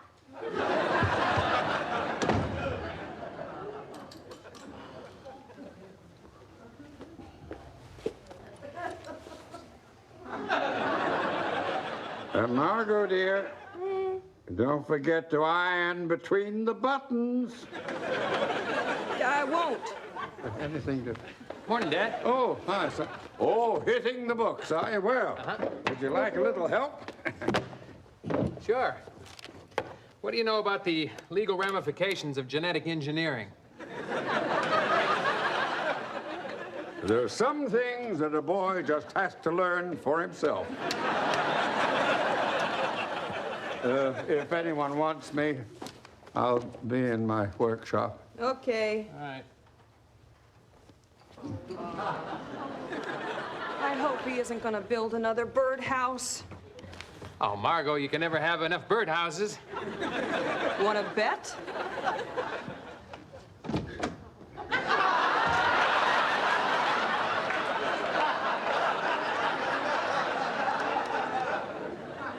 I guess Dad's just having a hard time finding things to do.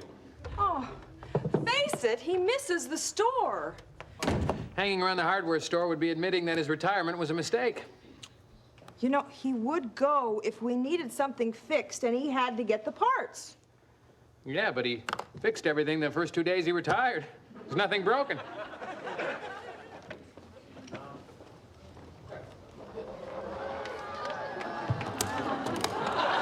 There is now. What have we got? Thanks for... I don't know about that, sir. Leonard, are these on sale? Everything in the store is on sale. Everything is on sale. Guy, I see, Guy. Everything is on sale. Make sure you ask it. Uh-oh. Excuse me, sir.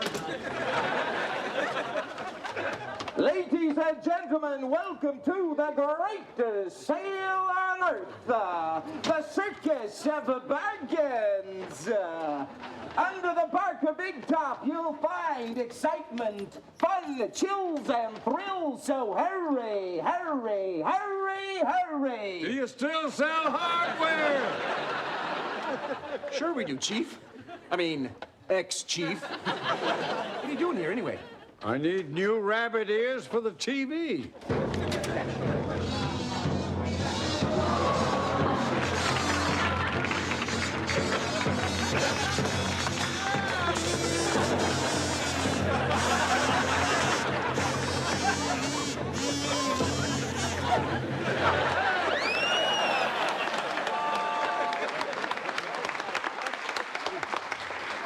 Good heavens, woman.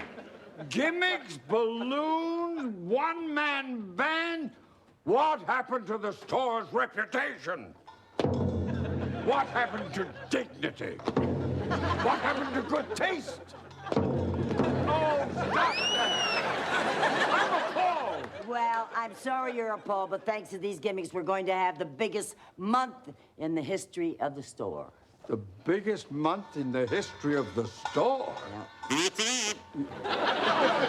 Well, congratulations. Here you go, Mr. McGibbon. There's your rabbit ears. Oh, thank you. Well, continued success with the store, or whatever it is now. Mr. McGibbon. Yeah. That'll be $3.99. Leonard, show some respect. Curtis owned this store for 36 years. Thank you. You can have it at cost. Wait. I'll walk you to the corner.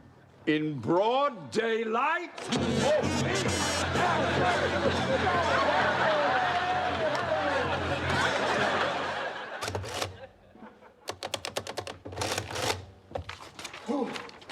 The last customer just left. I have never seen so many people. You know, your husband would have been proud of you today. Yeah. I wish Sam could have been here. I was just figuring out how much money we made this month. Thanks for putting me on commission. You're sure a lot more generous than Mr. McGibbon. Well, who isn't? I'm finally going to be able to buy a car. Good. Well, let's see here now.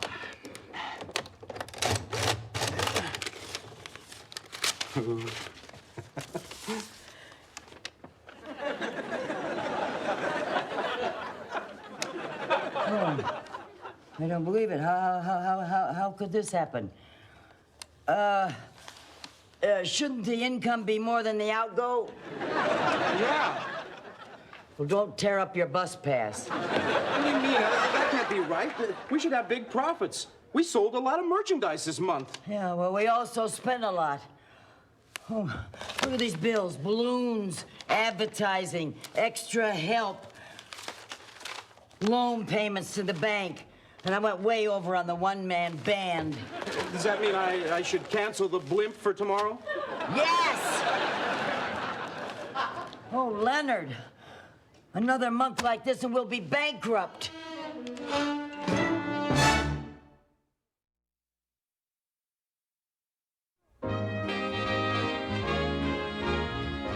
Hi, Curtis. Dinner's almost ready. Oh, I'm sorry, Margot, dear. I don't feel like dinner tonight. I'm going to my workshop and make another birdhouse. No. Let the sparrows build their own houses. I think that you and I ought to have a little talk. Really? Yeah.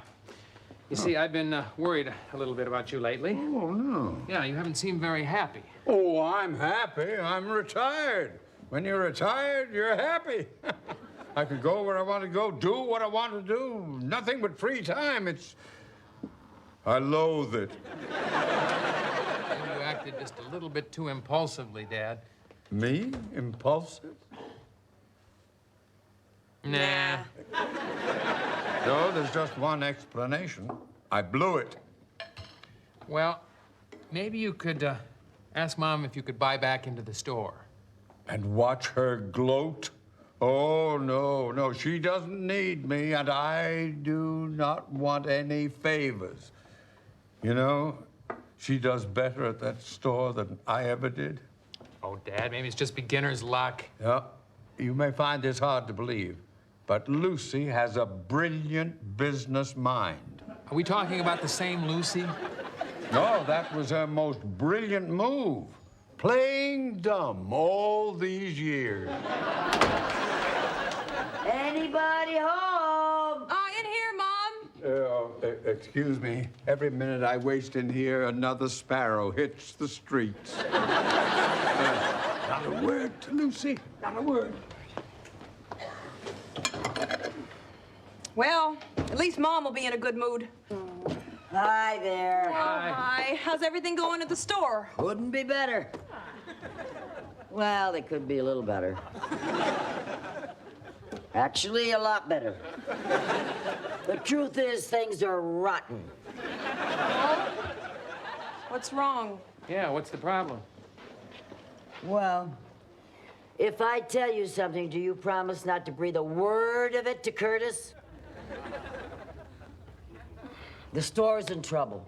Big trouble. With all my promotions and gimmicks, I spent twice as much as I made. Oh, no. Yeah. Well, now what are you going to do? Well, for starters, I put an ad in the paper for someone to invest in the store, a new partner. Oh, you didn't have to do that. No, maybe you could coax Dad out of retirement. Oh, no. I don't want to hear "I told you so" every day for the rest of my life. Hello, Curtis. Hello, Lucille. I told you so. No. He wouldn't do that. Oh, yes, he would. And I wouldn't blame him. I think I'll go up and lie down. Going bankrupt can certainly ruin your whole day.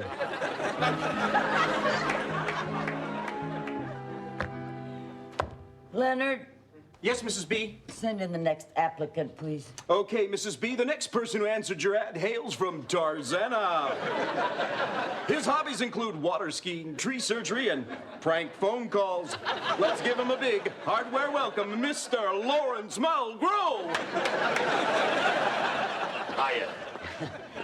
How do you do, Mr. Mulgrew. Mulgrew. So, Mr. Mulgrew, just so you know, I'm not looking just for an investor. I need someone who also put their time and energy into running the store. I'm way ahead of you, babe. You just make the coffee, leave the business to me. Next!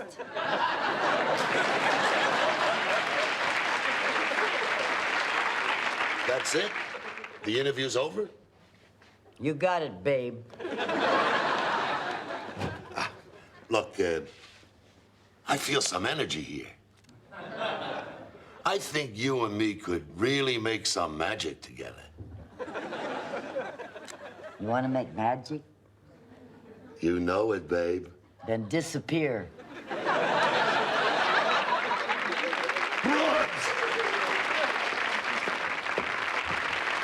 Sam, I really messed things up. I know, I can't believe it either. You worked so hard building up this store, and I'm about to lose it. Sam, if you're listening, please help me. Come in. Pardon me. I read your ad in the newspaper. I understand you're looking for a partner? Yes, sir, I am. Please come in. Oh, thank you very much. My name is Curtis McGibbon. How do you do? I'm Lucy Barker. Lucy Barker. Will you sit down, please? Oh, thank you very much. So you're interested in investing in the store? I am, yes. Oh, here's my resume and my financial statements. I think you'll find everything's in order. Well, thank you. I see you have experience in hardware. A little. Are you over 21? I was born over 21. Curtis, what happened to stopping and smelling the roses? Oh, well, I've smelled enough roses. Yes, now I'd like to stop and smell turpentine and paint and mothballs again. Well, maybe not mothballs. Well, I really don't know. I could give you a very good deal on 22 birdhouses. You know, we were partners before, and we fought all the time. Well, that was partially my fault. I'm afraid I was a little rigid. You were a lot rigid. Yeah, oh, well, I've changed. I've changed a great deal. Let me show you something here. Just a minute.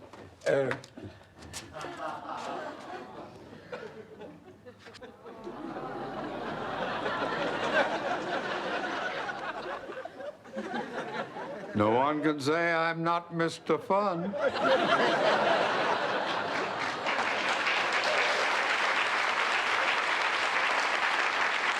Curtis, I'm so glad you're here.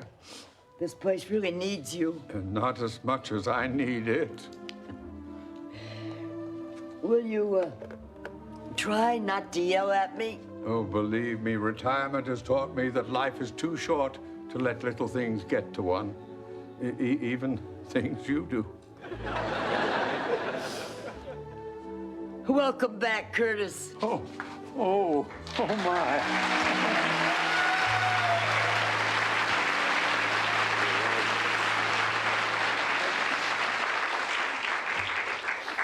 Can you start tomorrow? Can I start today? Oh, I was so hoping you'd say that. Oh, good. Let me get my order pad. Okay. Curtis, now remember what you learned from your retirement. Remember.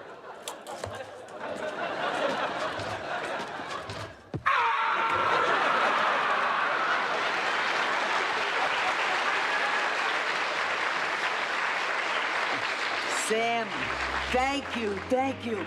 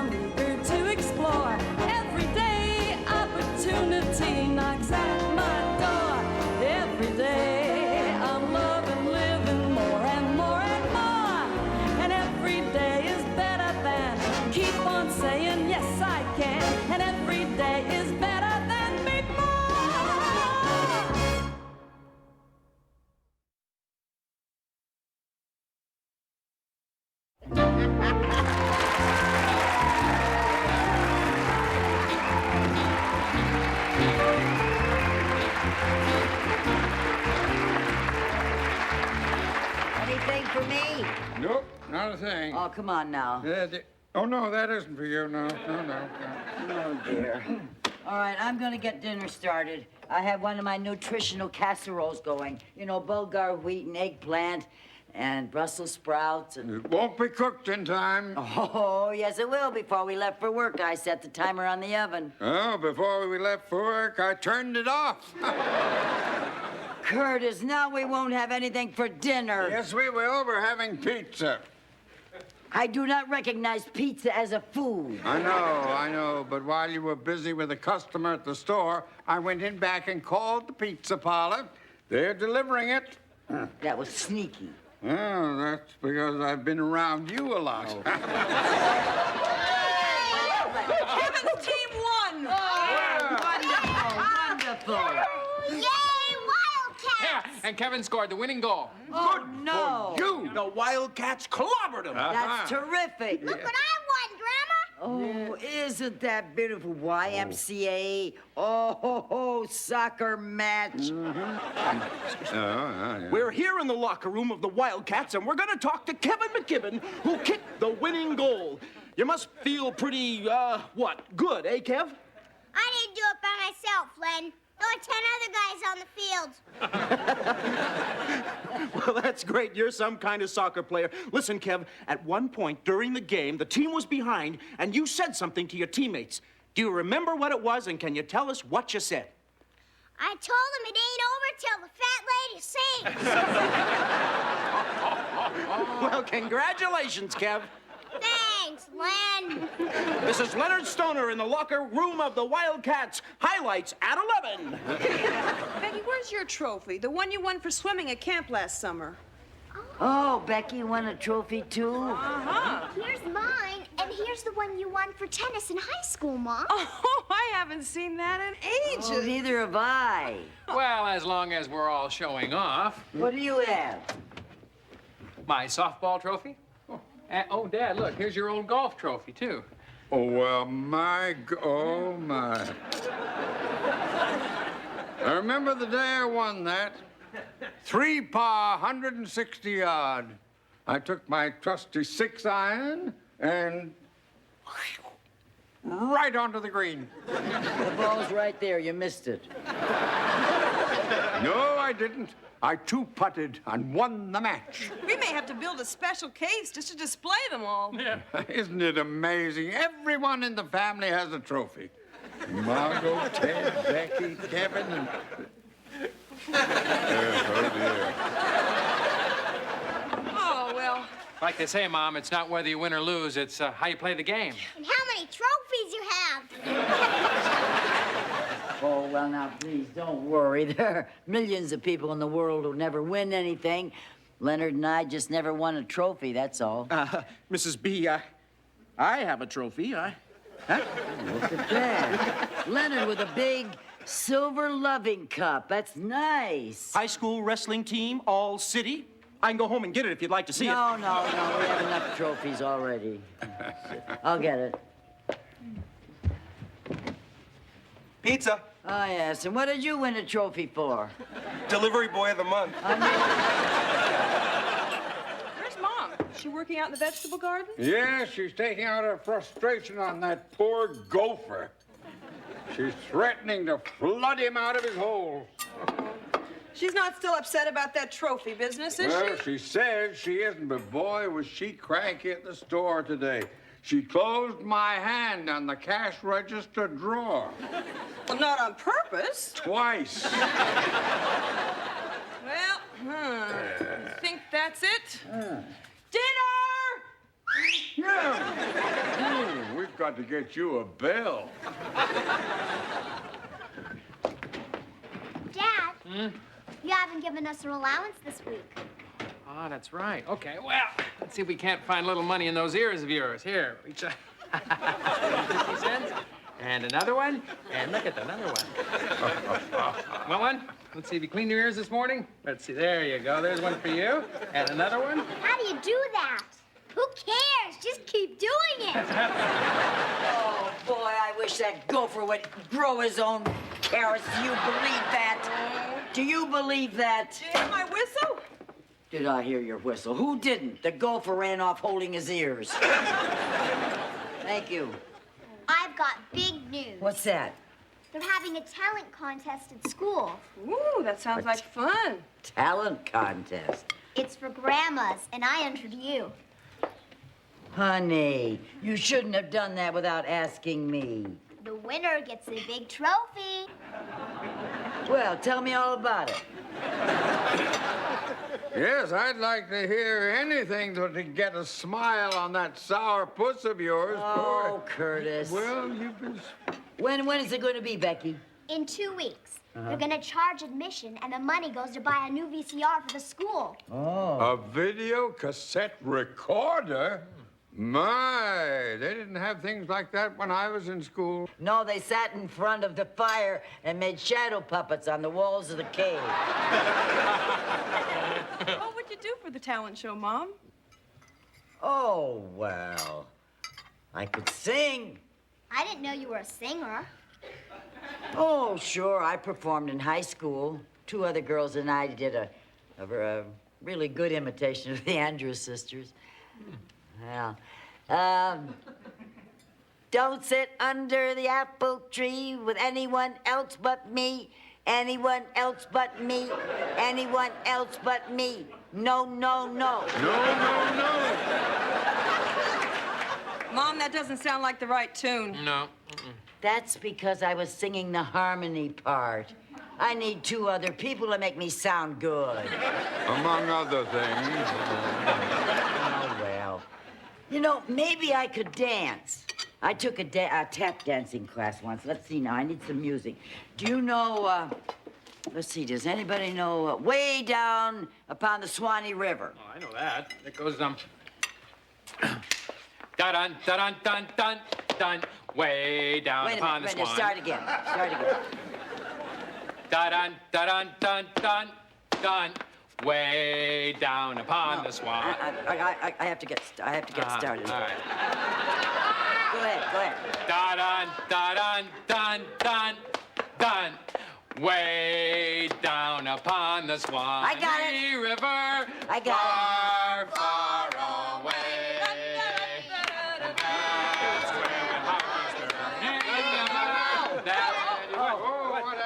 I've got this trick knee. Oh, here. That's why I had to stop taking tap dancing lessons.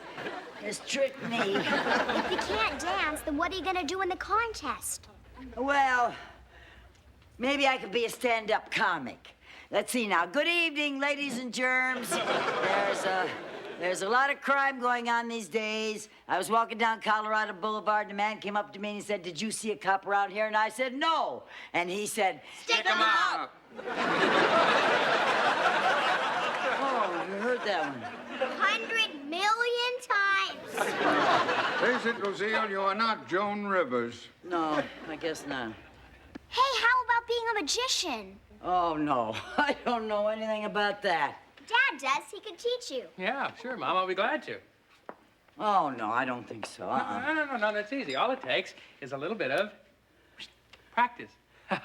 How'd you do that? You won't have to teach your knee. It already knows how to do tricks.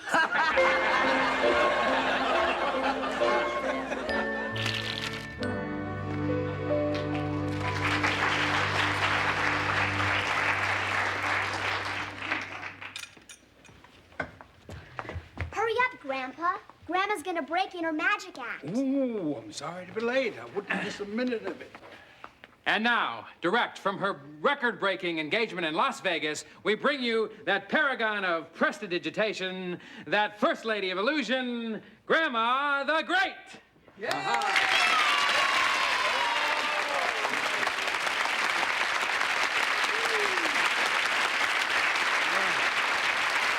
Good evening, ladies and gentlemen, boys and girls. Before we start the show, would anyone like a glass of cold milk? I would. Good for you, young man. You know your nutrition. We do not have a glass, but we do have a paper cone and a pitcher of milk. Now then. Grandma, it's leaking. Yes, give me a chance. Getting a little out of hand now, yes. Sorry.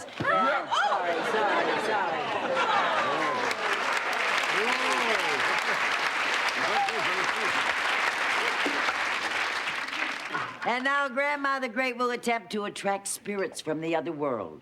The audience must be very quiet, and perhaps the spirits will appear. Now we have here a tambourine, a feather duster, and a bell. All good things for attracting spirits. If there are any spirits present, please Make yourself known. Are there any spirits? Are there any spirits?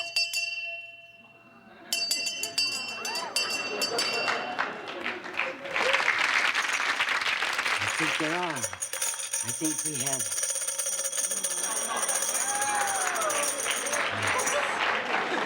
I think we have spirits. I think we have attracted the spirits. Oh. I think we have attracted the spirits. Oh.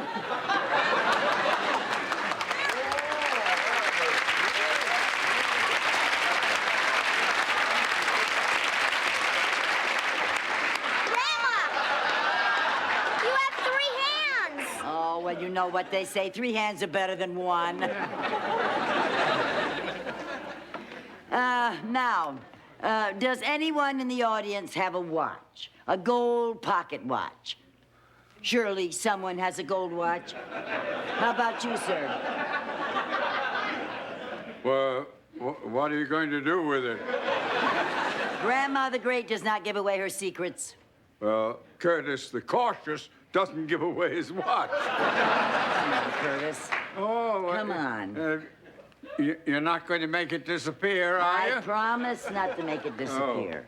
Oh. I will place the watch in this magic bag. There we are. And... Oh, what have you done, woman? Don't worry, Dad. It's all part of the trick. Sounds broken, doesn't it? Well,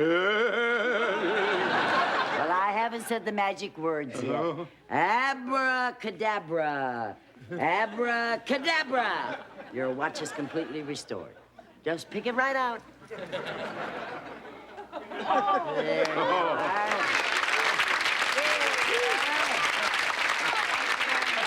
That's a great relief, boy. Wait a minute. This isn't my watch. My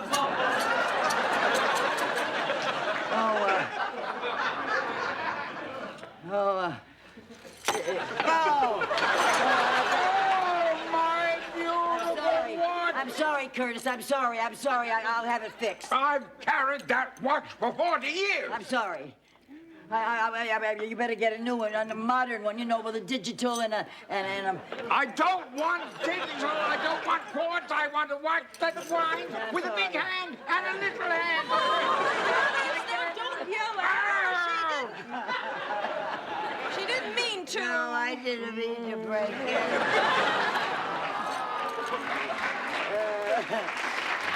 I'm no good. I'll never be a magician. No, don't say that, Mom. I'm sure you will. No, I won't. If I can't even do the watch trick, how am I ever gonna saw the school principal in half? Oh, heck. I wanted to see that. Just take a little more practice, Mom. You have 2 whole days before the contest. No, forget it. Does this mean you're not going to be in the grandma contest? Oh, Becky, I'd like to, honey, but it's no use. I can't sing, I can't dance, I can't tell jokes, I can't do magic. I'm a well-rounded flop. But I thought you wanted to win a trophy. I just wish I could say abracadabra and disappear myself.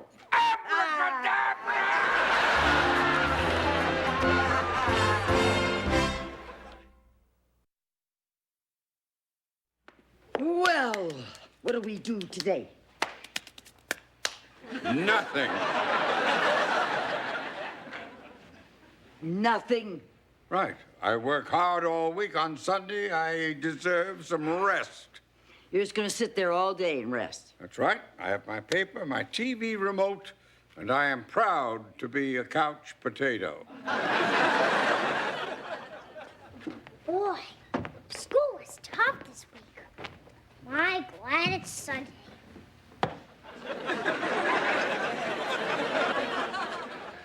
Another couch potato. He's a tater tot.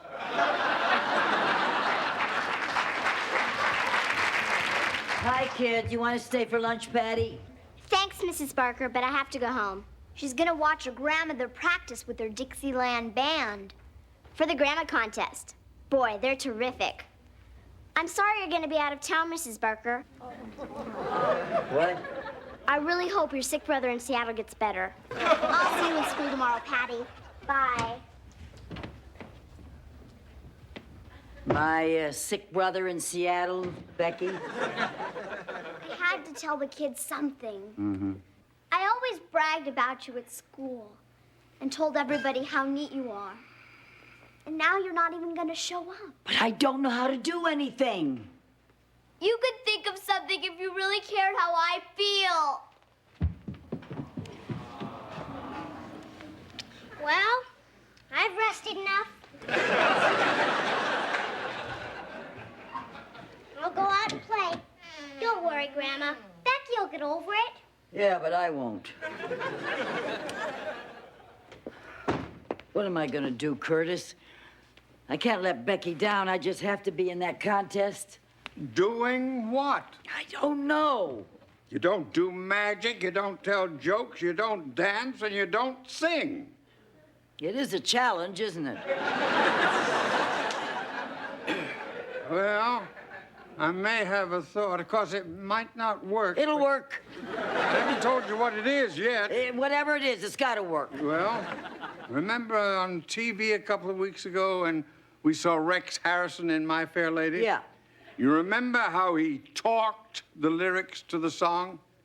He didn't sing a note. That's right, he didn't, and he was great. Maybe I could do that? Well, if ever there was anyone who cannot sing a note, it's you. Oh,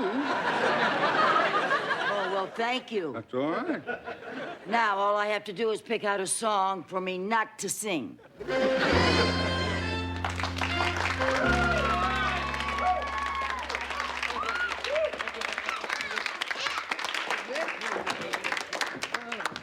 Now, our next contestant for Best Grandma is the world's only all-female Dixieland band, led by the grandmother of our own fifth grader, Patty Durrell, Peggy Gilbert and her Dixie Bells.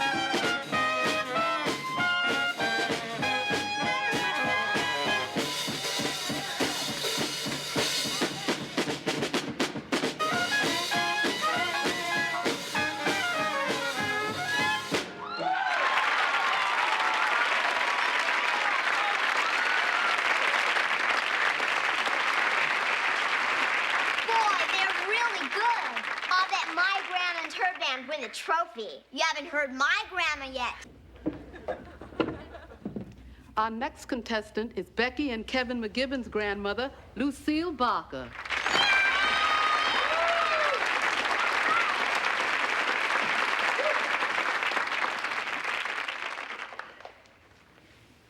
I would like to dedicate this to my children and my grandchildren.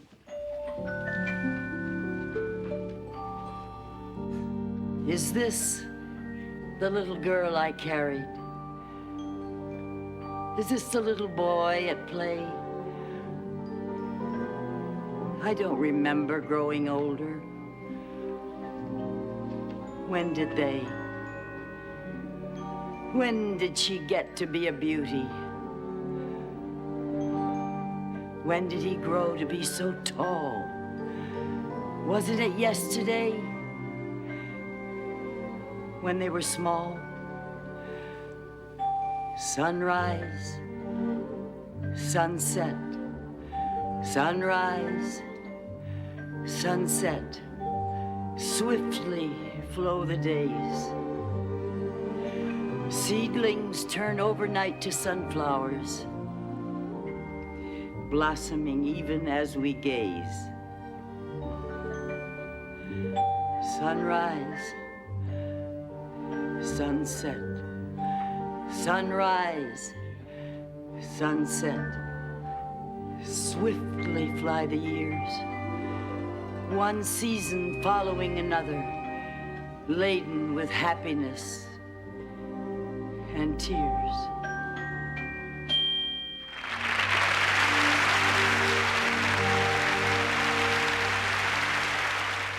Well, if it makes you feel any better, Mom, I think you should have won. Well, you're just prejudiced, Ted, but thanks. But since you didn't win, I can't believe they didn't give it to the Dixie Bells. Yeah. Even they couldn't beat that 90-year-old grandmother playing Do You Think I'm Sexy on the bagpipes. So, I didn't win a trophy, so what? Well, we stopped on the way home and got ice cream. What? Celebrate! Well, celebrate what? I didn't win. Well, you did your best, like you always told us. Thank you. You're a winner in my book, Grandma. Well, thank you. Here you go, Grandma. Oh, look at this. World's greatest grandmother. Oh, isn't that beautiful? Oh, boy, am I a winner. Oh, thank you.